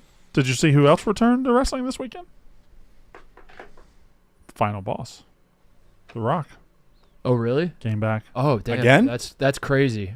That's probably never happened before. The Rock. Why do you have to be like this? Why do you have to be like this? Did he like get up on the stage and be like, The Rock has come back? Finally, The Rock Why- After a month and a half off. Why are y'all like this?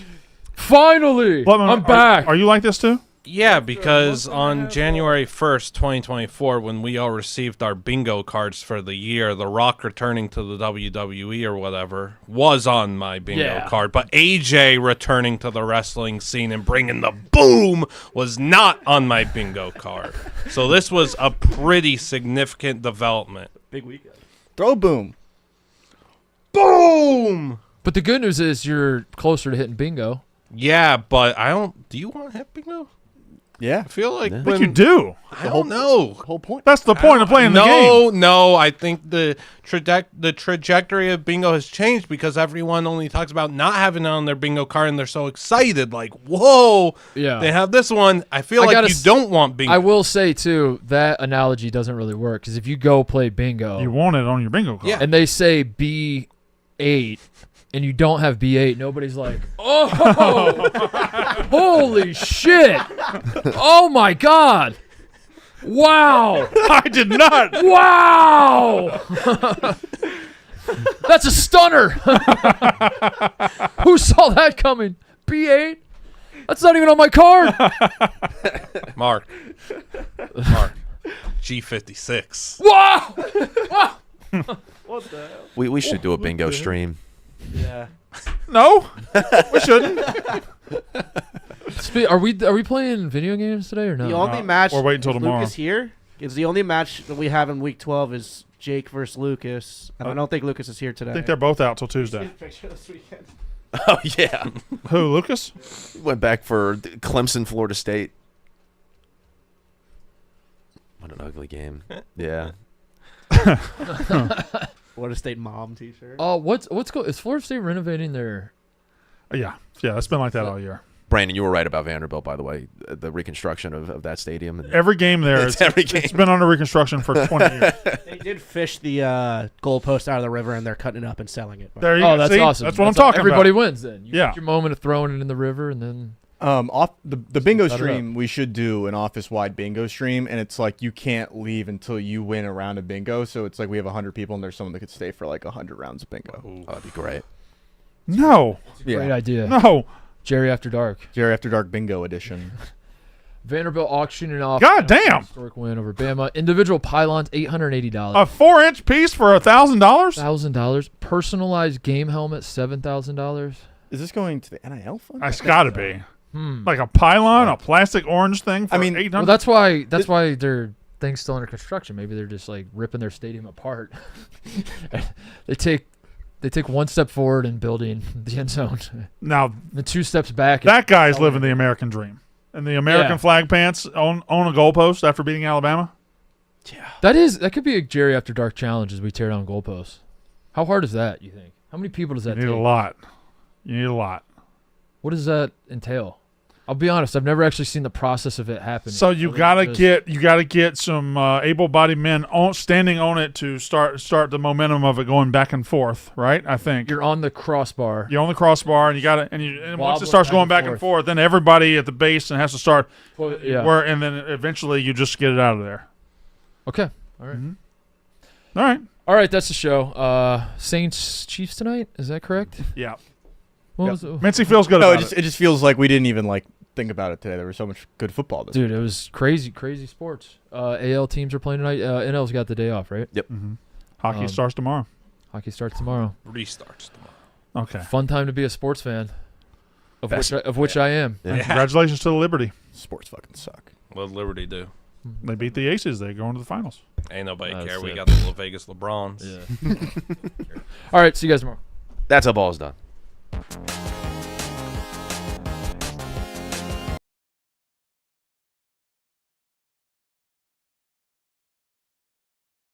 Drake.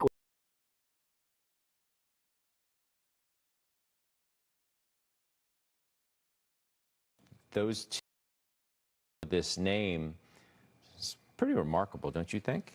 I think it's based on skepticism surrounding the valuation. Okay, the valuation has gotten a little bit rich. The Joe T ETF carries this in a long position, believe in the position. I think that when you take a long-term view of Netflix, you ask yourself the question, as it relates to market share, Have they lost market share to the other streaming players? And in addition to that, have they lost operational leverage? Because when I look at all the streamers right now, guess what they're doing? They're not thinking about growth. Are you asking that question, or are you asking it rhetorically? I'm asking it rhetorically. That's what I thought. Those streamers are thinking about profits. They're not thinking about growth. And guess what Netflix gets to do? Netflix gets to continue thinking about growth and delivering on profit. All right. NXP upgraded today. Joe, I'm coming back to you. To buy, target 285. That's at UBS. No? Up 2% year to date. Clearly broken momentum. A little troubled by this stock. Deal with it at the end of the month. Now, why do you think it's only up that? Because it's been more of an industrial type chip rather than AI pure play? Exposure to autos, industrial, less AI oriented for sure. American Express, you got that too. Downgraded today. Was overweight. Target to 286 at one point, and it wasn't that long ago. This was the best performing stock in the Dow year to date. Now, I don't have that in front of me right now, but I don't think it is anymore. No, it's moderated some of the relative outperformance. Stock is still near its high for the year. They're delivering on revenue growth. Let's see what comes out in this upcoming quarter. And most importantly, I think with this stock, it's important what the guidance is going to be. Is there's going to be optimism in the guidance? By the way, I don't have a problem if you're long American Express and you want to trim the position here. Brian, what about Schwab? The target gets dropped a little bit, $4, 64 from 68, but it's only reiterated equal weight at Barclays today. What's your view of the stock, which you own? We own it in value. I think the CEO change is significant, especially considering the missteps from an operational perspective in 2023 that were not really communicated well when Schwab kind of missed their earnings. And I know that this has been a succession plan for a while. But again, from the wealth management perspective and what they do for their core business, I think they're going to continue to buy back stock. They're going to continue to raise dividends and continue to win in this RIA space as more and more open and start to clear through an operationally and custodial at Schwab. All right, we'll take a quick break. We come back with Mike Santoli. He's standing by for his midday word.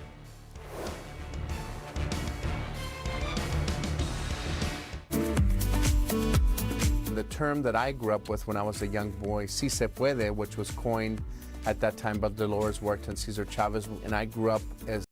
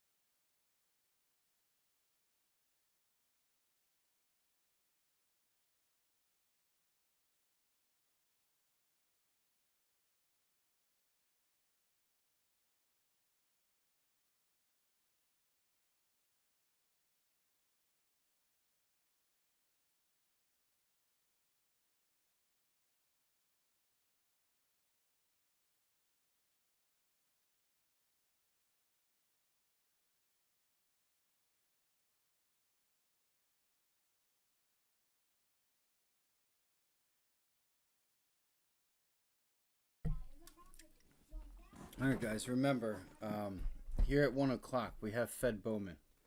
All right, so don't get too relax. I'm not saying that he's gonna say anything crazy or not. I honestly don't even know what. We'll see if it brings volatility. I'm just not sure if it will. It could, but we'll see. We'll see. So I'm kind of just going through stuff here. I just went and grabbed something to drink. And I'm just going through some charts. I'm just going through the scanners. I know I have a couple videos playing there. If you guys have any questions or tickers you guys want to throw in the chat, you're more than welcome to. Come one, come all. Yep, that's my girl.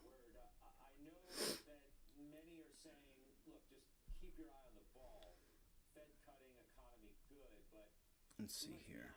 The market's clearly preoccupied with not only what's happening in the Middle East and the rise in oil. Yields are up, but then you have another, significant hurricane, which looks to be on the way to Florida too, and that's weighing on a lot here. For sure, Scott. It's a noisy backdrop, and that's why I think this tactical pause the market has been in. That's about it. So, I think if you're not sure where to go, I'll give you a hint. Yields. Look at bonds. So far, bonds have been really volatile versus the overall markets. So sometimes you recognize that. Like if you're looking around at like nothing, like the overall markets aren't going on. Well, if they're not moving, that means something else is moving. And what have we seen? And we brought it up last week that the dollar looked. Or it was telling us that the dollar was about to bounce and bounce in a big way. And it did. And what happens when that happens? Yields, rates, all that fun stuff. Bonds. Okay, bonds start moving. So if you're looking for a move, in my ability, or in my, because I had the word volatility in my head, in my opinion, names like TLT, TNX, I'm going to be watching bonds, all right? I'm going to be trading bonds. In my opinion, outside of news, like outside of stocks that have news, that's where I'm going to be. So if you guys have any questions or need any help or whatever it is that I can do for you, let me know how you're doing in the chat. How is your day today? Did you make any money today? Did you trade today? Alright. Funny, we decided to attempt to start pulling back with lower volume. It's hilarious. This is actually pretty funny.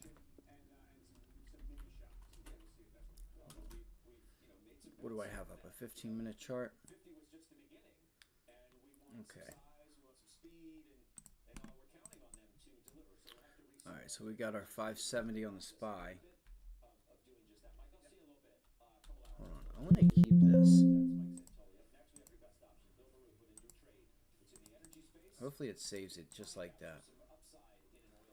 It probably won't, because it won't do the price either. Not bad.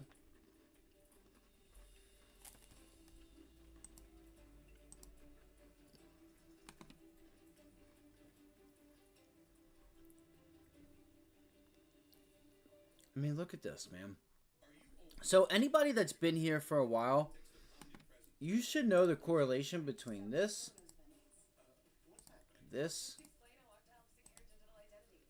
and this, with this. And what's happening? The IWM is starting to pull back. I really think this correlation is attempting to play itself out. I really do. I really do. It's just what would be the cause? I don't know. Unless we get another hedge fund or a bank or a major company or something, maybe a credit downgrade, right? The U.S. has a credit downgrade or something. Maybe just random volatility because of a presidency. I'm not sure. This was COVID. We hope nothing like that has to happen. But I'm just saying, they're setting up this in the same manner. It's too ironic. What did Peter Boyer say? He said, if it walks like a duck, quacks like a duck, it's probably not a chicken. Right? Right. And what's been going on is that of a pullback. You tried to reclaim this level, and you could not hold it. It's now turning it into resistance. It is lower volume, I will give you that.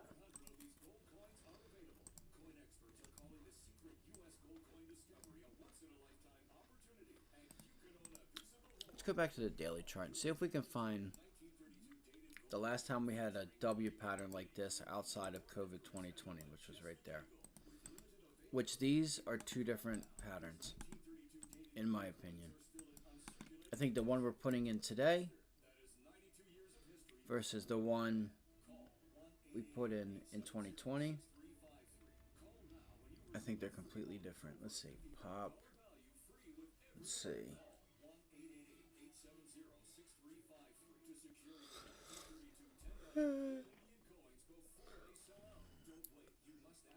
So we have the previous high. We pull back. With a bit here.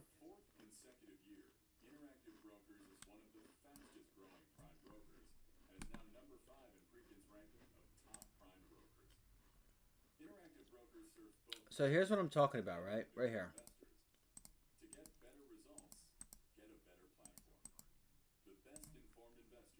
Right, there's your W pattern. Same exact setup. But it's not the same exact setup. That's the problem. Right? Where it's not the same setup. So if you notice here, this downtrend, right? The first start to the W pattern, or double bottom, whatever you want to call it. What is the first thing you see? I'm going to give you a hint. I'm going to show you what I see. This uptrend, right? Reclaim the previous high. Right? The previous uptrend, the initial uptrend, whatever, however you want to word it.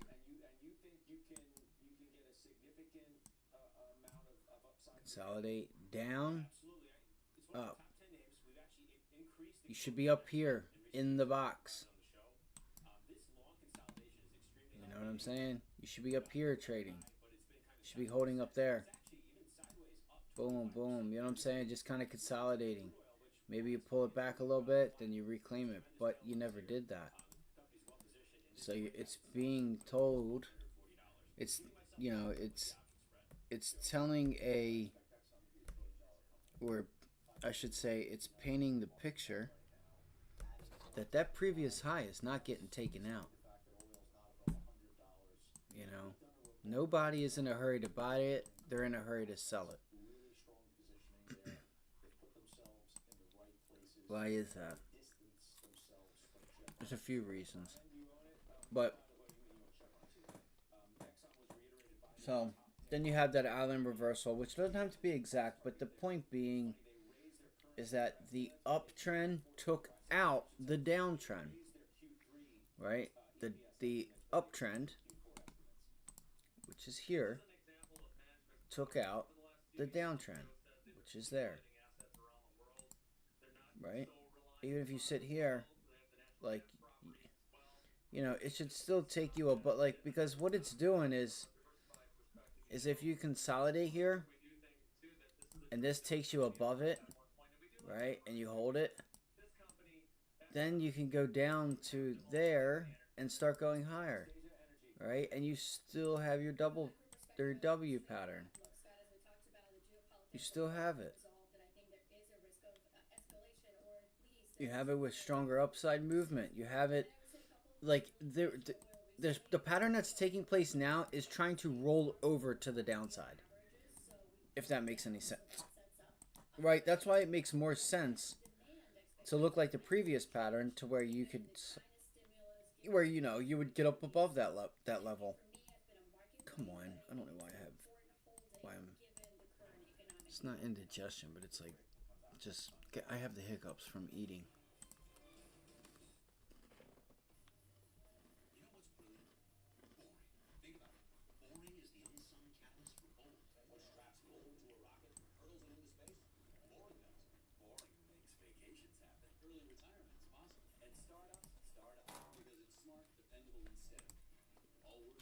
We'll look at DJT. We'll look at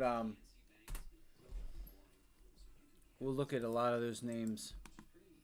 Let's go look at the SPY. What do we have here?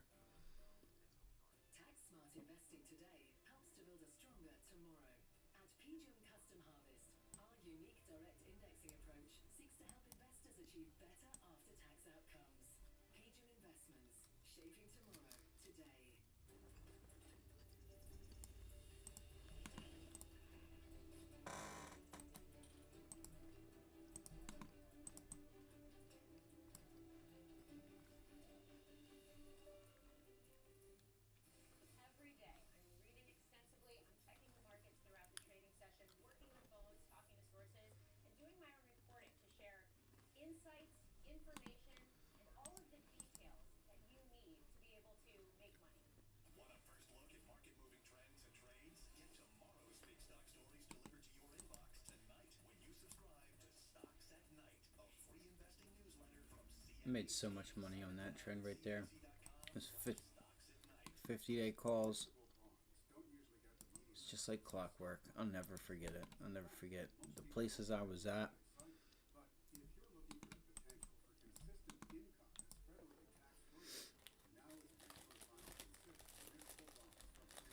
So if you look at this chart to me, if you look at this,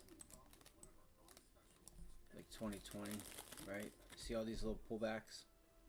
Pull back, pull back, pull back, pull back, pull back, pull back, pull back, pull back, pull back, pull back, sell off, pull back, pull back, pull back, pull back, pull back, pull back, pull back. I think we're gonna, it looks like it wants to start to pull back right there. You know what I'm saying? See it? See how it's trying to give it up?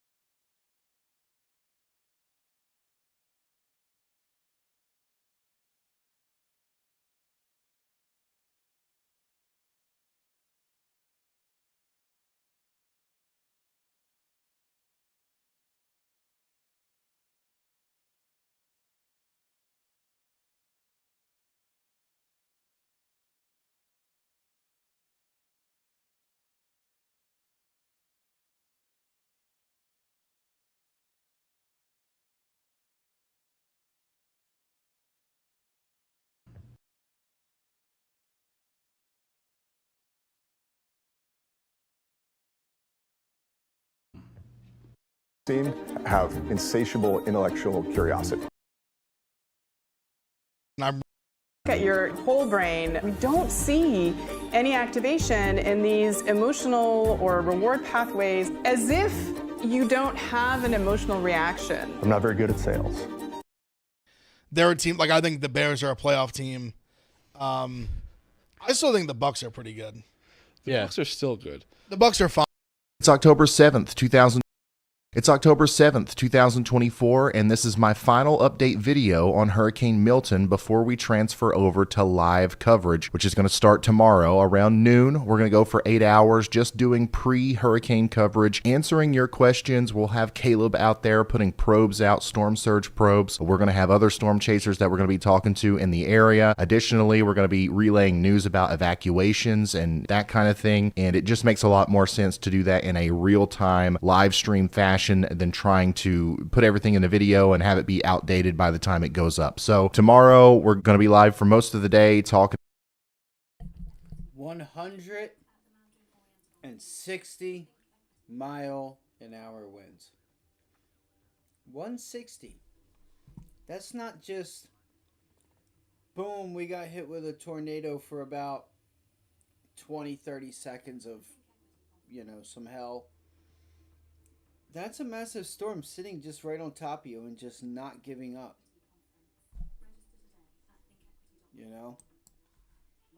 Think about that. FRD, Friedman Industries, small volume getting a pop here, Foxtrot Romeo Delta.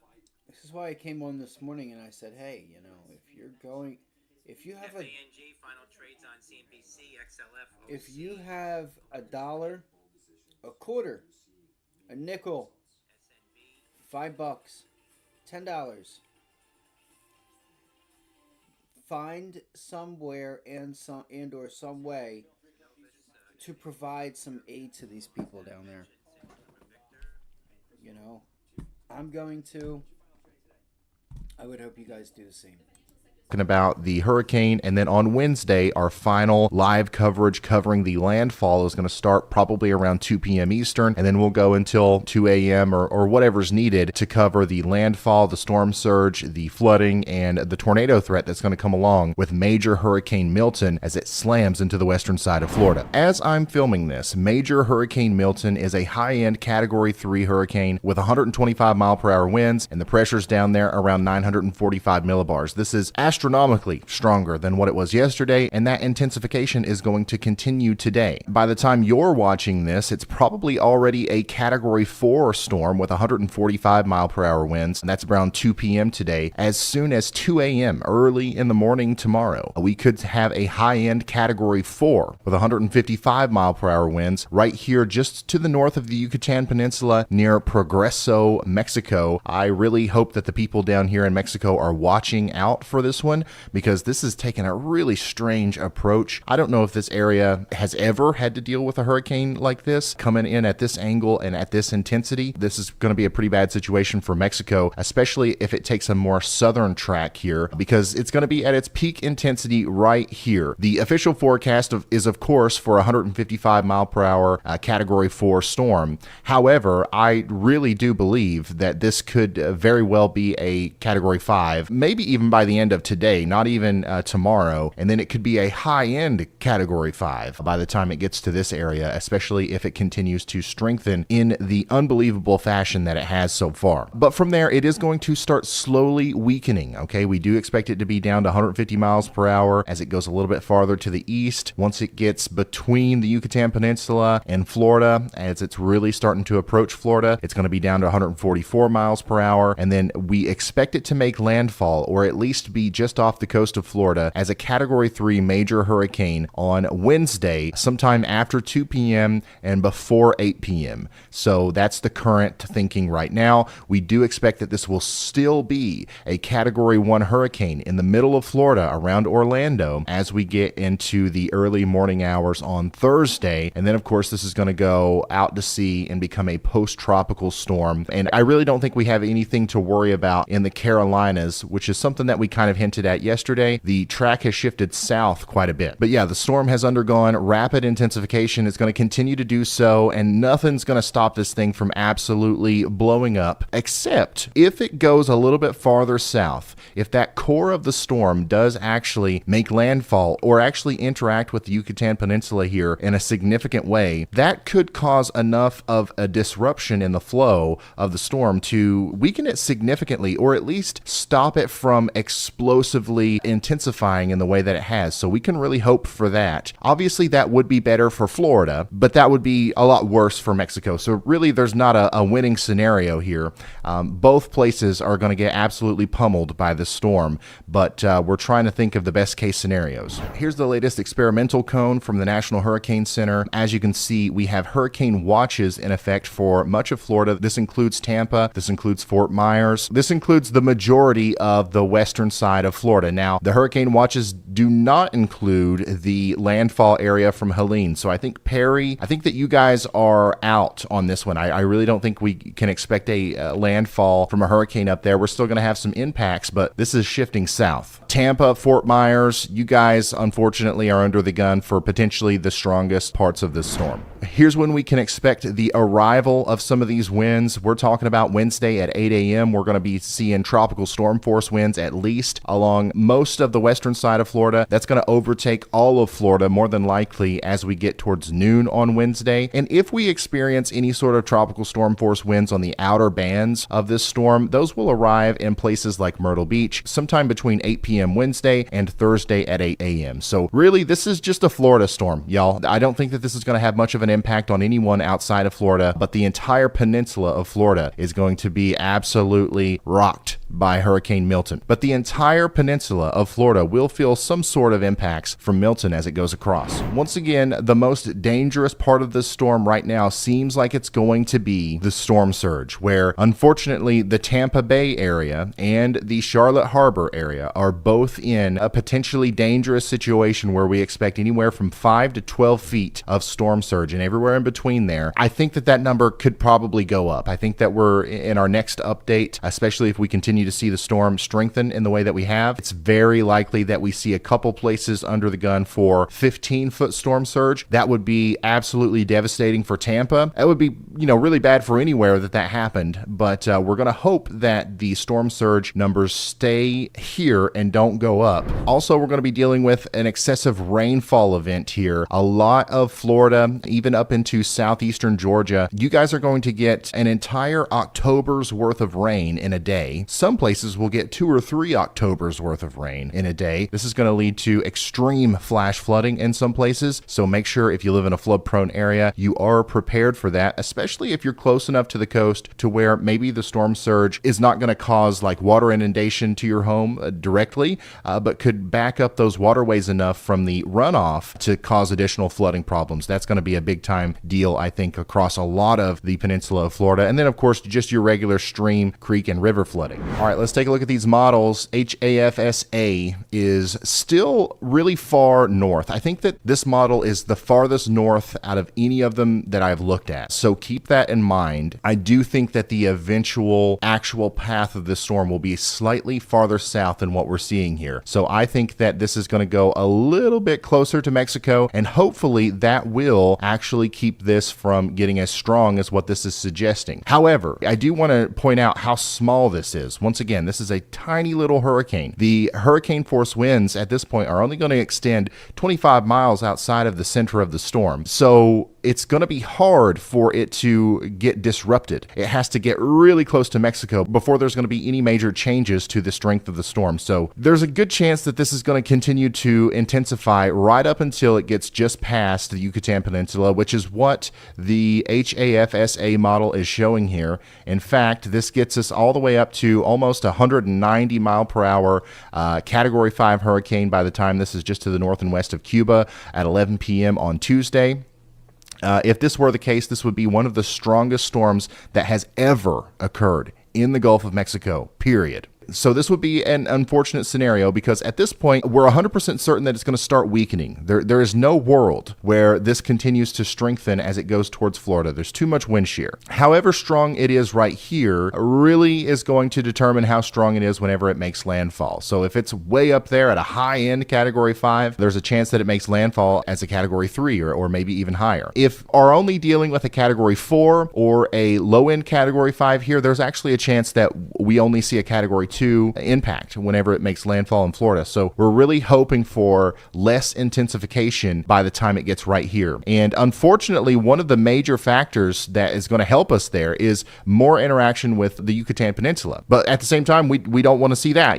That's going to cause some devastation over here. So this is just a terrible situation for everybody involved. But a best case scenario is going to be a rapid de-intensification on its final approach to the western side of Florida. So here's what this thing could look like by 8 a.m. on Wednesday. You can see that wind field is starting to expand. And as the wind field expands, the storm surge is going to expand as well. So I want you guys to think of some of the biggest disastrous hurricanes that have ever happened What do we got? Ivan, Katrina, those kinds of storms did the same exact thing. They were Category 5s, they were Category 4s, really strong storms out in the Gulf, and then they kind of spread out and became weaker whenever they made landfall. Hurricane Katrina made landfall as only a Category 3 hurricane, but the storm surge that came along with that was a result of the expanding wind field and all of the momentum that it had gained over the Gulf. So even though we do expect this to weaken quite significantly on its approach to the western side of Florida, the storm surge situation is just as bad as it would be if it didn't. In fact, it's probably worse because the weakening is also coming along with the expansion of the wind field. That is actually going to make the storm surge more of a problem than it would be if it continued to be that tiny little compact storm. So we're going to be dealing with storm surge all across the western side of Florida, but I want to bring everybody's attention to the fact that because of the unique approach of the storm from the southwest here, the worst of the storm surge is going to happen on the southern side of the storm. Okay, so if you're on the northern side of that eye wall, we are still going to see some storm surge, but the 15-foot storm surge, if that ends up happening, it's going to happen south of the eye. So if you're in Tampa, you're hoping that the storm goes south of the bay, and that's going to be best for you. If you're in Fort Myers, you're hoping that it goes a lot farther north, because honestly, I think that the only thing that could happen is if it goes any farther south than what the current models are projecting, it would be a worse situation for the Charlotte Harbor area. So a worst case scenario would be that the storm tracks like this, and that is pretty similar to what the HAFSA model is showing right now. However, this is the most northern model that we've seen, right? Everything else is farther south. So hopefully this is not what happens, but if this were to happen, this would cause a devastating storm surge in the Tampa Bay area. And just because it's on the table, just because it is a possibility, I think everybody in Tampa should be getting the heck out of there. I know that I would be. And then if this thing makes landfall as a Cat 3, Cat 2, whatever it is, it's going to very quickly weaken to a Category 1. There's a possibility that we even see this become a tropical storm at some point over the peninsula of Florida, but there's also a possibility that it, stays Category 1 all the way over to the other side of Florida, and then it's not going to re-strengthen. It's likely not going to become a hurricane again. It's going to become a post-tropical system as it has gotten so large, and then it's just going to kind of fade out into the rest of the ocean. Here's what the radar could look like as the storm approaches. Once again, major Category 5 storm likely as it goes just to the north of Mexico here, and then you can really start to see that de-intensification process start to happen here as the eye becomes less defined, especially on Wednesday early in the morning. Things are going to fall apart fairly quickly, hopefully, as the storm approaches Florida. However, even right here around 2 p.m., some of these outer bands are going to be bringing about tropical storm force winds into the Tampa area, Orlando, all the way over into more eastern parts of Florida. And also, this is when we're going to see our tornado threat. So anybody in the front right quadrant of our storm is going to have to deal with supercells that could potentially cause tornadoes. So we'll definitely see tornado watches and warnings during this time, probably widespread tornado watches and warnings in the evening on Wednesday. And that's one of the things that we're going to cover in our pre-coverage. And then the storm surge will likely really start going on around 7-8 p.m. Once again, this is another model. This is the HAFSB model. It's showing a worst case scenario for Tampa as that center of circulation goes just north of town. If that happens, we're talking about $1 billion. We're talking about $1 billion disaster here in Tampa or greater.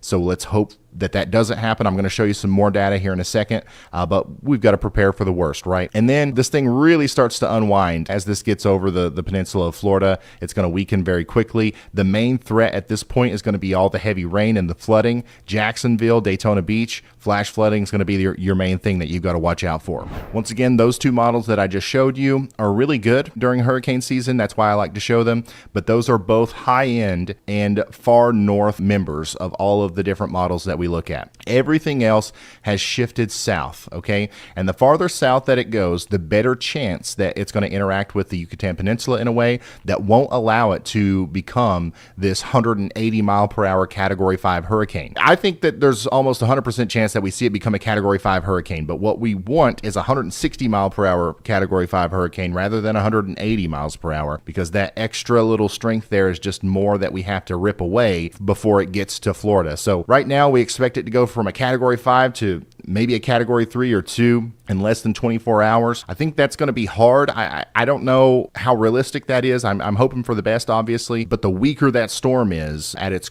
peak intensity, the better chance that that's actually going to happen. So we are dealing with a mandatory evacuation in a lot of different places. I know Fort Myers is one of those places. If I lived in Naples, though, I would even consider getting inland a little bit.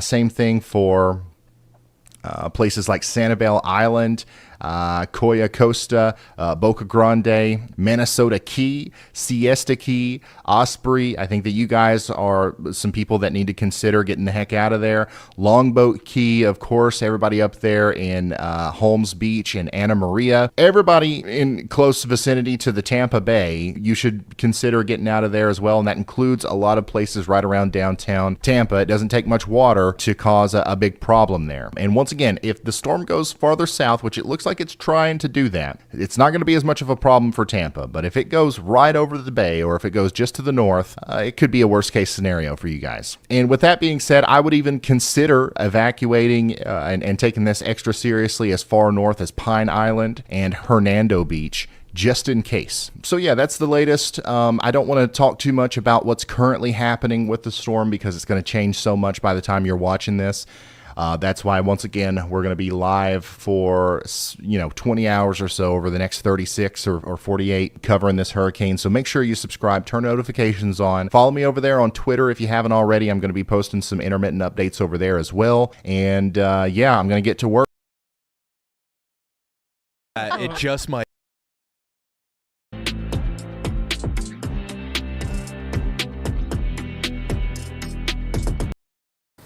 Being escorted. No. Excuse me? No.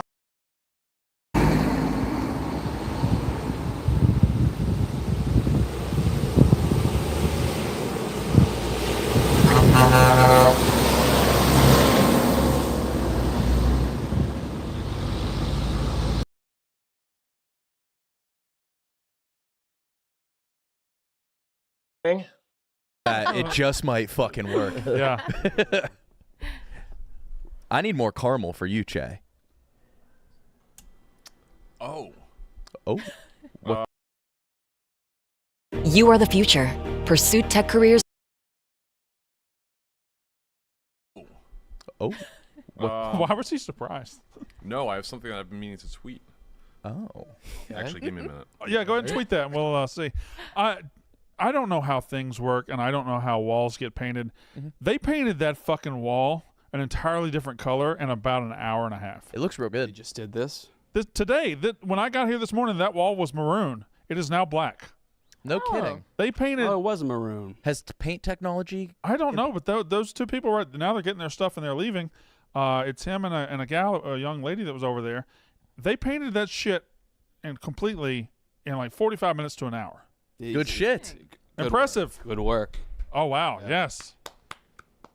Wow. That was good. I like that. Yeah. Wow. Little chest thump. Little Well, I think he knows he crushed. Yeah. He must be. Well, no, he's not working by the hour. He must be just working by the job. Now he's going to go to the next one. Yeah, you'd go slow if you're working by the hour. Yeah, correct. Look, it's very black. What was minimum wage when you started working, Brandon? $4.25. What is it now? 7 something? Is it 7 something? $7.50 maybe. I think it's higher. Maybe Isn't like it 10. I got $11.50. Yeah, it's in the 11s, right? I'll ask Mook. Yeah, it was $4.25 when I started way back in the day. Mine was $7.25. I remember I used to mine was around babysit 7. for I would babysit like 3 kids for $8 an hour. Do teens still? Illinois is 14. Wow. Yeah. Teens aren't on paper routes anymore. That's usually a drug adult What's the top couple job? I think they're Teen girls still babysit. Babysitting? Yeah. That'll never go away. They still babysit. Mm-hmm. That'll always Babysitting. be. It's like $30 an hour to get my 2 kids babysat. It puts a lot of pressure when we go do something. I'm like, we better have a good fucking time. Because we're spending $100 extra. And yeah. And that's almost a lot of plans fall through because you couldn't find a sitter. Oh, yeah. Constantly. Oh, yeah. Is there a sitter shortage? Last Friday night got canceled. We were supposed to get dinner last Friday. Couldn't get sitter fell through. Yeah. I had to go too, and she just moved, and now my whole world's fucked up. Is it still an exclusively teen thing? Pretty much, 'cause yeah. I feel like if you asked me to babysit your kids, I'd be like, "What the fuck?" But if I was, I wouldn't if I do was that, 17, you would, it would make total sense. But somehow, like the older you get, the more you're like, "That, nah." Right. I don't know if I would trust him with my kids. I remember I was like chilling with 12-year-olds overnight. Yeah. What? What? Did you have a backup babysitter? 5. I had Jennifer, then Lindsay. She was my backup babysitter. Both lived on the street. I had a family that babysat me, and it was like four teenage kids, like 16 to 20, and the whole family would babysit me. I'd just get passed from person to person. That might have been a jail. Yeah, it might have been jail. Passed around. Yeah. I babysat all the time, and I nannied in the summer for like 3 kids, 4 kids, and looking back, like I don't think now as a parent I would let a a high school kid watch my. No. Yeah, I shouldn't have been allowed to do That's that. kind of crazy. Yeah. That you just bring like a 16-year-old all summer and they just stay with your kids all day. And like houses that had pools and trampolines and shit. Yeah. And I'm like a little hungover. Yeah, that's why I don't go on amusement park rides. It's always just a teen summer job that's operating this missile on a track. Mm-hmm. All right, you buckled in, and then they Huh. Is Big K here? No, he's out for today. Oh. He was here this morning, and they're doing a video. They're doing That's why I was confused. I saw him, and then I saw the shoes. I think they're doing a I don't know golf if you thing. noticed his shoes. I don't know why his shoes are there. I thought he like invisible? I don't remember taking. spontaneously combusted or something. He didn't like take his shoes off like Mr. Rogers the other day, did he? Spontaneous combust. Size 12. Yeah. I don't know why I know that so well. Speaking of shoes, what I was meaning to tweet, the Air Che 2's dropped. Oh, no way. Is that a caramel drip? Caramel color one. On corn. Did our guy make these? Yep. He's so awesome. He's the best. He's the man. Those look sick. Yes. That's upsetting. For reference, what did the Air Che 1s look like? They were pussy pink. Were they pussy pink, Jay? The tongue was pussy pink. This is very. He works for Nike. Yeah, I knew that. Did you meet him when he was out there? Yeah. He made a pair for us for our right. movie Basketball Shoes. That's right. So there's Air Anuses out there as well? They're for Air Anus. DJ Khaled's son. That makes sense. He's the lead in our movie that we made. He ends up just shooting everyone on the court with a gun at the end. That's crazy. Kiki Palmer breaks In his heart. A sport? Yeah, it's Sports like a movie or- psychological sports thriller, and it's always dark and thunderstorming. Okay. All right. What? There's no way, Brandon. No, he saw it. Are you a Tony Scott fan? You saw it this morning. I did, but Yeah, okay. I have been hip to that. You but know the movie? reminded me. Yeah. It's insane. It's an insane scene. I never watched the movie. The running back just pulls out a gun. Yeah, and the last Boy Scout. Shoots everyone. Oh, yeah. I've seen that clip, but I've never known where it was from. He's running down the sidelines in a rain-soaked game, and he just pulls out his gun and shoots the defensive players to score a touchdown. Is that 15 yards? He doesn't even score, does he? He scores because he kills himself in the end zone. Oh, in the end He zone. kills himself in the end zone? Yeah. Like a triple murder. What's suicide. why? He's caught up in some shit, and he's facing some problems, and then he ends up just freaking out and doing that. And then Bruce Willis and Damon Wayans come in and try to figure it all out and put it together. It's the last Boy Scout.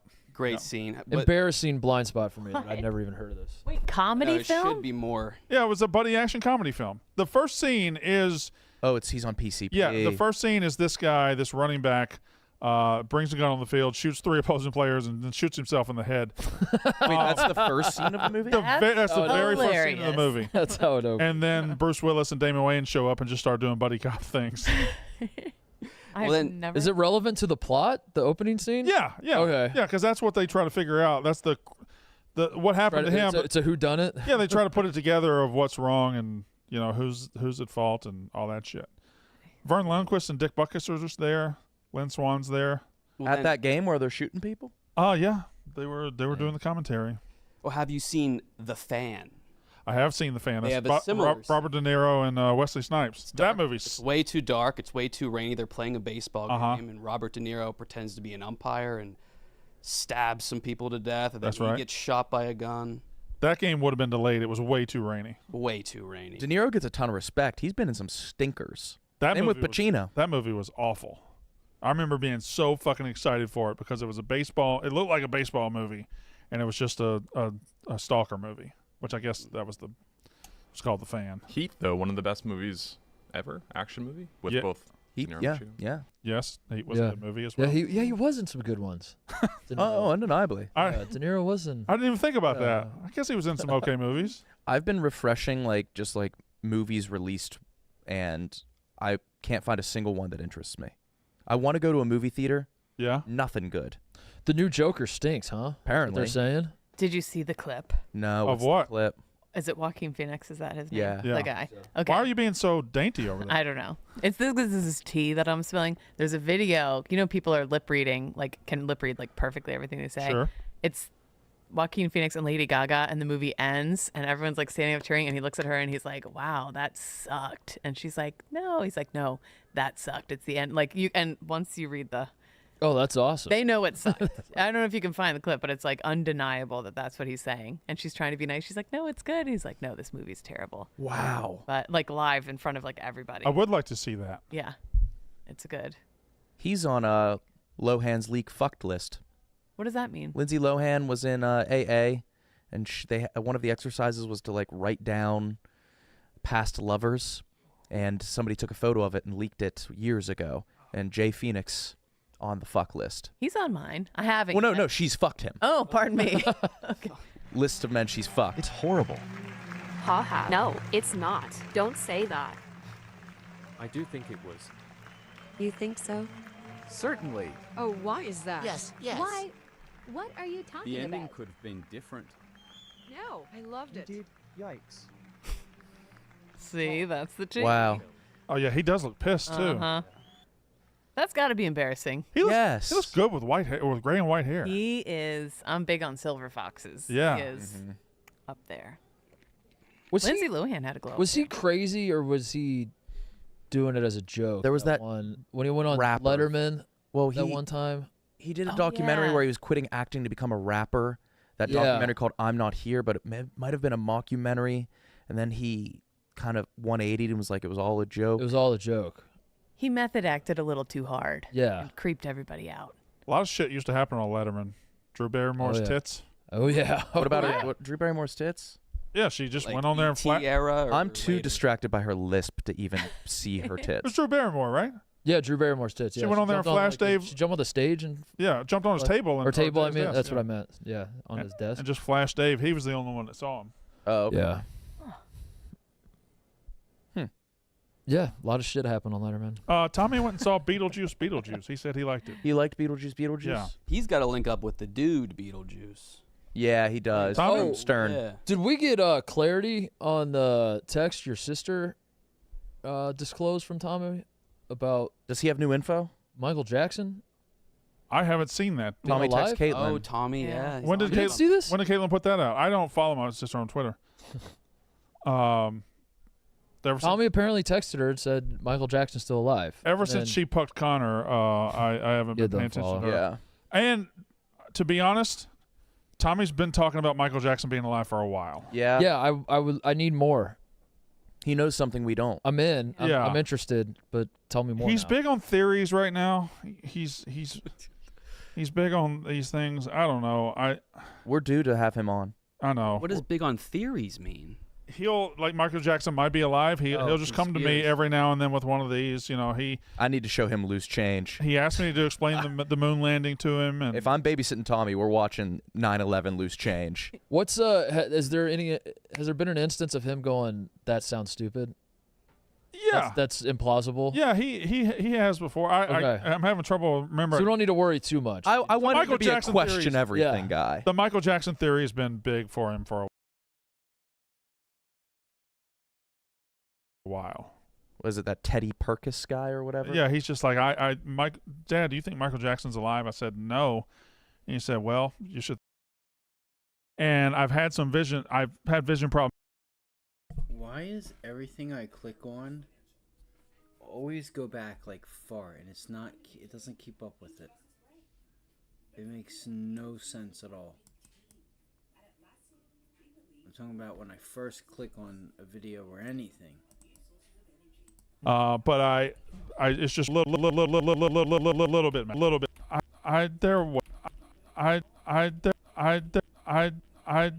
When you fits. I was excited that I was gonna get my vision fixed. I was excited that I have a malady and going to the doctor and it's gonna be perfect from now on. And she was like, "Yeah, you're fine. You're just aging. Yeah, you're old. You're just getting old." Yeah, that's the takeaway. That was the exact takeaway. Sucks. Do you want me to go get one? Yeah. Yeah, I'd like for you to I get want a to see little you in chain, glasses. Why would I get a chain? like a librarian. Yeah, to like hold them. I'd like you to get some kind of cool thing. Oh, you wear them at the tip of your nose? Are they those? You'd have to. Yeah. I mean, I don't. I'll be right back. Go grab them. Your hair's gonna fall apart though. Are they like I'm not getting that old though. Just hold on. No, you're not. You're not. The arthritis in my knee has been giving me. Yeah, your body's in constant pain. You can't see. Who's the youngest person you're older than? Ooh. Not like the youngest seeming. Usher. You're older than Usher. Pharrell. Usher. Pharrell's. Well, who's the oldest person he's younger than? Who's the youngest person he's younger than? You're older than. Like you're younger than Andy Samberg. Whoa. No, Really? No way. Oh my 46. God. He's 46. See, that's a good one. That is a good one. Wow. Me being That is younger a than Andy great Samberg is one. good. Andy Samberg, idol. Mm-hmm. Love him. Me and Natalie Portman the same age, or is she a little older? There's no way. There's no way. There's no way Natalie Portman is the same age as Brandon Walker or older. Is she like 40? There's no way Natalie Portman. I swear to God. You and if Joey Natalie Canasta, Portman is older She than ain't. Brandon She Walker. ain't. Okay. Shocking. 43. 3. Oh my God, I almost stormed off the set. What's she been up to? I feel like I haven't seen her in a minute. Being cute as a button Ever somewhere. since that Probably. salon. Oh, she her husband cheated on her, right? What? She married a French guy, Oh, French. and then he yeah. Halle Berry always gets cheated on. Yeah. Dumb Does bitch. she? Yeah. No, she does. That sucks. Huh. Poor Halle. Natalie Portman is on the board for, I believe it's the LA women's soccer team. And then soccer team. And then soccer team. Just ask what Natalie Portman's up to. That's Yeah, but what she's up to. we meant like what movies is she in? Not. She's on the board. She's on the board of. I am too when I'm watching women's soccer.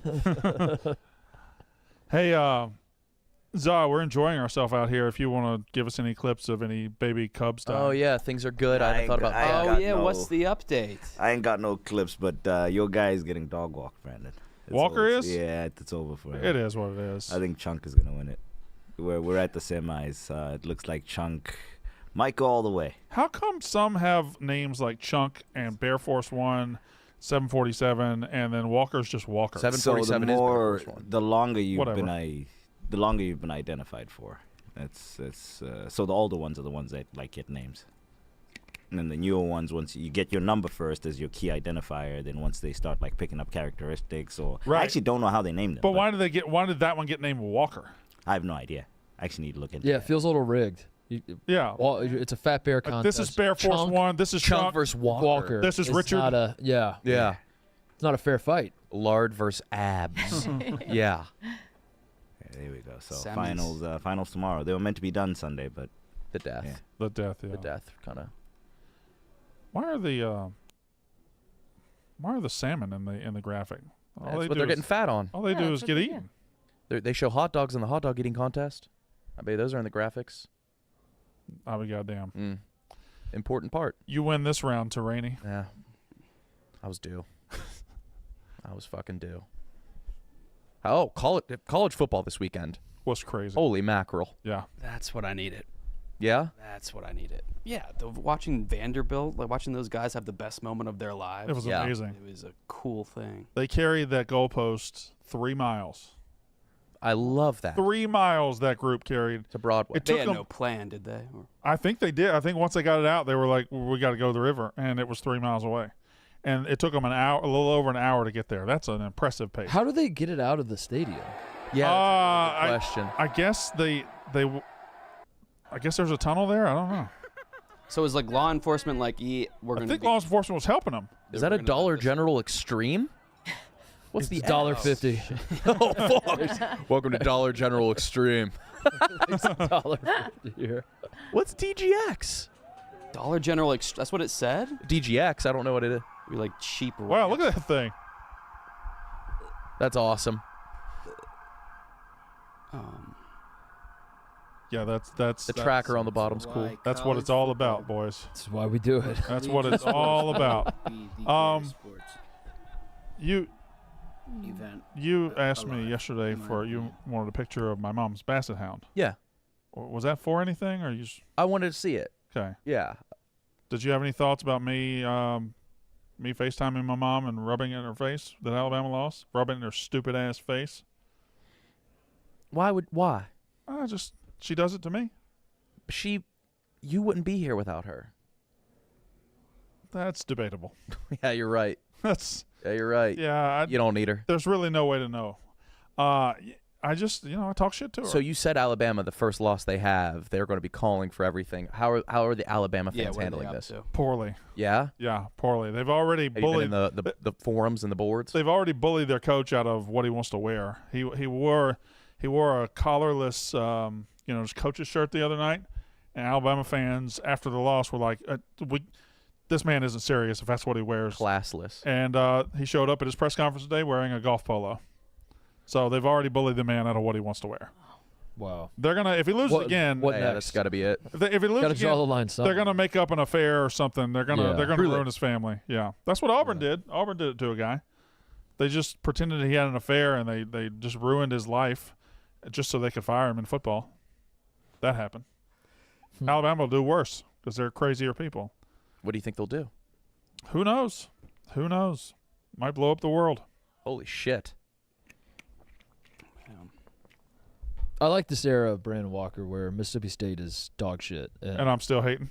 Well, yeah, that's all you got. Yeah. Oh, you canned it. Yeah, that's like, yeah. I am hating to an but extreme. It's awesome. There's a part of being a hopeless sports fan that's freeing. Yeah, right. I don't have to worry about. I don't have to worry about it coming back on me because it already has. So if Mississippi State was ranked 1 and they got beat, you're like, oh my god. Oh, that's happened. You'd feel like shit. Yeah. You couldn't open up Twitter. It would be miserable. It would be miserable. Be a miserable existence. But you don't feel anything when people are like Mississippi State sucks. You're just because fuck them. I'm already dead. Yeah. I'm already dead inside. You can't kill a man who's dead. You can't take away something from somebody who has nothing. Yeah. I'd say too, like the White Sox. If you just enjoy the ambiance of a baseball game, kind of great. You go for a nickel, get a hot dog. Nobody's there. Sit out in the sun. Put your feet up. Yep. You got a little space. You get a. I don't know. Mississippi State is the White Sox of SEC football. Yeah. Yeah. Well, now I was being all hard and everything, but that actually did hurt. Yeah. Really? Like that? Actually did hurt a little. Why? I don't know. Anytime you hear it said that plainly, it still hurts a little bit. Are the tailgates is it hurt the tailgating scene down there? We're still gonna have fun. Okay. We're still gonna grill some pig. We're still gonna have some good times. Are they? Can you be booted out of a conference just because? Could they be booted from the SEC? Okay, now we're being a little extreme. No, I'm asking. Can there be like they don't represent the SEC? I don't think the SEC would ever do it. They're pretty loyal to their longtime members. Okay. That'd be cool if it was like the soccer system. Relegation. Where the lowest gets. Yeah. I think you should be to FCS. Mm-hmm. I think it should be like holding a job. Like what are you doing for the SEC? We've been bad for like 5 minutes. It's fine. Our coach died. Oh yeah, I'm so sorry. Yeah, this season's a wash. Yeah. So. And listen, do I feel bad consistently bringing up that our coach died? Do I feel bad making that excuse? Yeah, a little bit, but he did die. That happened. And if it didn't happen, what would you say? They'd probably be winning. Love our living coach. Yeah. Look at our coach. He's both living and winning. I love a live coach. I love that living coach you guys have down there. Boy, is he is waking up. Meet DGX. I'll be goddamn. Curated assortment of grab-and-go salads and sandwiches. No. That is extreme. Home cleaning supplies. It is the X for extreme. I think this is because Dollar General got in huge trouble for taking over all the small-town grocery stores but having no food. It's the number one grocery store in West Virginia. Yeah, so they had to start putting fruit in there. So I always wonder, is Dollar General like in like New York? I've lived in New York. I've lived in Chicago now, but I haven't really noticed. Do they just take over rural areas? So what they do is thrive on the very, very small towns that are remote. Who wouldn't, like Walmart wouldn't put it there. Like a town with 300 people will still have like a Dollar General. My hometown has a Walmart. We have 8,000 people. We have a Walmart, but at every exit to the city, at every exit to town, there's a Dollar General. Oh yeah. Oh yeah, and in bigger cities too. Yeah, they're everywhere. They expand fast. They put their locations in like by design very low rent, shitty, like not shitty as in like worn down, but middle of nowhere. Yeah, and they dominate. Yeah. Yeah. But now DGX, Dollar General Extreme, is taking over the cities. It's for the fucking elites. It's Express. Get raspy. It's Express. Extreme sounds so much better. Dollar General Extreme. I Dollar thought it was Tree. Dollar General X-rated. I thought it was. Oh yeah, it's no clothes. Titties. Yeah, That's that naked was- Dollar yeah. General. That would be the ugliest thing on earth. You got to be naked to go into a Dollar General. That would be haunting. But people would watch the shit out of that. Oh yeah. Just sheer curiosity. Oh my God. This ruins the integrity of. Damn. That's Dollar extreme. General. And They didn't even have time to put to a stressful. ceiling on. Looks like a Kanye West beach house in there. Yeah, it does. This is extreme as fuck. Is this what you wanted the Anus Studio to look like at first? Yeah, but then they were just like, nah, everyone has to look exactly the same. Here's your grates. We don't talk about those greats enough. Why are It's good branding grates for on the walls. Barstool. Why are there greats? If a clip goes viral, like, oh, it's a Barstool podcast. Yeah, they're in cages. Yeah. We're in caged. Yeah. those early clips, especially before Yeah. we had shit thrown up, it looks bad. It's very bad. And I lived this, but not one of us thought to ask why cages? No, I was happy to get a space. Yeah, we were just Still am. kind of like, I can't wait to move into the new spot and all that. Like this room right here, no cages. No cages. Yeah, good point. We had a lot of like meetings with the architects and stuff about how we wanted our studios designed. I don't think cages were ever mentioned on either side once. The renderings we got for the studios were crazy. Yeah. We had a surfboard with like a shark bite taken out of it. We showed up and there were cages, and we just like, okay, well, Yeah, I guess we got cages. We could. But everybody got like 30 hooks for their studio. And now there's a hook shortage. There's a big hook shortage. I've been stealing hooks from other rooms. Chicago keeps all the hooks. I've been taking their hooks. Chicago keeps all the hooks. This is what this studio is supposed to look like. It's close. Yeah. It is close. It's close. It's pretty close. Just add a Other lot than of like the red trash. wall. That's really close. The stool's a different color. Just add a leaf blower full of hair. I don't know if anybody has noticed here, but the Dow is making a new low of the day. Hold on. Again, like I said, I was doing some. I was going through the scanners. I was going over some of the news today and some of the names that were running and kind of seeing where the overall indexes were. We have AMD and NVIDIA tech kind of holding us up. I mean, I'm not saying pounce, which I would never tell you what to do or when, you know. I'm not even gonna address that statement, but what I'm saying is Microsoft down. Apple's not down, but it's not making any progress. It is back. It made it. You guys know we made a run back up to the highs, and it's kind of just consolidating. So if we go to NVIDIA, you know it's at resistance right now. Let's go take a look at XLK. A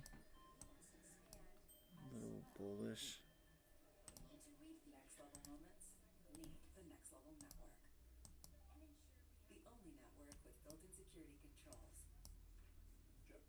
Damn, that looks bullish, guys. I mean, it could always fail, don't get me wrong, but look at that.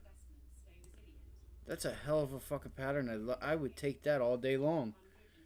Get long here. Where's your stop loss? You could even put your stop loss at like 224. Like, yeah, I would do 224.50. I would risk 50 cents. You know what? Fuck it. Here's your risk. $1 if you break 224 low. But you don't even need to wait until you get down there. That's the point. All right, you're going to know a little bit quicker as soon as you don't hold this level. Or if you cannot extend off of it, you get long down here at 225. You get the extension, you take a piece off in front of 226.30. But the target for this would be 228. So you're risking, we'll say you're risking $1 to make $1, $2, $3. 9 times out of 10, you hit that trade.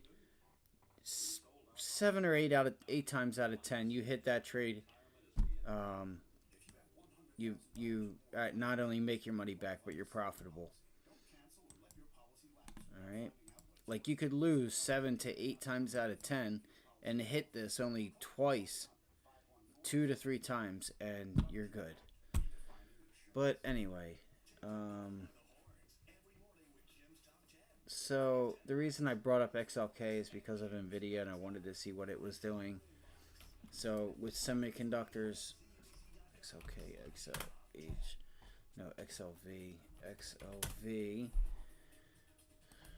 pulling back, XLF. Financials are selling off? What the fuck? I mean, I just said the Dow was pulling back.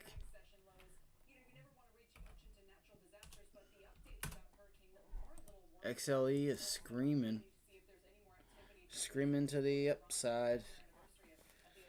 There goes the SPY. USO. Damn, this thing is just a monster. What a beast.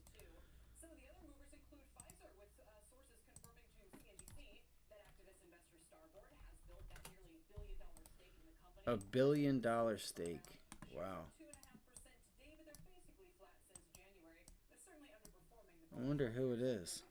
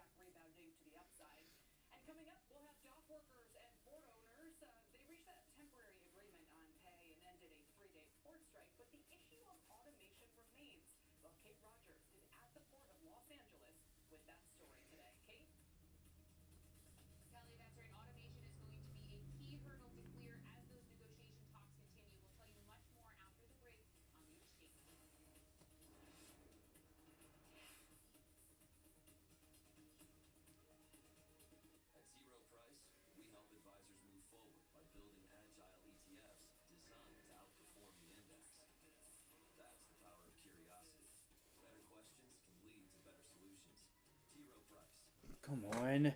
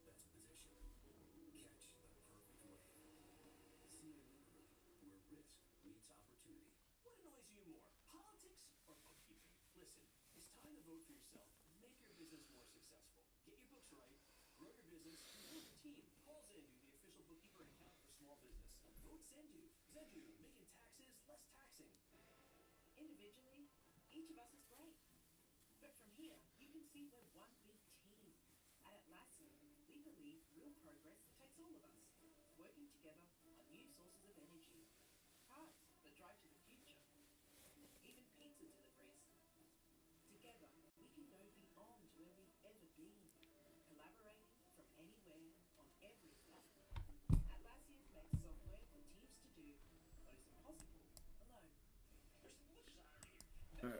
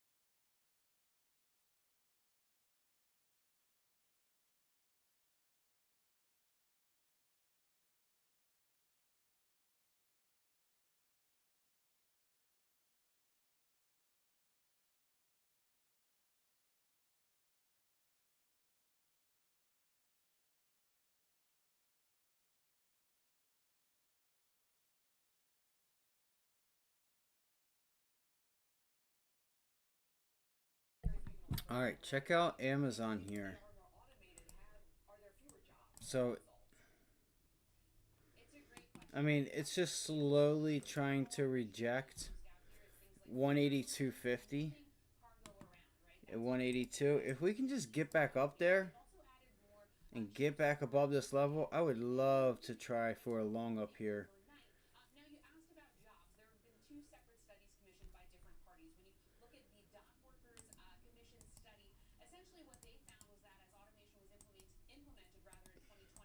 I'm not just going to randomly shoot from the hip and go for it, but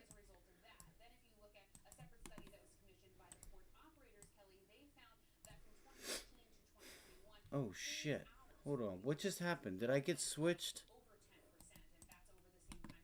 Bro. Oh my god.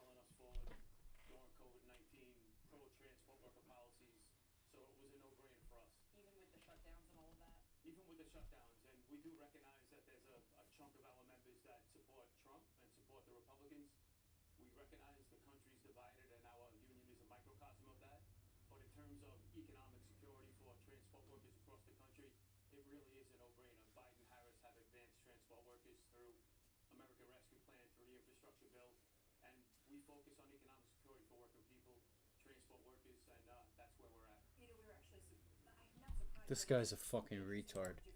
Listen to this. Listen to his reasoning.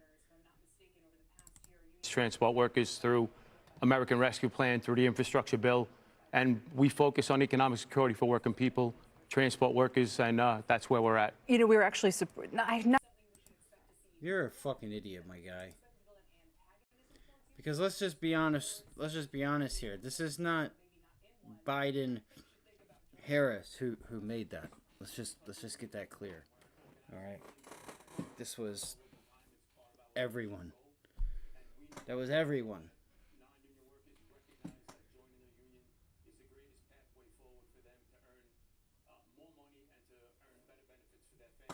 Look. Listen to how he's talking, and he has no teeth. We're in touch with What the fuck is he talking about? As a union, we organize new workers all of the time. It's part of our leadership goal. Bro, they're not taking care of you.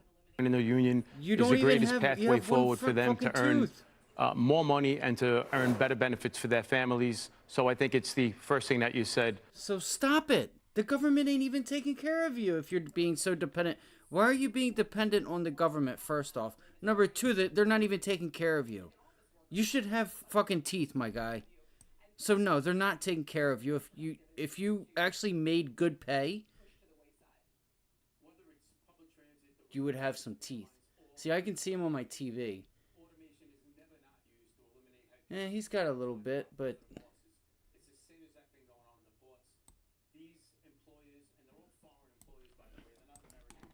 I'll take that one back because it was just like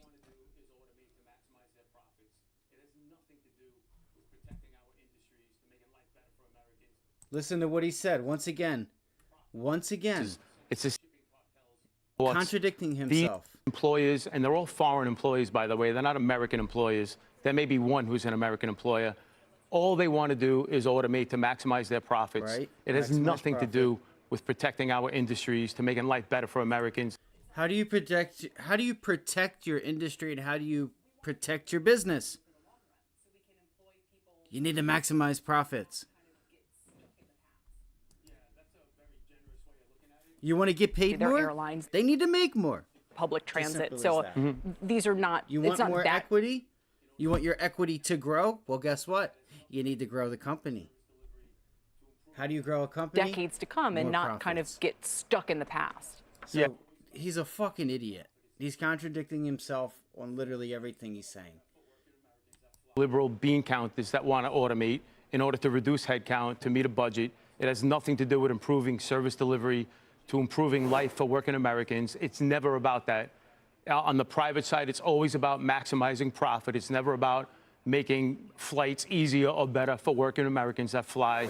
On the railroad side, it's the same exact thing. It's a combination of freight rail and passenger rail. It's always about maximizing profit, chasing the almighty dollar. It's never about making life easier for Americans. One quick last question. As we have seen some unions who are even sort of casting certainly some openness, if not support, to President Trump.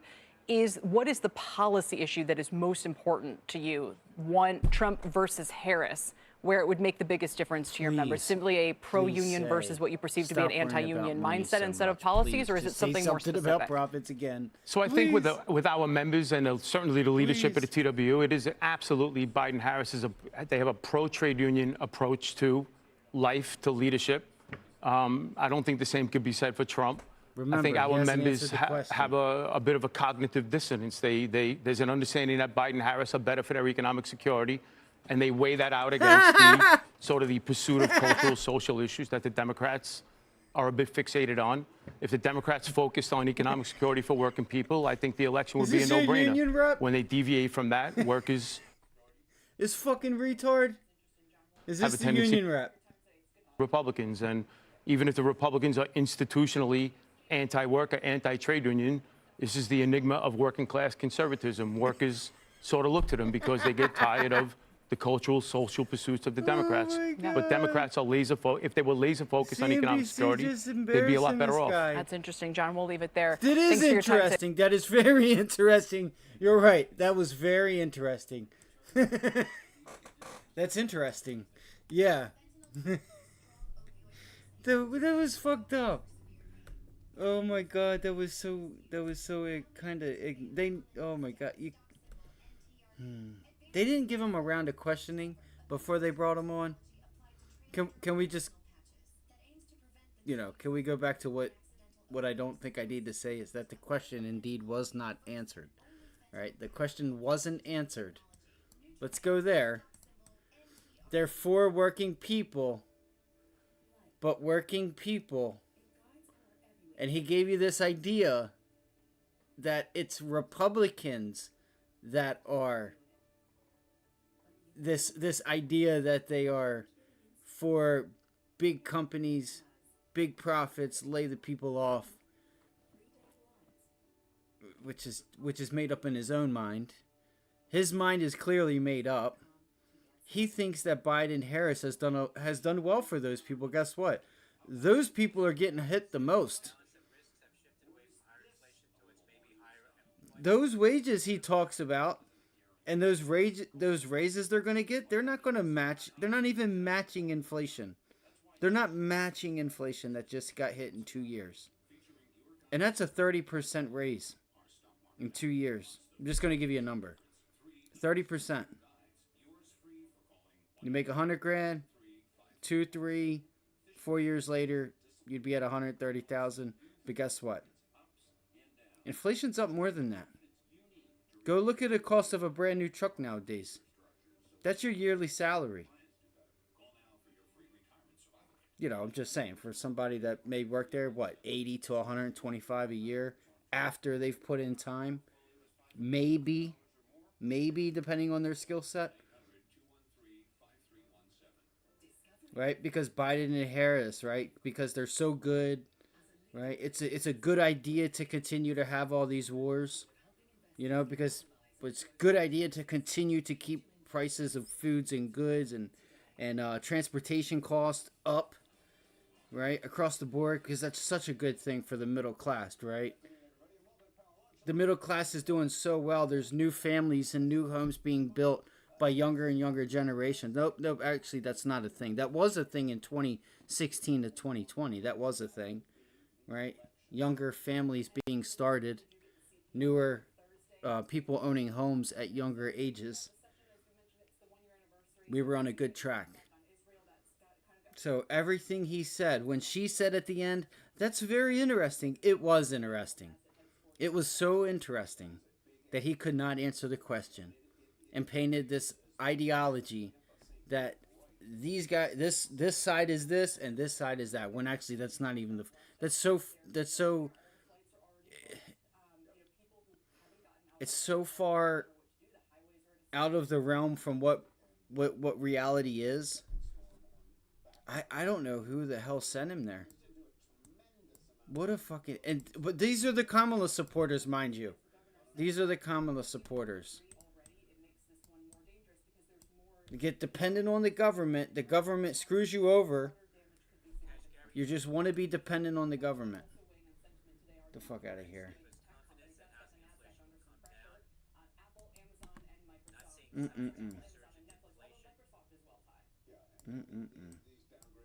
I think he could have been a little bit more ready, but again, he failed to do that, just like he probably fails to see for what things really are, because he wants to just put his biased opinion that he just loves to just slob on big government knob. He just can't say what are his facts, and the facts are the middle class had it better back in 2018 to 2020 than they do now. They were far better off than they are now. So to say that these people are for the middle class is the furthest thing from the truth. And that's why he couldn't answer the question at the end. He made himself look like an idiot. He trailed off and didn't even answer the question. And she said, that's interesting.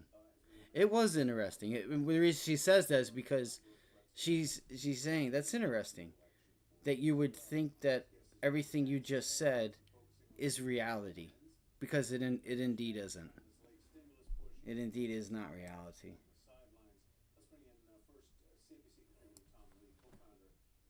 Oh, guess what? Guess who we have? Finally, we're on to some good stuff, and we don't have to talk about politics. Away. This is a shame. This is CNBC, too, by the way. So it's always going to be Kamala Harris and Joe Biden. It's always going to be them. But look who we have contributor Tom Lee, co-founder and head of research with Fundstrat, and our very own Mike Santoli joining us as well. Tom, let me start with you. It was in April on this program that you said you thought the S&P 500 could close at 5,700, maybe even higher. Well, looky here. Look where it is today, right about 5,700. So the maybe higher part is still a part of your formula? Yes, I think it's part of the formula because 585. Bull markets are supported by strong fundamentals, and this is a case where not only has the economy survived extremely high with this earnings interest rates, but the Fed is beginning to cut rates, and an economy that has sort of been languishing has been China, and now we have some stimulus and what looks like some bazooka policies that is supporting that region. And we have a lot of cash on the sidelines. So I think that this is a formula for stocks to do pretty well the next 3 to 12 months. And that's why we think that we would be well beyond 5,700 before year end.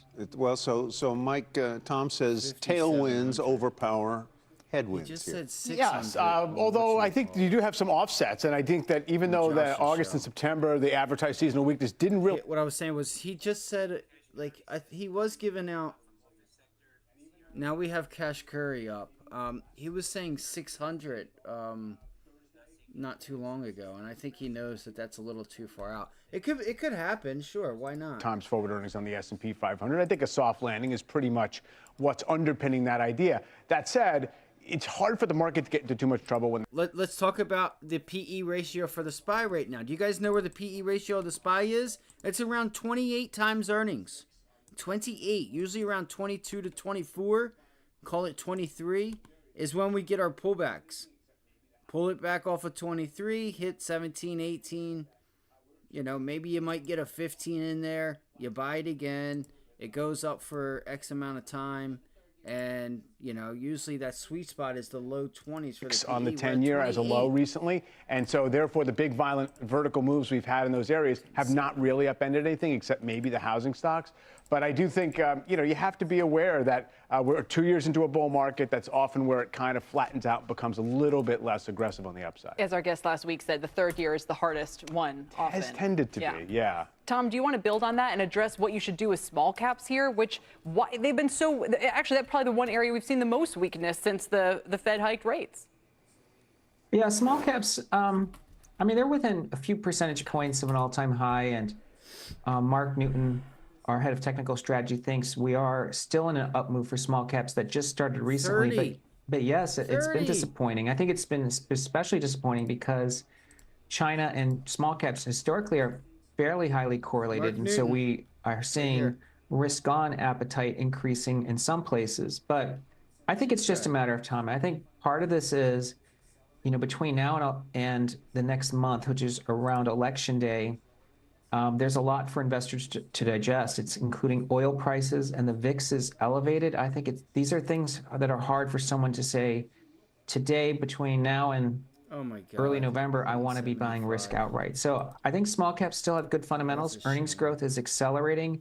The median PE is 11 times, which is almost 7 turns lower than the S&P. So I think there's still the case to be made that small caps are starting a multi-year gain. It's just been very choppy. As you look at oil, what would an interruption of Iranian oil supplies, which is really only 3%, as I understand it, of global output, what would an interruption of Iranian oil mean? Maybe not in economic terms, because it might not mean very much, but what it could mean psychologically to the market. Well, you know, markets don't like uncertainty, and you know, oil is spiking not because of demand, but because of like what you're pointing out, Tyler, the risk of a disruption. And, you know, oil can move up quite a lot before it actually triggers the level of burden that causes a recession. That number is probably closer to $200 today, but it would be no fun for any consumer to see oil at 120 and gas prices more than double. So it's something that I think would be very painful for consumers just to see oil surge, and even if it's temporary. Mike, final thought? I was just going to say, in terms of small caps, I think they've kind of lost any claim on having some special foresight as to what the overall real economy is going to be doing. It seems like it's a prove-it story. When earnings come through, if the earnings breadth comes through, then that probably will be rewarded. But, you know, Russell 2000 is in aggregate like $3 trillion in market cap. That's what NVIDIA is. And NVIDIA is up 3.5% today. And that's actually acting as ballast on this market, which would be a lot weaker. So I don't know if there's anything special about small caps we have to worry about, because the broader S&P 500 has done very well.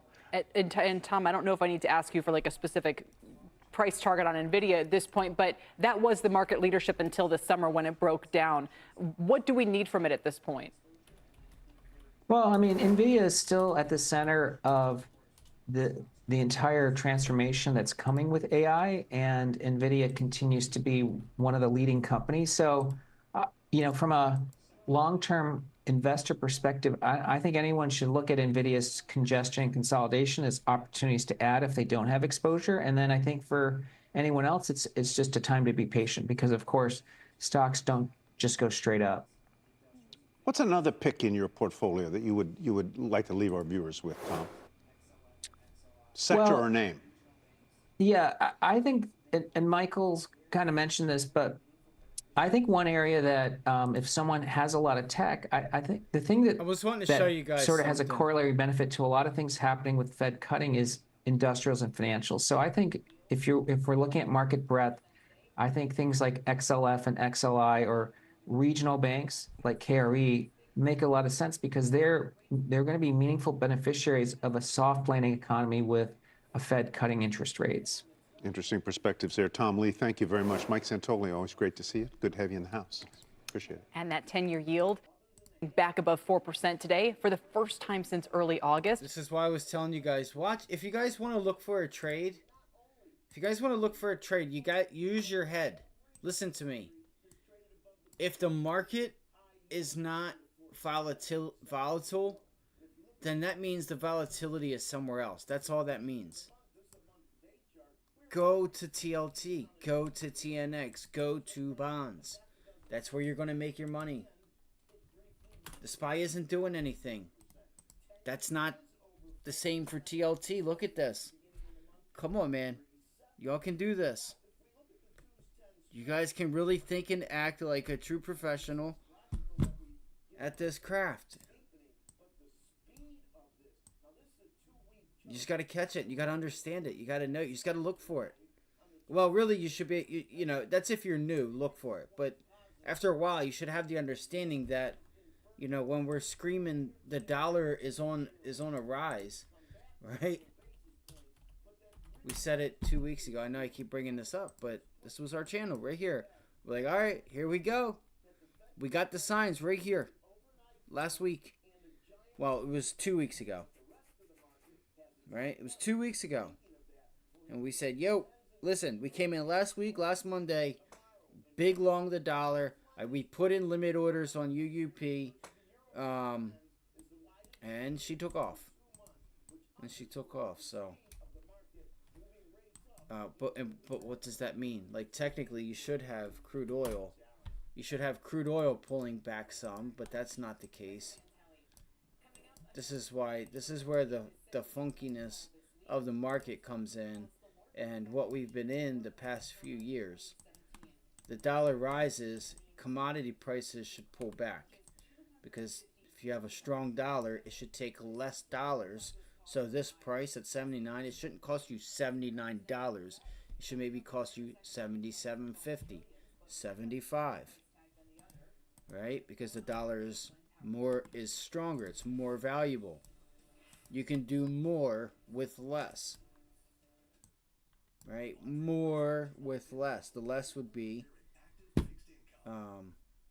this number coming down, but it's not. This is where people get screwed.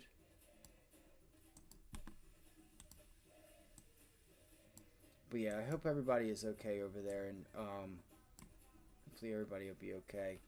I was hoping that there was a chart I wanted to show everyone that I was actually questioning that I didn't think was right. I'm not saying that everybody has to be right all the time, but I was like, I thought that he had drawn some like quote unquote bases, kind of like just put them there, and that wasn't really what was going on. So, but it's all good. All right, what do we have here? So, recently viewed TECB, BA, XLP, Meta, Chewy Hood, Meta, Chewy Hood, Meta, Chewy Hood. Trending now, top gainers, top losers. SMCI. SMCI, what do you mean $40? Did they do the 10 for 1 split or some shit? Or it just became an effect or something? Oh, wow. Hold on. Yeah, that's what it was. I gotta go back and delete all my charts. Wow, are you serious? Dude, look at that, guys. Look at that. That's fucking bananas. Are you serious? Nobody in chat called this out? Look at this volume. This was the trade of the day. Look at that. Dude, look at this. Holy fuck. Millions upon millions upon millions. Massive volume.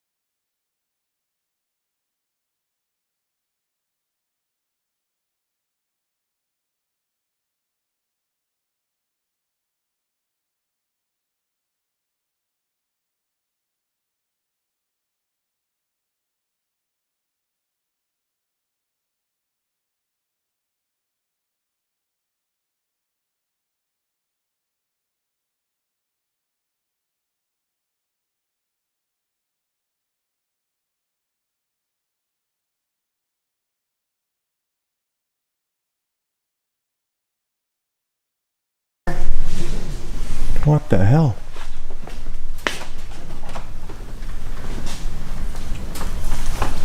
No.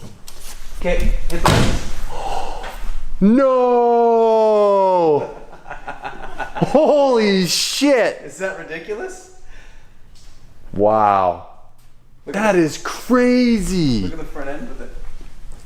That is freaking bonkers. Oh, that is so sick, dude. Yeah, so when we were gonna do the thing for Christmas. Yeah. Well, I was gonna dress up as Santa. Yeah, and then it popped up as an idea for like for lighting. Yeah. LED lighting, and I just thought that'd be kind of interesting to throw in the car. So I ordered it, and it showed up, but it just happened to show up when you were gone. So we just put it on, and thought we'd take a look at what it looks like. That is hilarious. Crazy.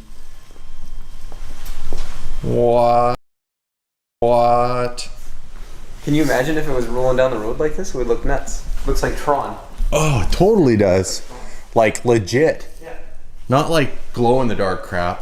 No, this is like it's LED wire light. LED wire light. Yeah. Let's throw the lights on. I got to see how like. So do you have to like? Does it get double-sided tape? How do you stick it on? So that was one of the bigger challenges. That is just crazy. Look at that. But you can't see it. That is nuts. Oh. It's funny. That is nuts. Something to play with. Look at that. And so we had to put it on with something clear, and we had to use something that wouldn't attack or hurt Oh. So these are these like command strips they're called, I guess, and you just pull it and it'll pop right off without hurting the paint or the wrap. Wow. So it's That's intricate, bro. so it holds onto them firmly enough, but not too firmly. Cool, eh? It's different. Just playing with it. We thought we'd mess with the car. We'd mess with the car while you were gone. That's so cool looking. What do you guys see if the cops notice? I don't know what the law is. What if you're Santa? What if you're dressed up like Santa? Santa can get away with anything. What if you said it was just for the electric? You just plug it into the 12 volt. And it'll run off of that. Like, cause there's not much power, right? It's LED. Oh. Ah, It's just a smart. little thing from Canadian Tire. Hilarious. Ollie and his gadgets. Yeah. Dude, it looks. It's like movie magic. Yeah. Hit it. Whoa. Look at it reflecting off of the ground. I know. That is insane. Ollie, start driving out.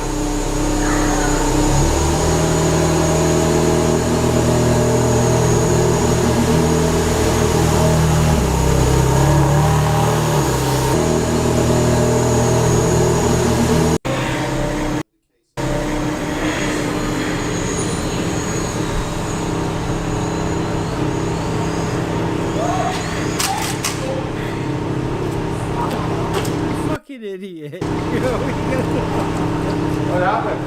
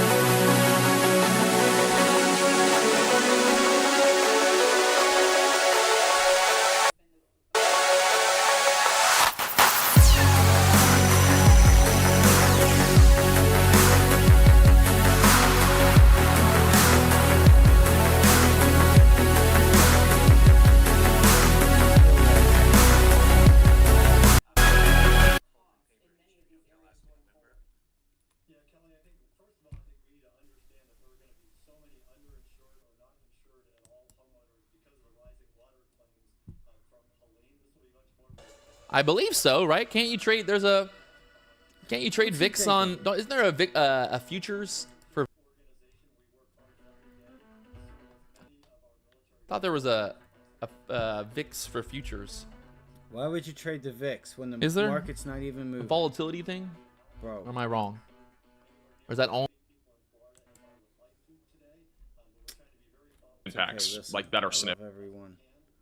I'm not gonna do significant. anything. Just tell the people what they need to hear. And it's just wild how they have so many fucking people on their stream because they have like cool little things and can talk and they have their camera up and it's like, bro, tell them what they need to do to be able to make money. Why? Listen, why would you talk about the VIX? The market is not moving. Why? Why are you talking about the VIX? For a hedge?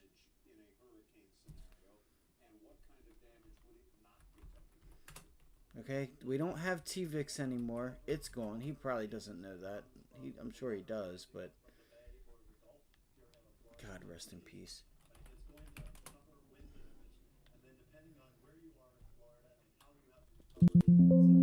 Alright, I want to find something for so if you guys are wanting volatility, the bond market, in my opinion, is really where you might want to be. That would probably give you the best. You got to understand that opportunity has already happened. So you may want to look for a possible reversal. CS50 course, Harvard CS. This is a Harvard University course taught by Dr. Is there anybody in here that knows how to code or do anything with Python or statistical analysis or anything?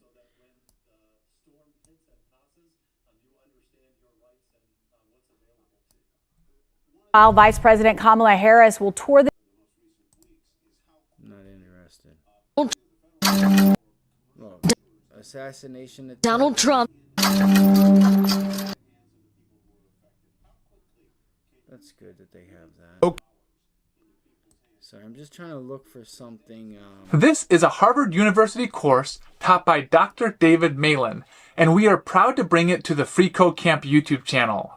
Throughout a series of lectures, Dr. Malin will teach you how to think algorithmically and solve problems efficiently. And make sure to check the description for a lot of extra resources that go along with the course. It's so cool that they have that. It's so cool.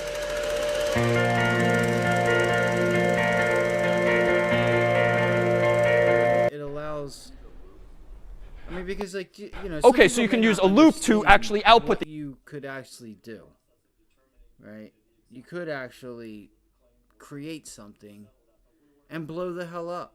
Output these things. More on that in whether you sell it or you have someone else manage it and you keep it, whatever you do with it.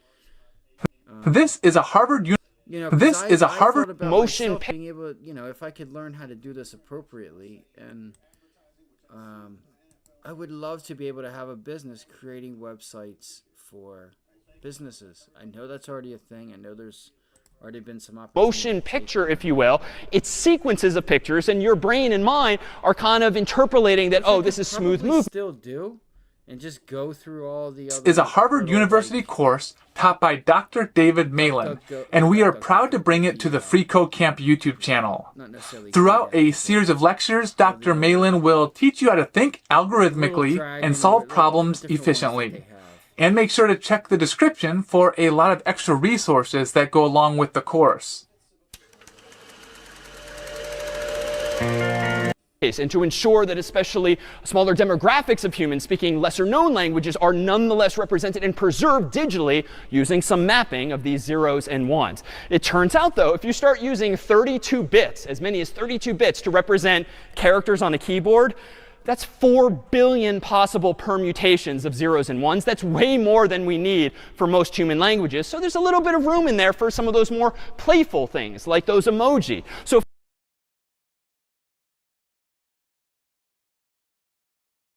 for instance, suppose you got a text message with this pattern of zeros and ones. Or if we do out the math, suppose you receive a text message that if you do out the math in decimal is 4,036,991,106. Anyone know what emoji you're looking at? This would be weird if you do, but what is this? Well, it turns out that as of this past year, this is the most popular emoji to be sent by many measures. face with tears of joy. So that is the pattern that a bunch of humans in the Unicode Consortium decided would represent this. But you'll notice many of you might have iPhones, some of you might have Android devices too, and sometimes these don't actually look quite the same. This happens to be the current version of face with tears of joy on iOS. On Android, it tends to look a little something more like this. And here's kind of a curiosity.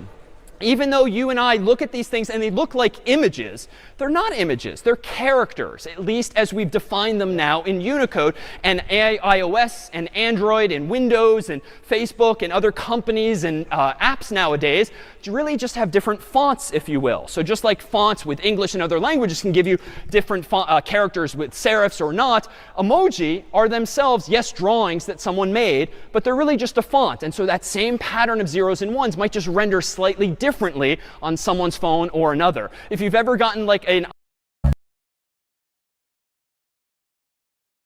that are significant.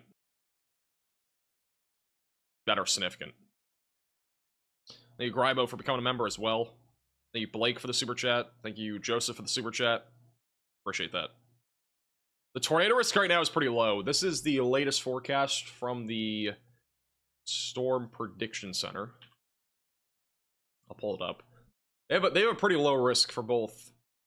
They at least have a low risk for Tuesday. So here's Tuesday. So we have a 2% tornado risk from Miami back through Tampa. So an isolated tornado or two. Tomorrow. And then on Wednesday is when we have a higher risk. There is currently a slight risk for tornadoes across parts of central and southern Florida, mainly along and south of I-4 is where that greatest concern will be. Thank you, Lauren, for becoming a moderate velocity member. Thank you, William, for the super chat.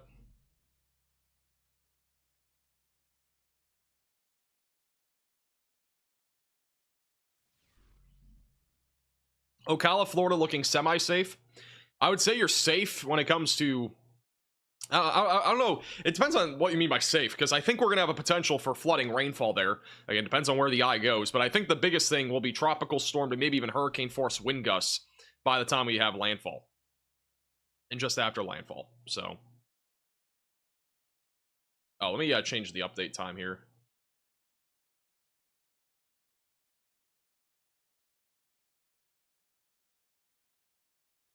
Our next update from the National Hurricane Center will be at 5.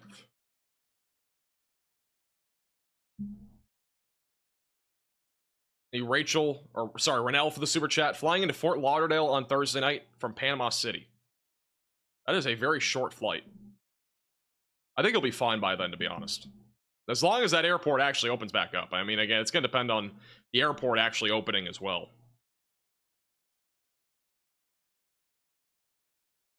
Can you explain how this storm took on a rare path? Yeah, so for those that are wondering the meteorological breakdown to why this is happening, because some people think it's weather modification or whatever else you want to call it, I don't really care, but people are saying this is really strange, and it is. This is a very strange phenomenon that we have happening right now that we've never seen before. That, you know, a major hurricane going towards Florida, taking an obviously unusual path. It started in the southwestern Gulf of Mexico and is now moving to the east and eventually going to make landfall in Florida on Wednesday.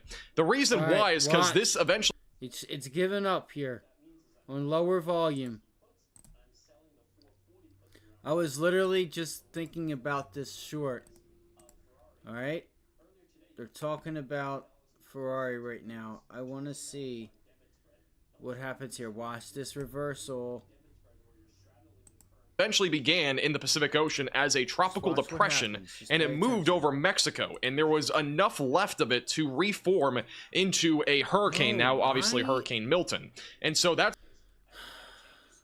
I don't understand why it puts me back like storm surge would be in Tampa Bay near Sarasota. But the other thing is, if this, you know, even if this takes the same path that's currently forecasted, we are going to have some storm surge up and down the East Coast, starting anywhere from as far north as Charleston, South Carolina, and then as far south as Melbourne, Florida.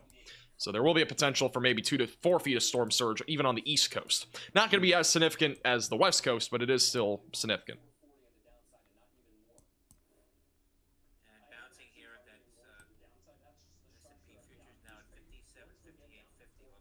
By the way, I'm just letting you guys know, if you guys talk anything about weather conspiracies, you will be automatically timed out for at least Oh, shut the heck. Sometime, but it could be longer than just like 10 minutes. It could be like a day. So please, if you want to talk about that to people on Twitter, feel free. I don't care. But we're not talking about that stuff on the stream. It's so irrelevant to what's happening right now. Thank you, Luther, for the $10 super chat. The recon plane they are flying now doesn't really go into hurricanes. It's dropping pods into the atmosphere ahead of the storm to help with forecasting, not flying into Milton. Okay, thank you. That is, as long as that super chat is correct.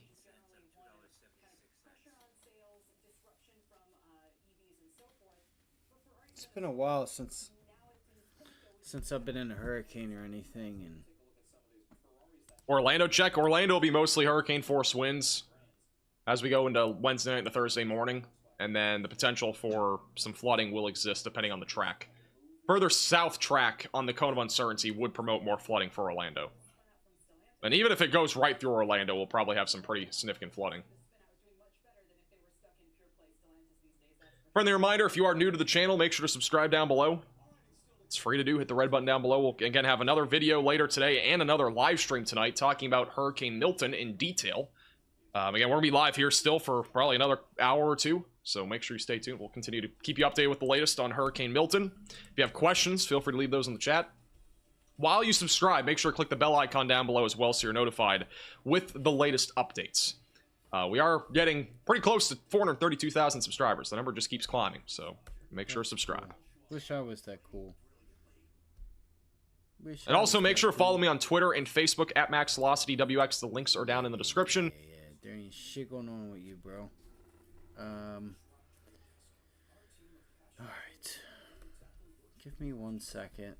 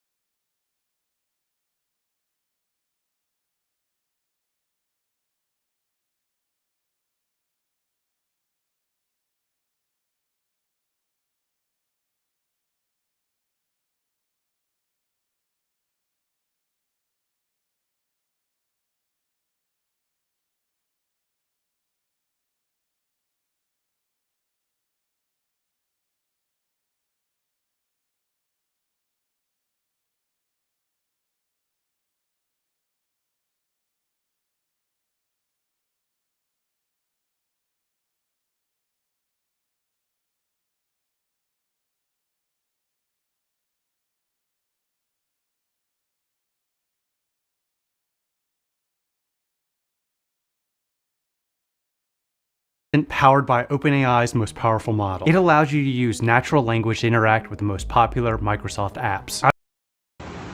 Hello, today I'm going to show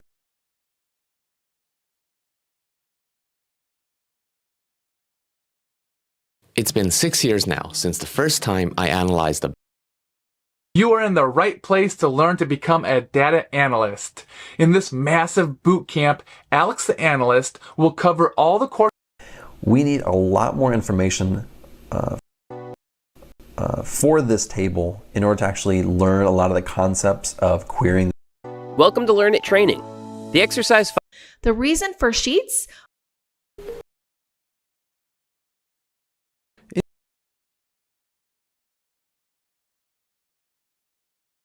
Yeah. Christine Quinn, I don't know who that is. Nope. George Wendt. Oh, that's Norm. Norm.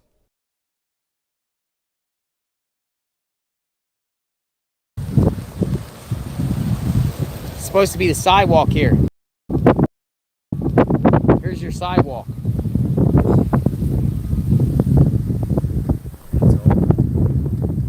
It's like diamonds in the snow. Like, have you ever seen diamonds hit the camera and the lights are just too much?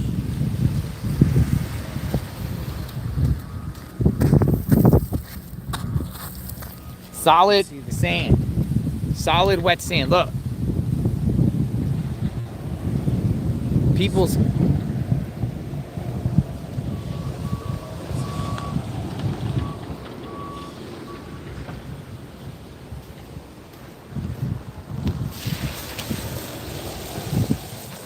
fire hydrant.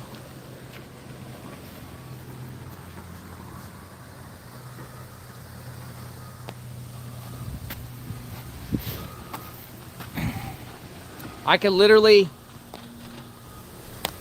touch the top of the sign. Street sign. I can touch the top of the street sign because I'm so high up on sand surge.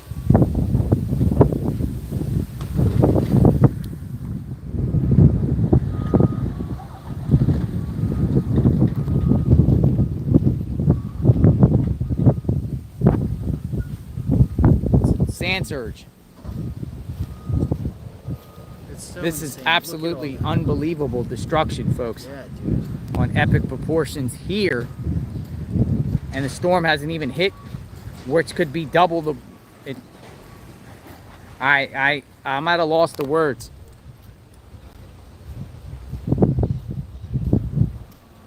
This was Helene, folks. That was 100 miles offshore. This is just from the surge from Helene here, Passagrille. St. Pete Beach.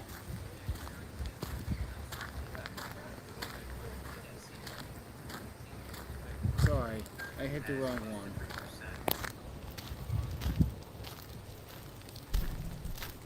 That's wild. That's so wild.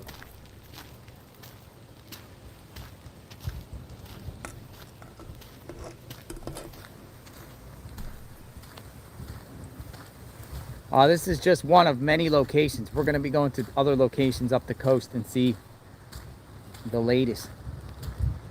This is the worst I've seen out of this storm anywhere.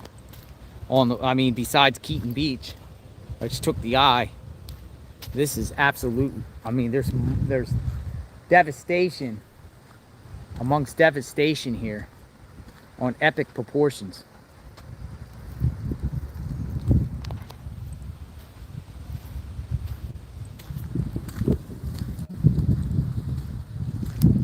I have a feeling this storm will open up channels and open up places that were normally connected.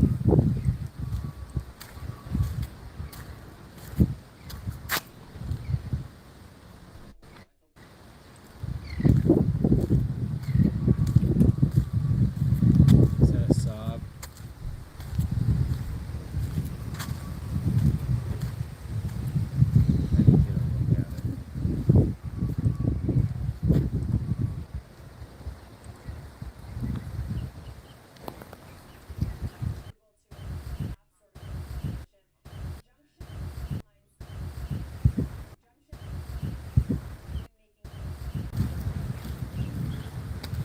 They got their house boarded up.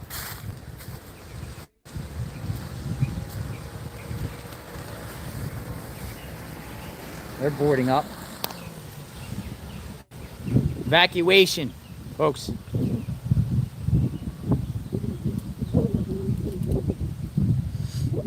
I got all this sand in my eyes. They're talking about dumpster diving, which is like, how fucking ignorant do you have to be in this issue? I am on past the grill, maybe on 6th Street, 7th Street, 6th Street, 5th Street, somewhere around there. I'll see you up here. As soon as I get up here, we'll see exactly. All these vehicles, I suspect, will get off the island. Some nice vehicles here.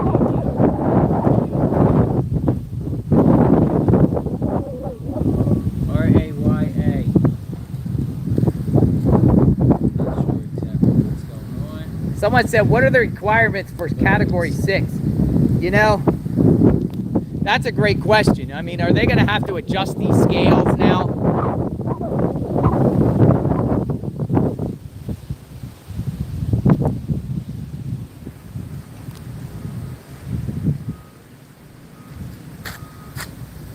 That window's busted out.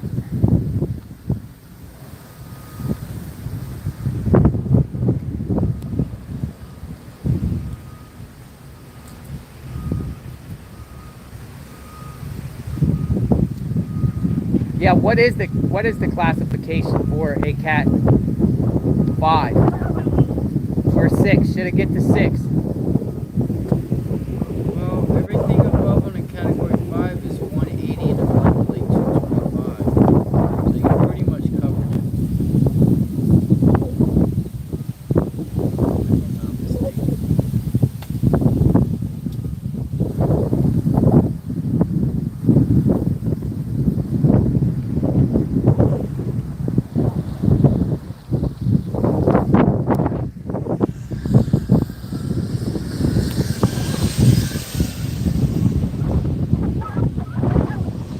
People are fleeing the island. And trucks are coming in, getting rid of the debris. Looks like there's going to be a lot of work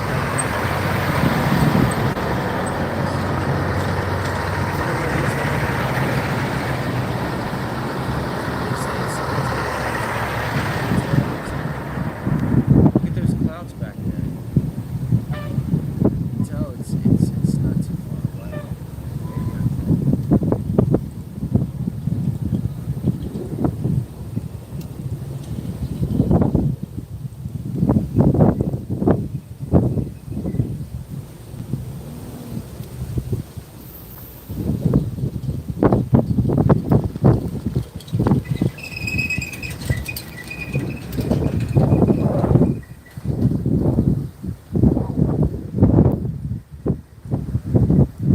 Hey folks, so up here this pier.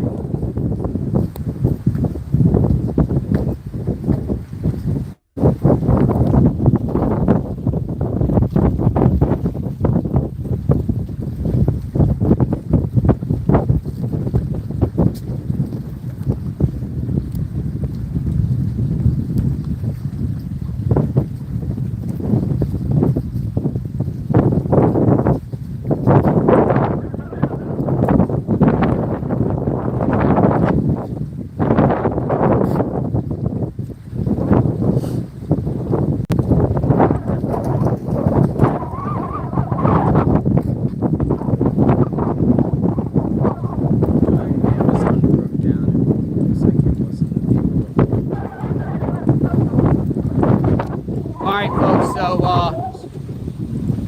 I'm going to go to another location and continue to show you what's going on in real time on Pinellas County. So I'm going to go up a little bit, we'll go towards Treasure Island and see what is unfolding up there.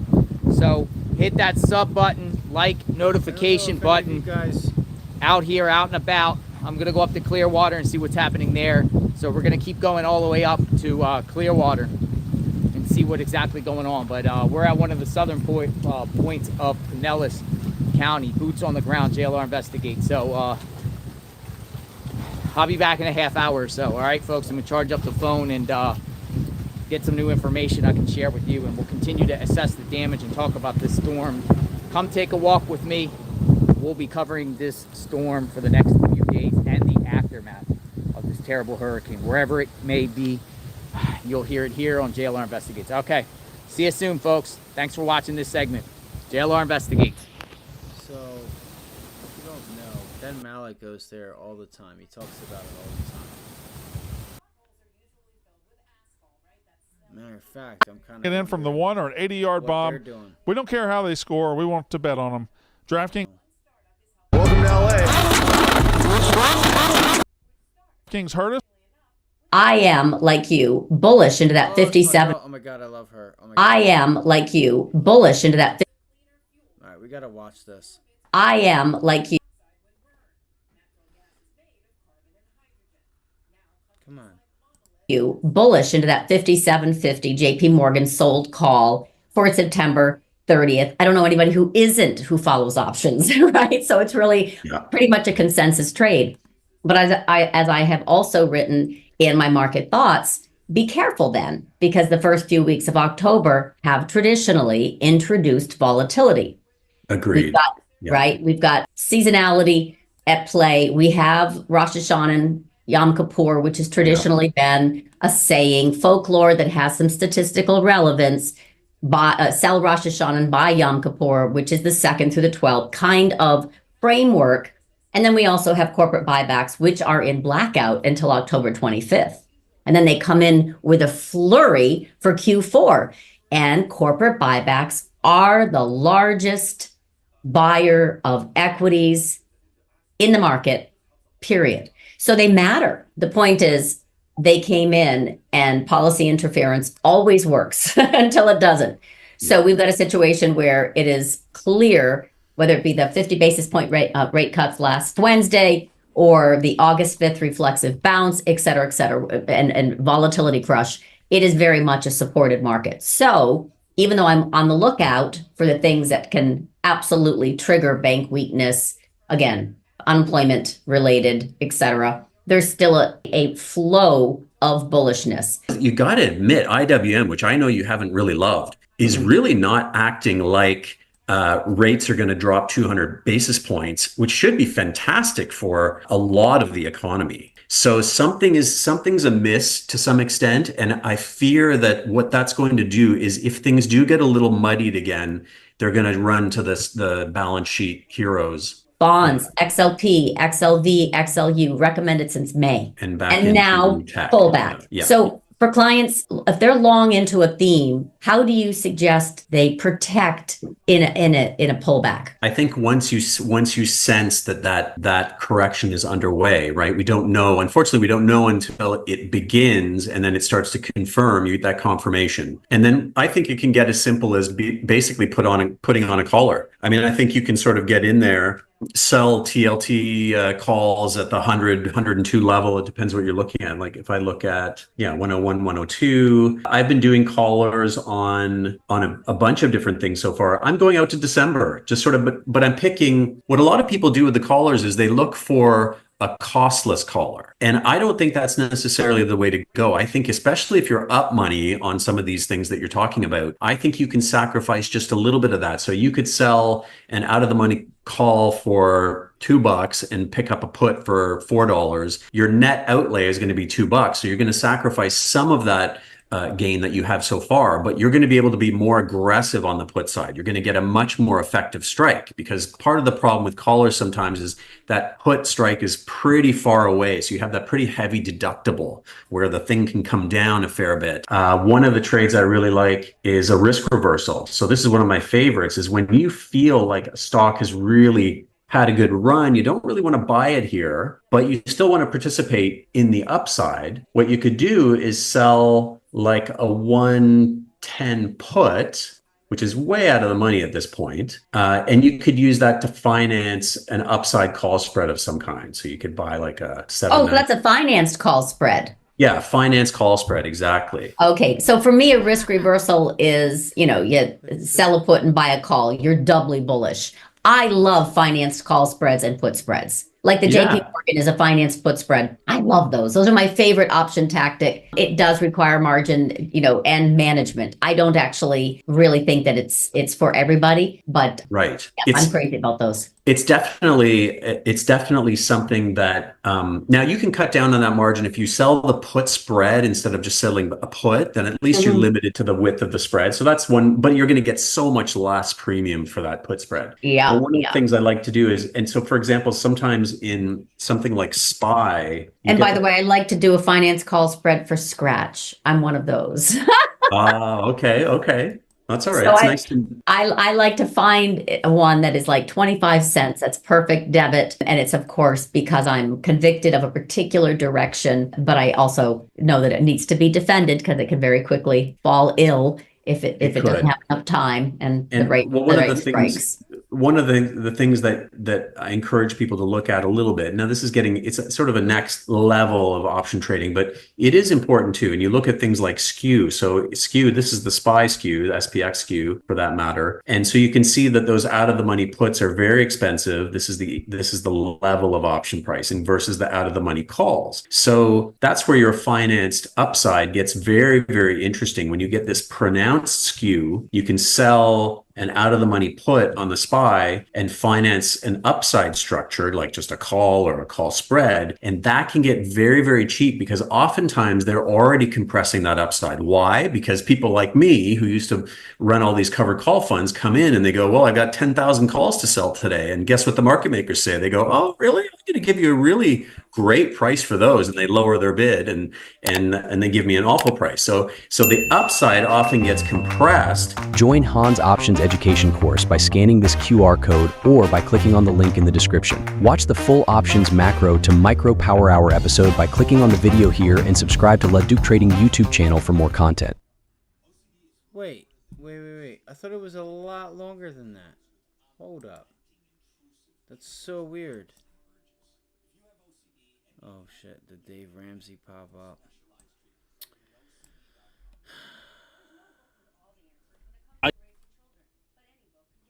I think Paul LaRue is an interesting candidate, but it's not him.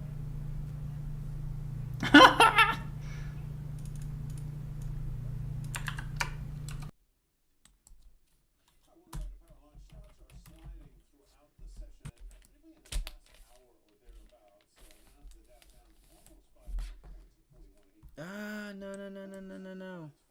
I love her background. I wish I need to do something like that. Come on, what are you doing? Things going nuts. Let's see here. Oh, right here. 100% broke. Fucking Dave Ramsey. He fucking lied to me. He said no debt. Don't use debt.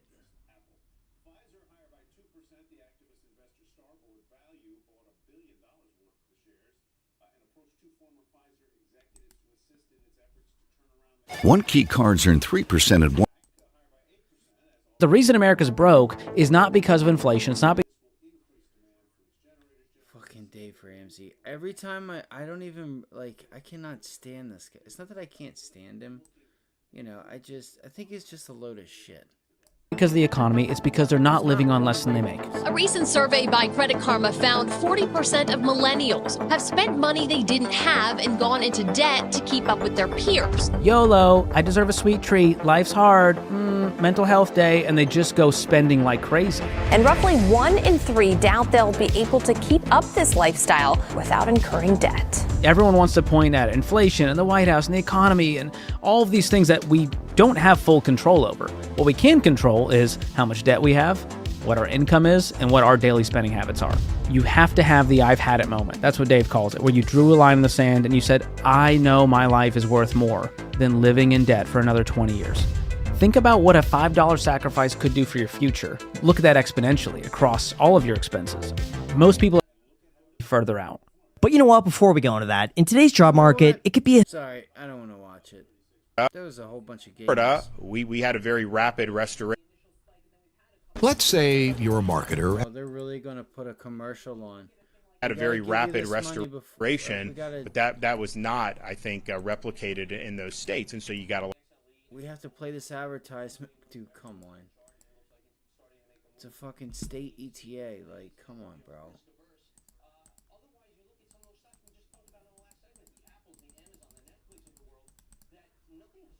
At Harbor Freight, we design and test our That horrible. Johnson, God's ambassador to the streets. I'm the Had a very rapid restoration, but that was not, I think, replicated in those states, and so you got a lot of people there. But you got to bring them in from Texas. Been through these storms recently in Florida.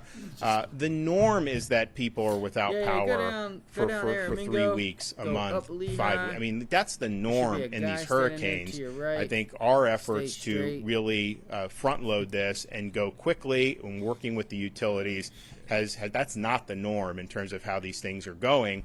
So the fact that you still have people there is not surprising to me at all. But I'm glad that the mission here was completed in record time. I know that's going to be helpful for those. And if we hadn't have pre-staged before Helene, you could be in a situation where you're having, massive restoration efforts still ongoing in the state of Florida just for Helene. So fortunately, that is 99 points still on. If we hadn't have pre-staged, hold on. There is not surprising to me at all. But I'm glad that the mission here was completed in record time. I know that's going to be helpful for those. And if we hadn't have pre-staged before Helene, you could be in a situation where you're having, massive restoration efforts still ongoing in the state of Florida just for Helene. So fortunately, that is 99.9% of that was complete, and we're ready for the next one. How they go quickly and working with the utilities that's not the norm in terms of how these things are going. So the fact that you still have people there is not surprising to me at all. But I'm glad that the mission. What we see and find, we're staging generators for traffic signal and ready. Pause acting is the place to get traffic information. Thank you, Governor. Had no fatalities is because the people that were in those areas that got whacked by the storm surge did get out.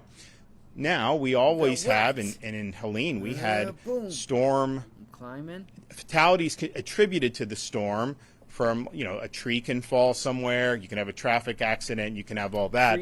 That's just more likely to happen in more populated areas, and it's very unfortunate. And so some of those things can kind of just be freak occurrences with that. But the one thing that people can control is if you are in an area that is vulnerable to this surge, if you get out of there, the chance of you being able to ride this out and returning home safely is very, very high. If you stay in there and you got 10 feet, you're really, really taking a risk with your life and your safety.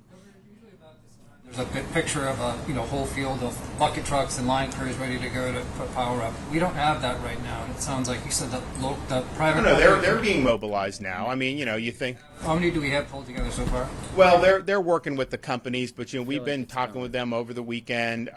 They understand, and so if you look at the path of the storm, Tampa Bay, you got Tico. After the storm, hazard. I'm not going to do it. Hazard. If you have a major hurricane hit in that area this week. So we've marshaled state, and we're going to continue to do that until, we're going to do so. So we do have to do so. It's located 745 miles southwest of Tampa. It has not moved terribly quickly, but that obviously could change going forward. Storm surge watch has been issued for the Florida Gulf Coast from mainland Monroe County northward to the Suwannee River, the Dixie-Levy County line.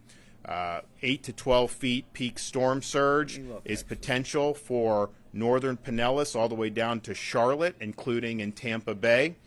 5 to 10 feet peak storm surge is possible from Yankeetown southward to the Pasco-Pinellas County line and from Englewood southward to Bonita Beach, including Charlotte Harbor. Hurricane watches have been issued for portions of west central Florida and Florida's Nature Coast. Tropical storm watches extend further south and north through southwest Florida and the Keys and along portions of the Florida Panhandle. Division of Emergency Management is busy facilitating hundreds of resource requests from communities as we prepare for the impacts. We've already sent major truckloads of food and water to Central Florida in preparation for points of distribution sites after the storm. We're also coordinating the deployment of more than 2,000 feet of flood protection systems and prioritizing critical infrastructure like hospitals, wastewater treatment facilities, and electrical infrastructure. We've deployed a flood barrier around a water pumping station in Bradenton, a fire station in Hillsborough, and more en route to the courthouse in Charlotte County, hospital in Kissimmee, master pump station in St. Pete, and a community resource center in Hernando County. We've also deployed generators to support special needs sheltering operations. And of course, Starlink Internet. All counties have access to that, and we're deploying more as needed. More than 200 ambulances and more than 30 paratransits are in Central Florida footprint, ready to support first responder operations. And as I previously noted, we've ramped up our support of debris removal. That's a 24/7 round-the-clock mission. The state of Florida is amassing significant amount of fuel reserves ahead of Milton, and we're staging it to be utilized as needed. These quantities include 415,000 gallons of diesel, 389,000 gallons of gasoline, and an additional 1.5 million gallons of both diesel and gasoline are currently en route. I know there's different things that are being said, but all fuel continues to arrive at Florida ports. There has not been an interruption of that. I know people are going to fill up their gas tanks, which is a good thing. There's more lines than maybe that we're used to on some of these, but there has not been an interruption in fuel deliveries, and all the ports are checked in on that. Local officials and their vendors must continue debris removal efforts for those areas that are in the potential path of this storm. My executive order requires debris landfill and dump sites to remain open 24/7 to accept debris from Hurricane Helene. We need as much of this debris picked up as possible. This creates a safety hazard, and it also will increase the damage that Milton could do with flying debris. All local entities should comply with this order and work around the clock to accomplish this mission. We have deployed major assets to help, but yet, last night in Pinellas County, there were 300 vehicles. Some of them were state vehicles, but also a lot of private pickup trucks and vehicles who were bringing debris. That's helpful. They should be doing that, and yet one of the gates was locked. There was no one manning it. And so we had this massive line of cars waiting to drop off debris, which is a good thing. And so Florida Highway Patrol basically took matters into their own hands, fastened some rope to a couple pickup trucks to the gate, and busted the gate open. And then those trucks were able to go in and unload the debris. We don't have time for bureaucracy and red tape. We have to get the job done. And the effort that Jared Perdue and Kevin's team have made in helping get the debris off and supplementing the local efforts has been incredible. We have noticed since the weekend in the order, you have seen some more vendors out there. I know City of St. Petersburg has been working hard to get the debris out, and that's a great thing. And they're working, I think, well. But these debris sites need to be open, and we're going to ensure that to be able to do. So just in the last 24 hours, the state has done almost 500 truckloads of debris, totaling 9,000 cubic yards. So that's just from the barrier islands in Pinellas County, bringing to the debris landfills. We have over 200 state assets, dump trucks, other types of trucks and vehicles to be able to do. But keeping it 24/7 is important. We absolutely encourage private citizens to have the debris and bring it in. That's helping the mission. Can't get bogged down in bureaucracy on this. The debris mission is going to continue until it's no longer safe to do so. Clearly, we're going to be able to work all the way through today and probably all the way through tomorrow, given that the storm's likely not to make landfall till later on Wednesday, and that could even get pushed back even further. So we've made a big dent in this. I know folks on the ground locally in those barrier islands and places like Manatee and Pinellas have been working very hard. But let's get this done. Let's get as much of that debris removed as humanly possible, and let's work 24/7 to be able to do it. So we have right now, just in the debris mission, we have 800 National Guardsmen that are also deployed helping our state agencies. We currently have 5,000 Guardsmen that are mobilized for the response to this storm, and we have more than 3,000 additional Guardsmen who will be mobilized prior to landfall. The National Guard's also deploying heavy equipment to assist with debris removal, including Army and Air Force horizontal construction units, tactical high water vehicles, dump trucks, and front-end loaders. Linemen and power restoration resources are being marshaled in advance of the storm. This is a storm, the path of this storm that would hit the western part of the Florida Peninsula, then go all the way across the peninsula and exit in the Atlantic Ocean. That's going to impact a lot of different utilities. We've spoken to most of them, and they're working to get people here. You know, if you look, we had Helene, and there were 2.4 million restorations, but 99.9% were back within a few days. Yeah, there's still hundreds of thousands of people without power in some of these other states that got hit by Helene. So there are crews working there, but they're bringing people in from far and wide to be able to respond accordingly. This path of this storm, you know, we don't know exactly how it's going to go. I know they say the eye is going to go here or here. That can move. When you're talking about 30, 40, 50 miles north or south, will make a huge difference in terms of who gets the worst surge, how much power is ended up taken out. And so we have no way of knowing how that's going to shake out. So the resources are being brought in, and the power restoration effort will begin as soon as it's safe to do so. Again, I made this point yesterday, but all of our assets that we had lent to assist in North Carolina are here in the state of Florida. We have a temporary base camp at Tropicana Field to support not just the debris operations, but any post-landfall first responding operations. So we have landfall is going to happen probably sometime later Wednesday, maybe early Thursday, and it could potentially speed up, and so maybe it'll be a little earlier than that. It could continue slowing. Maybe it'll be a little less, but there is going to be a landfall in the middle of this week. Monday morning, where we are today, you have time to execute your plan, but you got to do it now.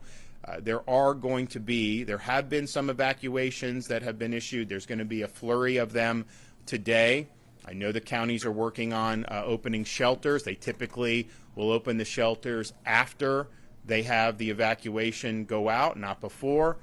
So make sure that you're following the news coming out of your local county. But all these barrier islands, all these areas that would be susceptible to this storm surge that's up and down the west coast of Florida, you should assume. Sorry, I didn't know if anybody was watching it. I had to grab something to drink. I was checking on my little girl. Alright,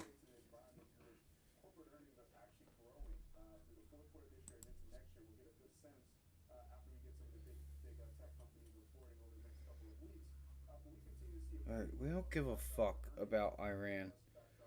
We really don't. Alright, Iran, come make it a problem. And until then, let's just worry about what we got going on. Until they want to get in our business. What the fuck? Come on. What is this? How did I get that? Oh, because I clicked fire, they all of a sudden want to give me... What's going on?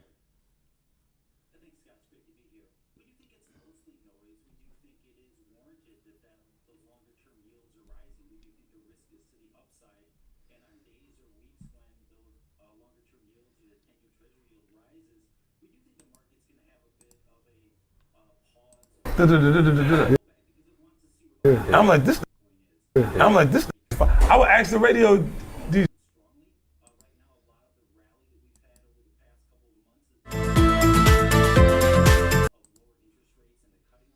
Yeah, we don't do that. If there's a need to have more particularly in Central Florida. So we'll do that. But you have an opportunity today to do what you need to do to execute this plan very soon. We are very soon. All tolls in western part of Central Florida into Central Florida as well as Alligator Alley. You know, people sometimes will say, you know, where do you evacuate to? They just want to get out. They don't want to just stay local, and they want to get out. Well, I think that probably the easiest route would probably be to go north if you're in Central Florida, because the way the storm looks, it looks like it's going to have more of an impact on Central and Southern Florida. Most of these places in Tallahassee and Northern Florida likely aren't going to see as significant of impacts, but be that as it may, just understand that if they have a storm going into the greater Tampa Bay area now, it is possible that that could shift further south. So if you do evacuate south, you may be ending up going to where you're going to have a lot of the storm anyways. We saw that with Hurricane Ian, so just be mindful of that. But again, you don't have to go hundreds of miles. That is not required. Any place that's going to be open as a shelter, Florida hotels that are built, you know, within the last however many 20, 30 years are all going to be able to withstand hurricane force winds.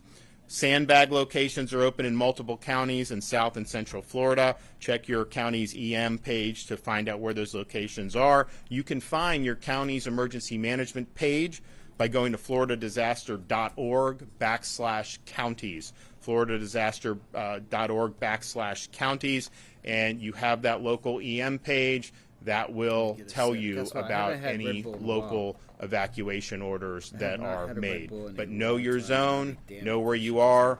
You know, the bad thing about having a storm right on top is we have these logistical challenges. The one thing people have with Helene, they know if they got a lot of storm surge with Helene, very well may get even more with this storm. So don't mess with the storm surge and do what you need to do to keep yourself and your family safe. We're going to be continuing to work around the clock here at the Emergency Operations Center. We're doing all the things that we would normally do, but then obviously we have this debris removal mission that we've dived into to be able to help these local communities that have all this. It's going well, but we need to keep doing on that. Okay, Kevin Guthrie will come up and give an update. Thank you, Governor. Thank you for once again supporting the division, the State Emergency Response Team as we respond to Hurricane Milton. The State Emergency Response Team continues to work on more than 600 mission requests received from our counties. Residents should begin finalizing your disaster plans, and if your plan calls for you to evacuate, you should do so today. Many of the counties are going to issue their evacuation orders today. Some of them, for example, Pasco County, will start at 10 a.m. this morning. Others will be Pinellas County, I believe, at 2 p.m. this afternoon, and still others will have varying times. You may ask why the varying times. Each county's population is factored into that, so the clearance times is what they will be making those decisions based on. So those evacuation orders will be going out today. I would highly recommend, if anybody has the means to do so, you have the capability of going to a hotel, staying with friends and families, get on the road today, wherever that might be. There's hoteling in Orlando. If you are 100% going to need to be dependent on power and you have the means to do so, you may want to consider a Jacksonville. It's likely that Jacksonville will not experience any type of power outage. So if you've got to be guaranteed power and you have the financial means, you may want to consider something a little bit further away. However, for those that do not, shelters will be opening. We recommend that you start moving towards a shelter. Shelter capacity will be limited. You heard the governor say that we are going to work on supplemental sheltering. We have identified state buildings. We have identified vacant buildings across the entire footprint of Florida that we will be opening up additional shelters when school buildings and other shelters, traditional shelters, start to reach their capacity. Many of you may need to resupply your disaster supply kit. Again, that is a today thing. You need to be doing that today. If you get to a shelter, there will be food and water there. It will not be sit down eating. It will be shelf stable meals. It would be more of the type of material or food that you're used to seeing at a point of distribution, but we will have food and water. If you have access for functional needs and have not registered with the Florida Special Needs Registry, you need to do that this morning. They've already started, cities and counties have already started call downs of their special needs registry to ensure that those individuals.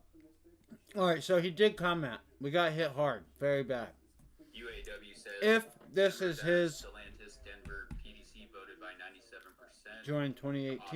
International UAW to call a strike if the union cannot reach a settlement with the company. Sticker STLA. Sandy Tango Lima Alpha. Let's see.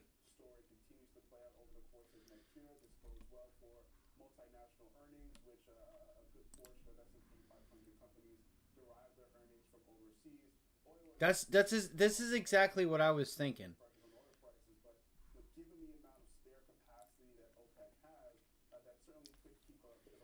Hubert's Marina YouTube channel. Let's go look. That's a shame, man. This is what I mean. FTX's liquidation plan receives court approval.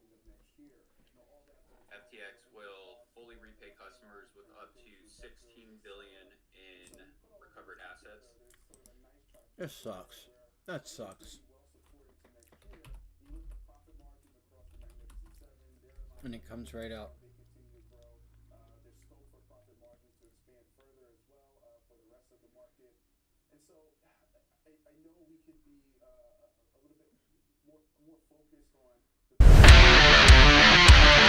Sorry, I know that's very loud. I'm sorry.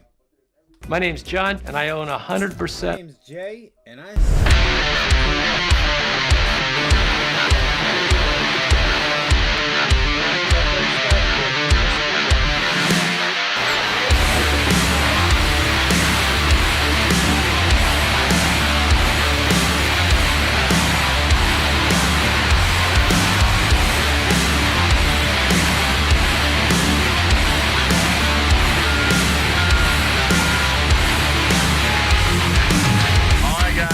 Day 6 here, things are looking up.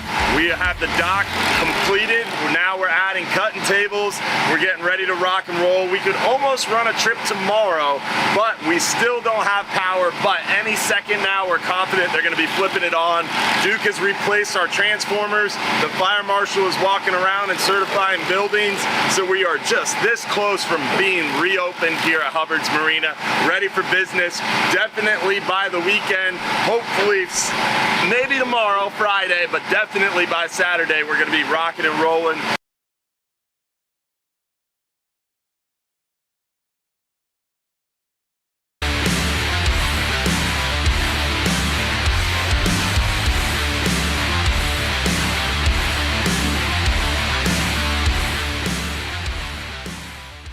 All right, guys, we are starting day 7 here. Well, we've been here.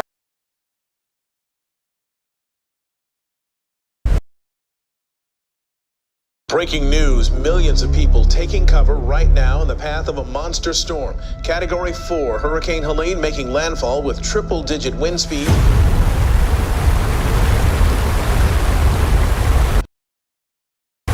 Knocking out power and creating with triple-digit wind speed. Triple-digit wind speed.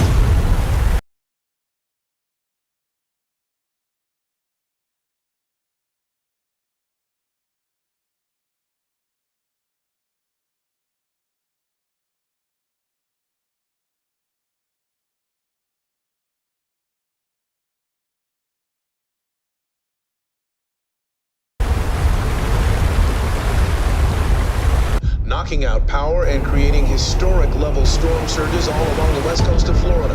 The damage happening right now expected to be catastrophic and definite.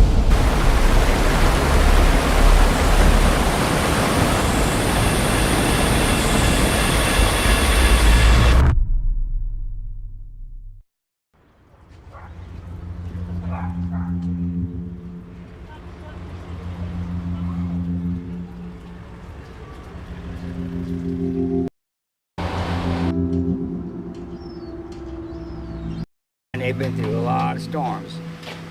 Hardcore fishermen, we're all fishermen, all 3 generations of fishermen. I still fish at Hubbard's Marina. We're rebuilding.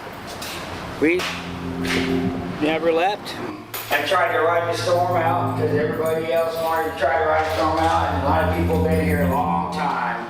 My family's been here a long time, and they've been through it all. Let's ride it out, ride it out. Well, you know what? This is not the one to ride out, and I will never ride one out again because I was in the worst situation, life-threatening.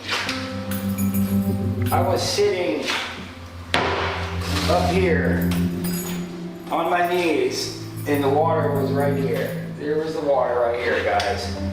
Like this. Trying to save everything personal that I could have, so I could save and put it on top of blocks and blocks on blocks, and then put this on top of the couch and get the couch right and everything's right. And then it came up so quick that the water was running through the windows and the seams and the bottom of the cracks of the terrazzo floor that everything floated, and all you heard was a bang, and then it all fell down at once and you just lost everything. There was just no saving anything. This storm here was a super storm, and it pulled so much water up so fast, it just completely devastated us really quick. The people that stayed here, like me, I just, everything I own, and you know, I had that mentality, you know, I'll stay, you know, I boarded the doors up, found it, everything's good.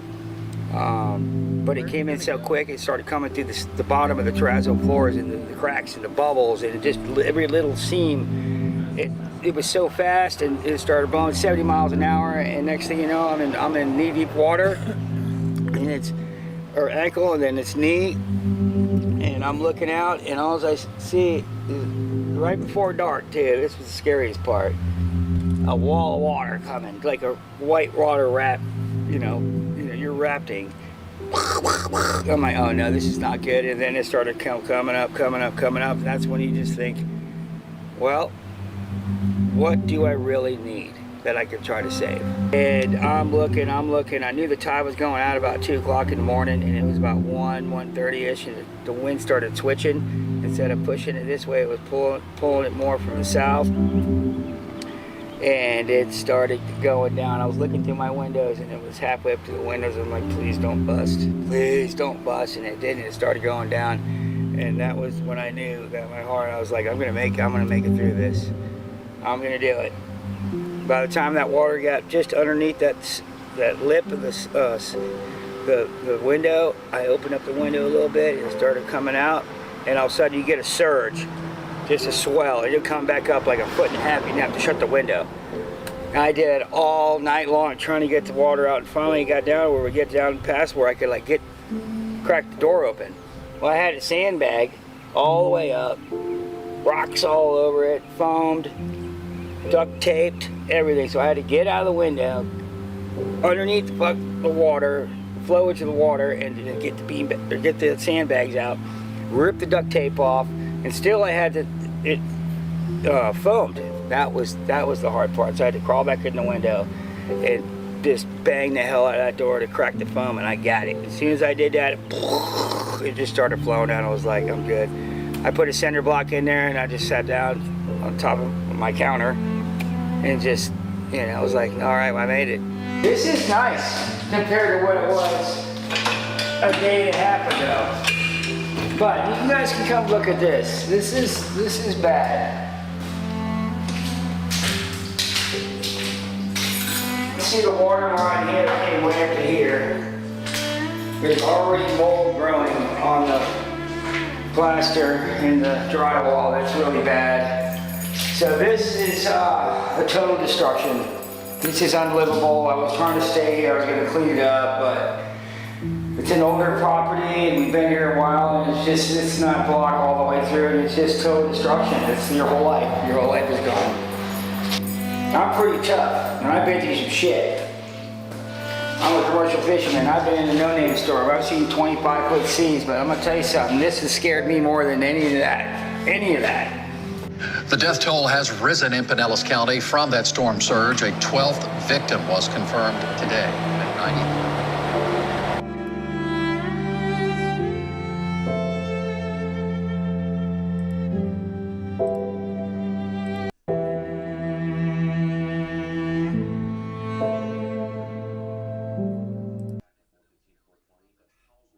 lost everything anyway. What was the point of me being? I'll save my guinea pig. My guinea pig survived. He was in the cabinet eating marshmallows or something. But we survived, so I saved one life. But yeah, it's tough. So that's my story, man. I mean, don't ever.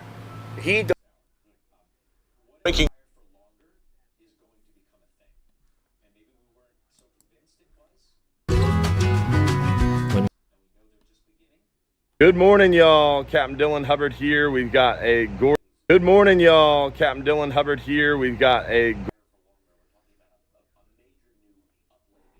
So this is the restaurant that they were just at a couple days ago.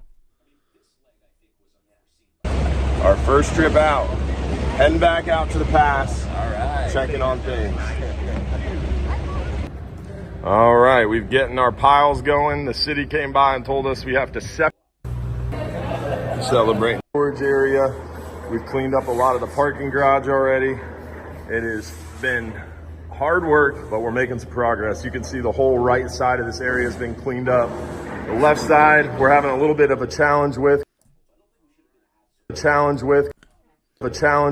a lot of these are. Even think that are there to be able to take care of that, you know.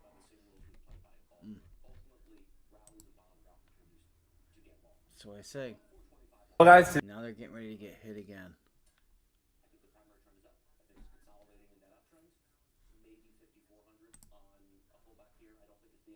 Hey, small business. Still dump truck. He got a Corona.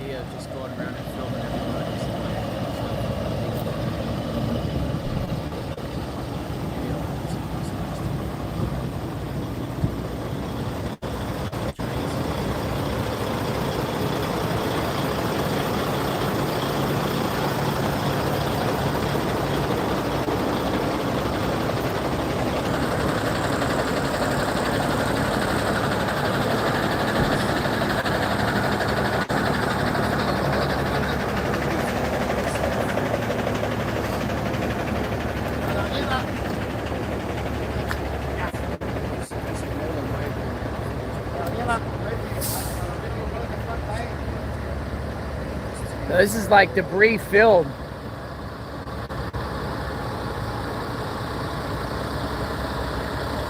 Unbelievable, folks.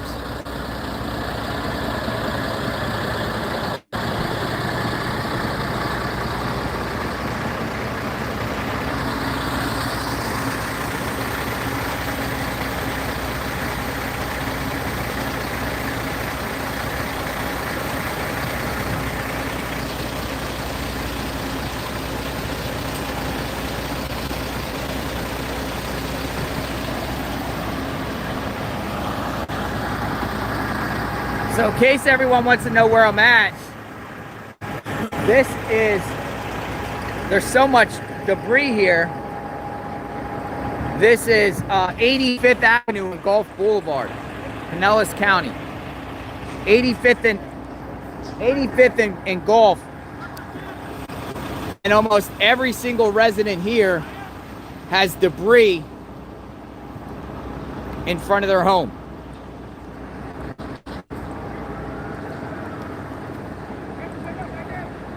It is massive. The cleanup underway. I hear, and it's starting to rain a little bit too. We're gonna work back on the 86th Street on the road. Look, they're towing a car. I was wondering what was going on. I didn't know if it was a loader loading up sand or what.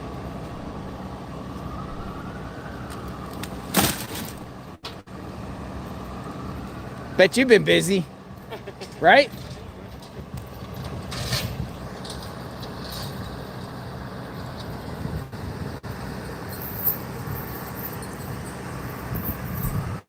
Dude, the streets are all filled with people cleaning up.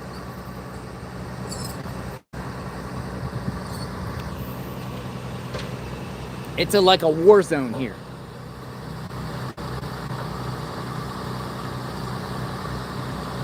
Absolute war zone. Block after block after block.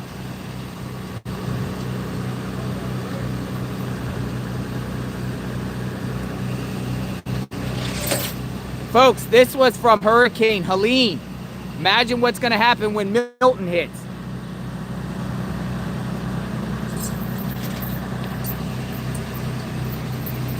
Imagine what's going to happen when Milton hits. Brevard. That's a Brevard truck.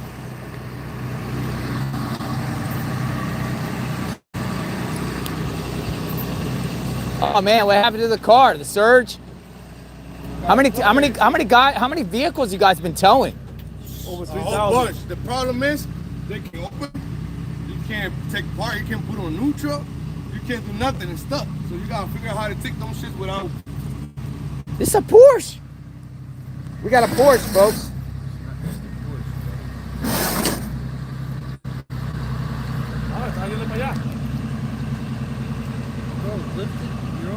There's been vehicles towed all over the place, folks. That was a Porsche, pretty much storm surge. Somebody left there. I mean, a lot of vehicles. Well, I'm hearing thousands and thousands of cars have been towed in the last week from Hurricane Helene in just this area. I mean, even when we talked to my friend Cliff Gephardt in Gulf Acres, north of St. Pete, he said hundreds and hundreds of cars. He might even use the word thousands, but the car aspect, because people had cars in their garage and they never towed them, or they never took them out, you know, and they never took them out and got them away before the storm hit. And, you know, hopefully everyone got their cars, because a lot of these homes are going to be completely underwater. If you get 12-foot storm surge, entire homes are going to be underwater here. And we are at the bullseye of where this massive, we are in the absolute bullseye where this 15-foot storm surge, and they upped it 15. I'm seeing a lot of people saying suspect 15-foot storm surge with this.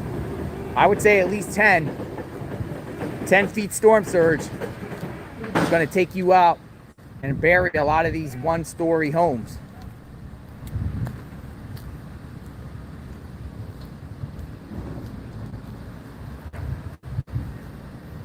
I mean, it's like the cost of living on the water, and it's bad. Yeah, I mean, it's a Cat 5 right now. This is probably one of the biggest storms ever in the Gulf of Mexico right now, and it just blew up. Have you ever heard of a storm that went from a 1 to a 5 overnight? Because yesterday was a 1. Matter of fact, yesterday wasn't even a hurricane. I think it started in the morning or something like that. Really, I mean, within one day, a 1 to a 5? Boom. You kidding me? It's just something's not right here, folks. This is just because of the Gulf of Mexico being warm. There are other factors into play. How does a storm just blow up from a 1 to a 5? All right, so we got more trucks. The cleanup is underway. The massive evacuation. There's so much stuff people have outside their homes. It's unbelievable.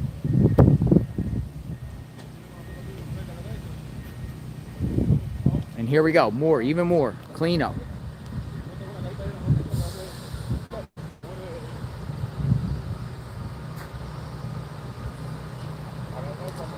Share this video out, folks. JLR investigates, boots on the ground. Live at Pinellas County, spot where it's going to be ground zero of where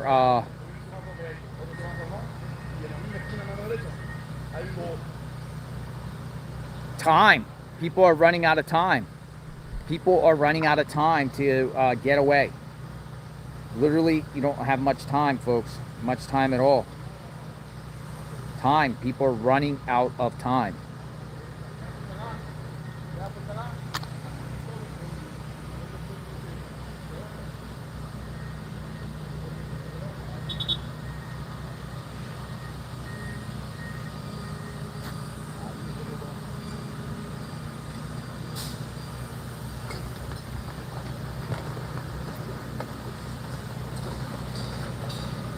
before running out of time, folks.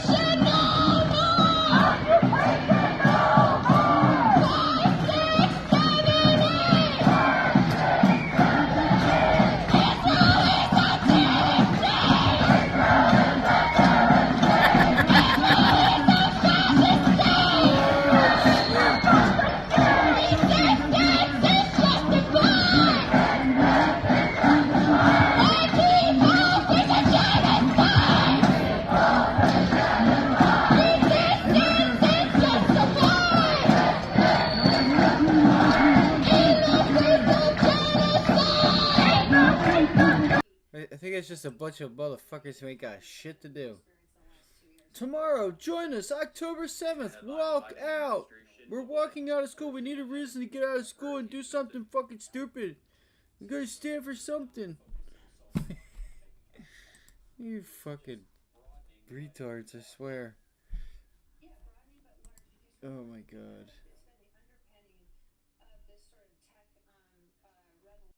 Oh my god. Net non-long dealer positioning.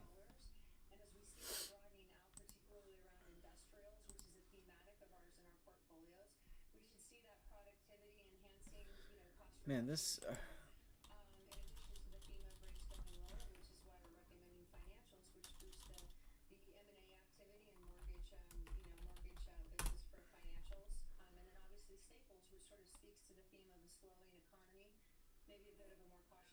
oh man, this was just before. See, this was just before. We're in a Key West campground, A&B.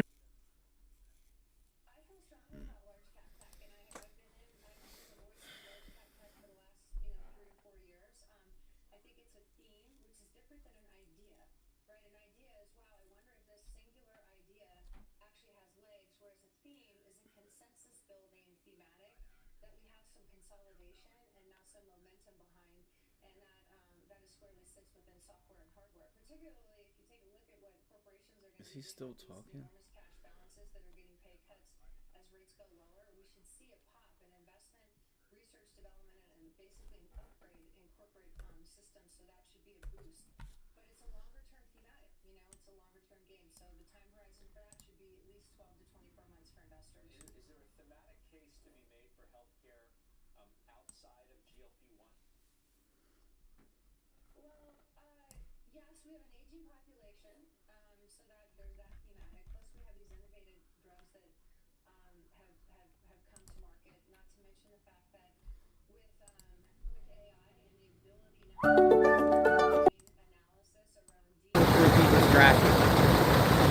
Just want to let you know.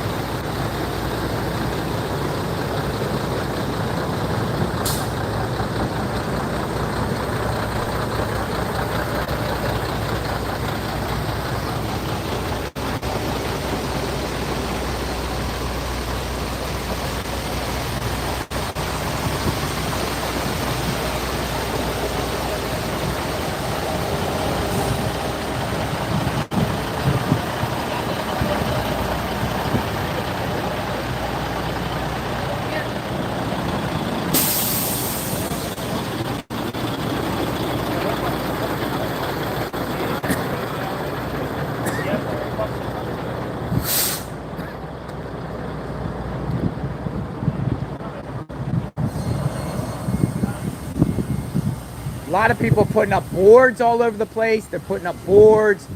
Are you guys good for this? They pay good? Yeah. Yeah?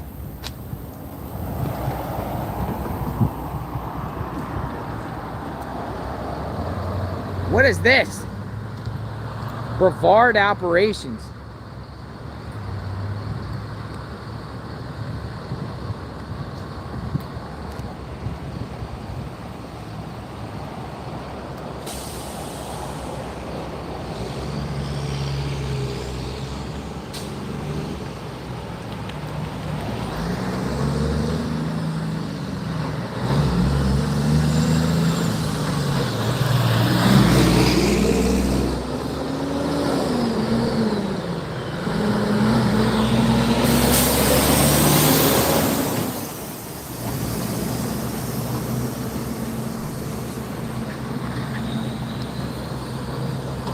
So the massive cleanup is underway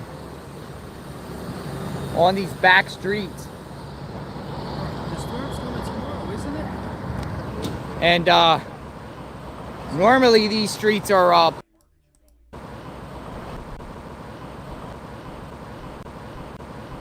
and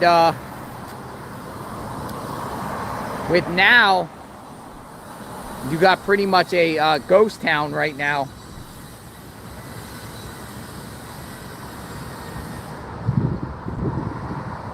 I've been seeing, you know, when I turned off my live, I've been seeing like a convoy of like Florida National Guard or Florida State Guard going through the streets in convoys.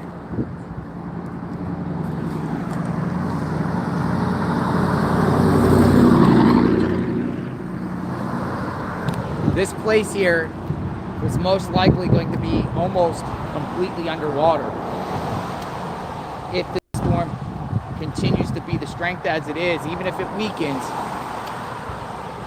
and goes to the north a little bit, this place will be underwater.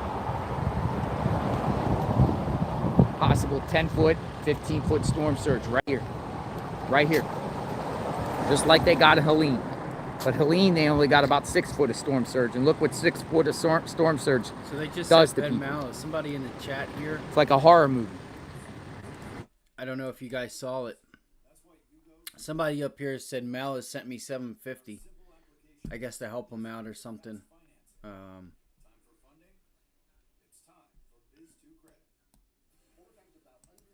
It might be bullshit. I don't know.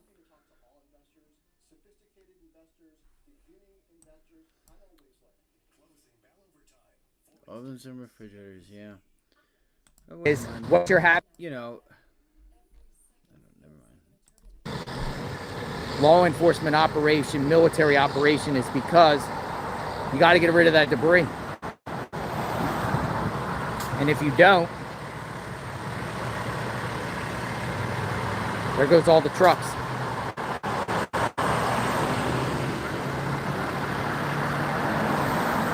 If you don't, people are in big, big trouble.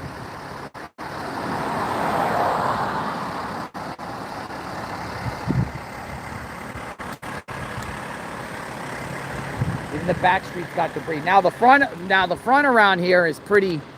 It looks. Well, again, you got things like this coming up.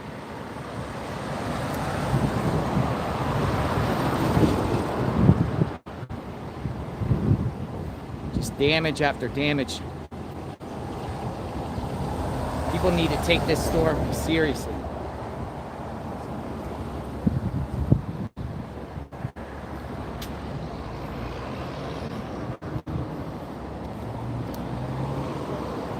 You guys sticking around?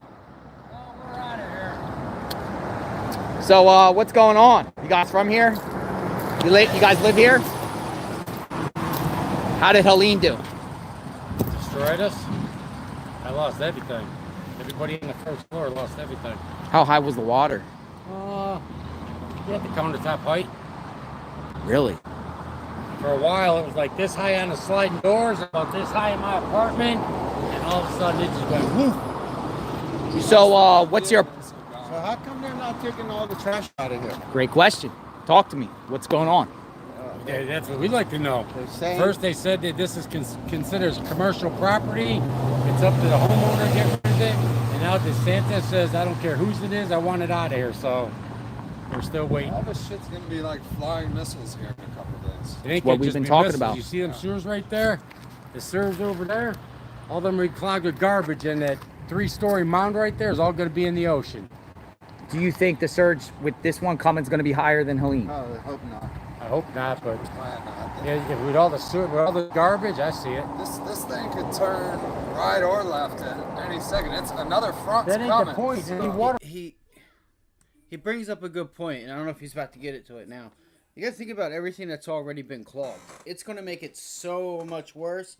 Even if it's not as bad, the fact that they haven't even had much time to clean out the storm drains, they're going to be clogged up. So there's not what room that was there before could or may not be there before. And I think he's getting on that right now when he's saying you're not understanding. Even if it's not that bad, it could still be worse. You know, the wind's going to be bad, but the flooding could get worse because comes, man. All this garbage gonna be in the sewer. Either way, it's gonna be that's what people said. You know, it's a matter if it hits south or north guy here. How's the apartment like as far as the apartment manager or are they taking care of you guys? Every floor stayed above. Every floor stayed above. Electric run, right? Water being shut off. I did hear that. People have been telling me that. 9 o'clock tomorrow. So 9 o'clock. So that's kind of to push people out. Said that TV, the water's going off. And you guys be safe. Be safe, and be safe let's too. pray for the best. Yeah. If you're with the media and you can get this garbage out of here, that'd be awesome. So did they give you? Okay, so your apartment manager. Yeah. So what did they tell you? Like, what's the estimate time? I have no idea. I went and tried to talk to them, and they said, you know, we're going to do residential first. And I said, well, I'm right on the main strip, you know. It's nice to get it out of here. And I give my heart to everybody that's here to help. I mean, they've been phenomenal. But every truck you see the cops bringing them that way or bringing them that way, why are they empty? That's just a question. I mean, a lot of trucks. I don't think there's enough scoopers. We need more scoopers. So There been a lot of looting and crime going on after this happened that you guys know of? we had to scare a couple people out that pulled up and kind of looked shady, but I put up, you loot, I shoot. And Oh, you got the sign? I've been seeing quite a few of them around here. I said this is what they do in Florida. You loot, we shoot. You guys be safe, man. Hope for the best. Thank you. Have a good day. All right, so we talked to apartment complex. Exact thought too is that they need more people. They don't have anybody there. There's nobody there, as you guys can tell. Manager here and also residents here. They want to know how to get rid of all this. It's starting to rain, folks. It's starting to rain here. They were out here drinking a beer, and they're gonna evacuate. Though I think that's a good call. You know, I can't tell somebody, hey, you need to evacuate, but I would pretty much tell everyone on this channel, you better evacuate. A little bit north, which is forecast right now. This would be on the south side of the eye, close to the eye. We don't know where. Close to the eye, close to Pasco County, northern Pinellas County, trying to get in line with one another. We got problems, folks.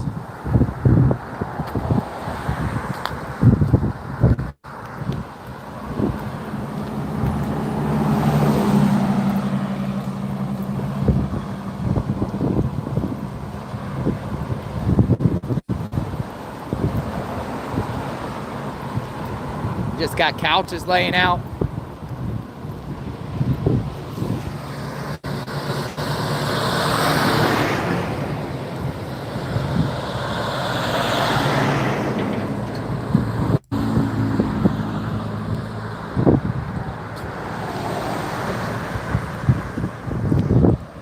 Yeah, so the question is, when are they going to get rid of their debris? Or are they not? Look at this volume come in at the end of the day. We got 10 minutes left. Look at that. That's absolutely insane. I see a lot of these property restoration. I mean, these are assessors and people that were fixing up the areas after Helene, and now they are going to be back here with whatever's left, if something's left.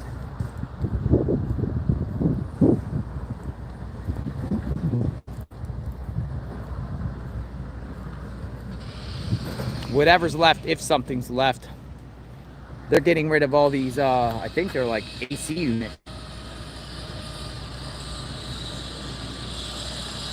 I think we need one more test at this 370 level. I wouldn't just fall for it again. People say boats will come in handy. Honestly, if you have a boat, I would say get the boat out of the water. Get that boat inland right now before you lose it.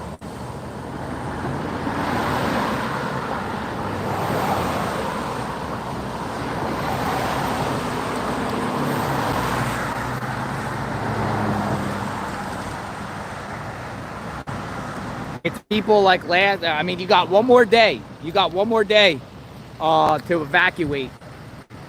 If you ain't out of here tonight, you best be out of here tomorrow.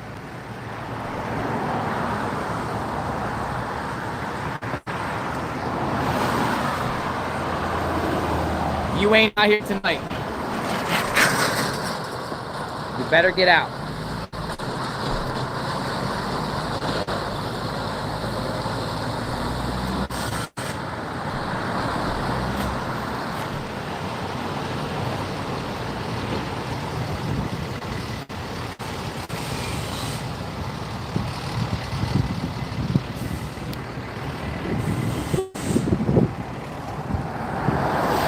Right now, it's like the mist before the storm. A lot of the hotels, too, got ruined.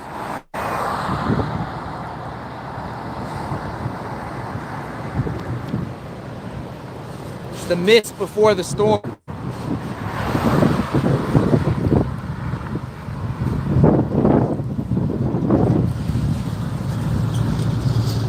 See, it's raining. It's like one of those like mists. Blech. Like, oh my gosh, look at all the debris on this street here. You still got to go all these back streets.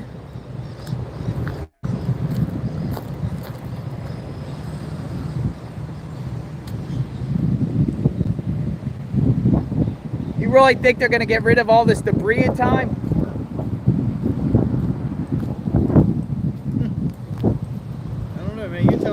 I'm not so sure, folks. You're gonna have to bring in more people, because all this is gonna be all types of flying all over the place, smashing into other people's property, all lining all over the streets. There's not enough trucks, folks, to get rid of all this debris. Look at this. Imagine this type of stuff. I mean, you get 150 mile an hour winds. All this stuff in the surge. If you get 15-foot surge here, all this stuff is going to be all over the place. It's going to be plowing into homes. Put it back in the building.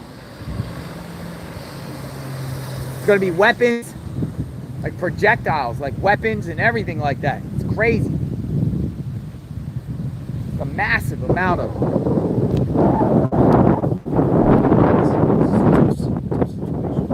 People aren't even there to even do it. It's a massive amount of just debris, and it's just crazy. Afterwards, now, do whatever you can to help. I don't care if you got a nickel. I don't care if you got a quarter. Something. If everybody just gave them $1, what do you think that would do? You got $5, you got 10, you got $100. I don't think they get it all. 250, 500. I really don't think they get it all. Send it down to them.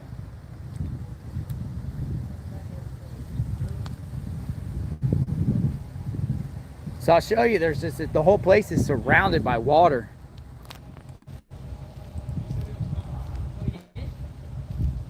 So I don't think there was all scrap metal.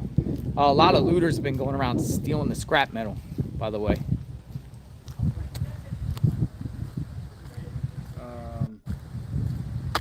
Yeah, they haven't, the dump trucks have not went on the back neighborhoods yet. I mean, will they get it all? You better take that hat off. And then what do you do with everyone's stuff? Like, even if you take it to that landfill on 114th Street, what are you going to do with all that? Where are you going to eventually take all that? Shit.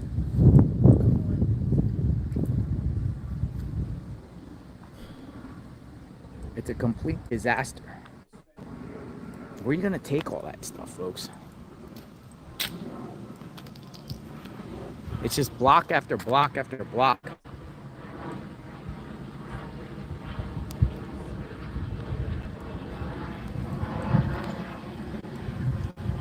So I'm assuming that the surge would be coming from this little inlet.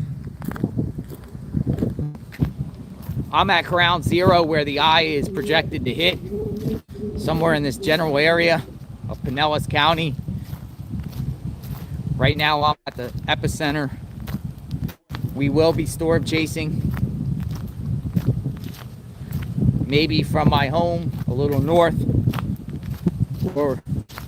Oh, another thing I saw, folks, which was interesting. Some of the bridges, I've seen already cars parked at the, going up the bridge a little bit on the side of the bridge, not on the actual middle of the bridge, but on the side going up. I've already seen some vehicles parking, which I feel like is some of the vehicles that are residents here that are just going to park their vehicles on that bridge to avoid that surge, that 15-foot surge that could come in this area. 15-foot surge. Just imagine, folks. Imagine 15-foot surge. You get a 15-foot surge and you got a situation like this, you're going to have this entire first floor is going to be underwater. It's like a tsunami of water. And it comes in quick. You guys seen the videos. I've seen the videos out there of the surge. You don't have much time. You don't have much time. And once it comes in at all angles, 15-foot surge would just put this in. They had 6 foot with Helene. But imagine 15. A tsunami would all come. And it would just go across the entire island. I don't think any residents have a chance unless you're on the second floor. Unless you're on the second floor, folks. I mean, and then you got all that wind damage. You got so many condos.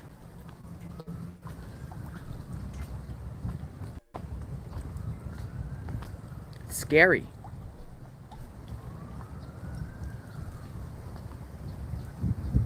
Crown Royal says it won't be 15 foot. It'll be 9 to 12. Well, even 9 to 12 feet would probably take out the whole first floor. All right, like I said here, 9 feet. I'm gonna stay on for just a little bit because I'm gonna. This is about 3 feet here. Taking my little girl to the vet, so I'm gonna watch. This go another video. 9 feet from here. Just gonna watch him a little bit more, and then we'll go. Plus the caps of the waves, markets. The rushing waves, the pounding waves. Oh, first floors will be out. I'm saying a Cat 5. If Helene at a Cat 4 did 15-foot storm surge in Keaton Beach and Steinhatchee, why wouldn't this do 15 feet? If this is already a Cat 5, even if it weakens, you still have that strong force of energy and all that water. Here's what he's also not thinking about all that. Again, that the last guy was, which as soon as he started talking, I knew exactly where he was going. You gotta understand, all this debris has already clogged up the storm drains, and anything that is from sanitation to storm drains to anything to kind of help, and let alone it doesn't have to be worse. It could be less and still flood out more because the water has nowhere to go. Now again, it's some part, different locations do different things. It doesn't seem as though they have hardly anything here. It looks like some places have storm drains and some don't. So I don't know. Unless they have graded the roads, which you can see here. They've just, obviously there is fall one direction for a long way. Right? Because there is no storm drains through here. So this road, to a point, has to have fall going somewhere to take that water somewhere. If it doesn't, that's a problem. Then you have sitting water. As you can see, water was sitting here. How do you know? Look at all the debris sitting right there in front of the driveway. Because the water, that was the last place the water was. That's why the debris was there. The debris got low enough to get to stand on the... So there you go. There's a drain right there. So they do have some storm drains, which is actually weird that is so far away from anything that we saw just back where the water was. That was the first one that we seen from where the water was. So, good luck to them. Those things are probably already, they have think about the stones, oranges, and all the shit that's in them. So they're going to, and people's things. Look at all the stuff that comes from the ocean. And so it's not going to, my point is it's not going to take much for the flooding to start even faster than it did before because of all this. You have all this stuff out on the road. This is bad. They need to take all that shit back, put it in the house, because they're really going to start. All that shit's going to go where? It's going to get, the mattresses are going to get in the storm. Like, it's going to make it worse. They need to put the majority of the shit back in the house. Like, but people are already evacuated, so they're not even there. So it's going to be bad. It's going to be bad. You know, I mean, I get when you start taking things out, you're not thinking about another hurricane coming. You got to get the water out and clean, and you kind of do what you can do, but that sucks, man. New washer and dryer, refrigerator. It's a shame. It's a damn shame. That's so bad. Stay where you're at. It's the hunker down. It's the hunker down. It's the hunker down. Like that. You know, would have like that. You know, like that. You know, have your family and have a little huddle party or something like that with some. Like if you got kids, you know, just play. You know, play with your kids in a bathroom or something like that. As the strongest part of the storm has to try to keep them calm or whatever. But where are you gonna go? Where can you go? And then even if you go up north, even if you go hours up north, when the storm passes down here in this area, won't have power, won't have gas, so you might not even have the gas to get back. So it probably is best just to stay put. If you live on the shoreline, I say, if you live on the shoreline, I say go. Correct? Are we on the same page here, or we all have different agendas here? Or different ideas here about a situation. Cat crossing. Look at all this shit. You do what you can. I mean, situation is like dire. HKD's popping right now. Oh, this is you evacuating? Good. Are you evacuating? Oh yeah. How high was Helene? These houses were 3 or 4 foot. Really? I'm built up, and I got this Key West. I got 2 foot garage. My son's 3 blocks away.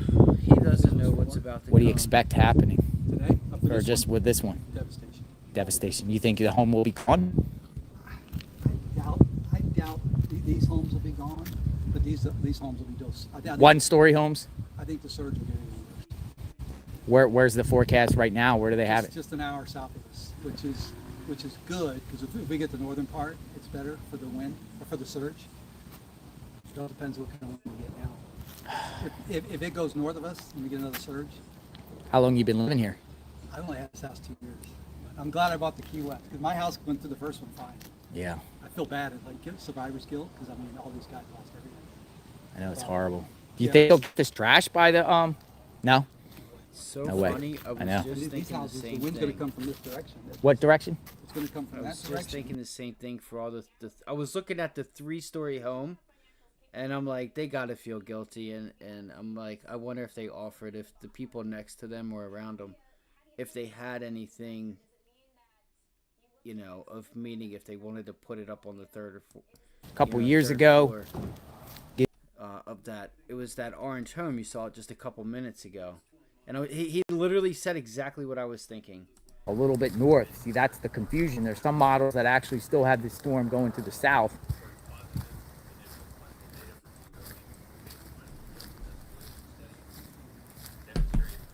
I'll probably get out of here, guys.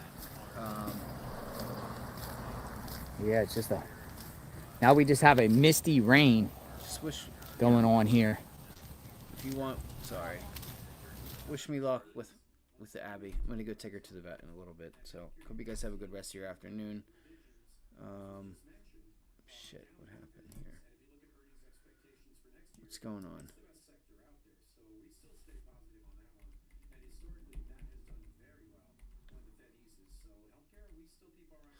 All right, you guys have a good rest of your afternoon. I'll see you guys tomorrow.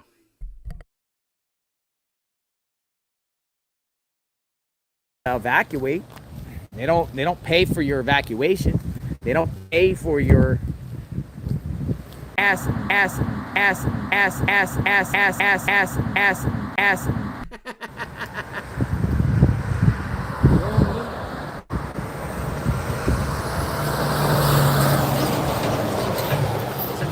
They don't pay for that. Let me go up. It's raining a little bit. We're gonna go up to my vehicle. I want to. Pasco County Sheriff gave a message I want to share as we continue to cover this devastating storm that is on its way. I am on Pinellas. I'm on the islands on Pinellas County for people that are just jumping in. Shoot, I might, you know, I have like 4 drums of gas at 5 gallons a pop, but I might get back home and there might not be any more gas open until the storm passes. I might be stuck where I'm at.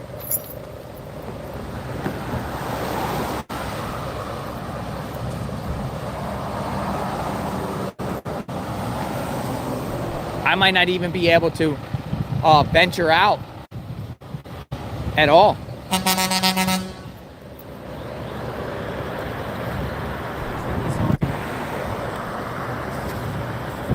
Trucks. Yeah, this is a different situation with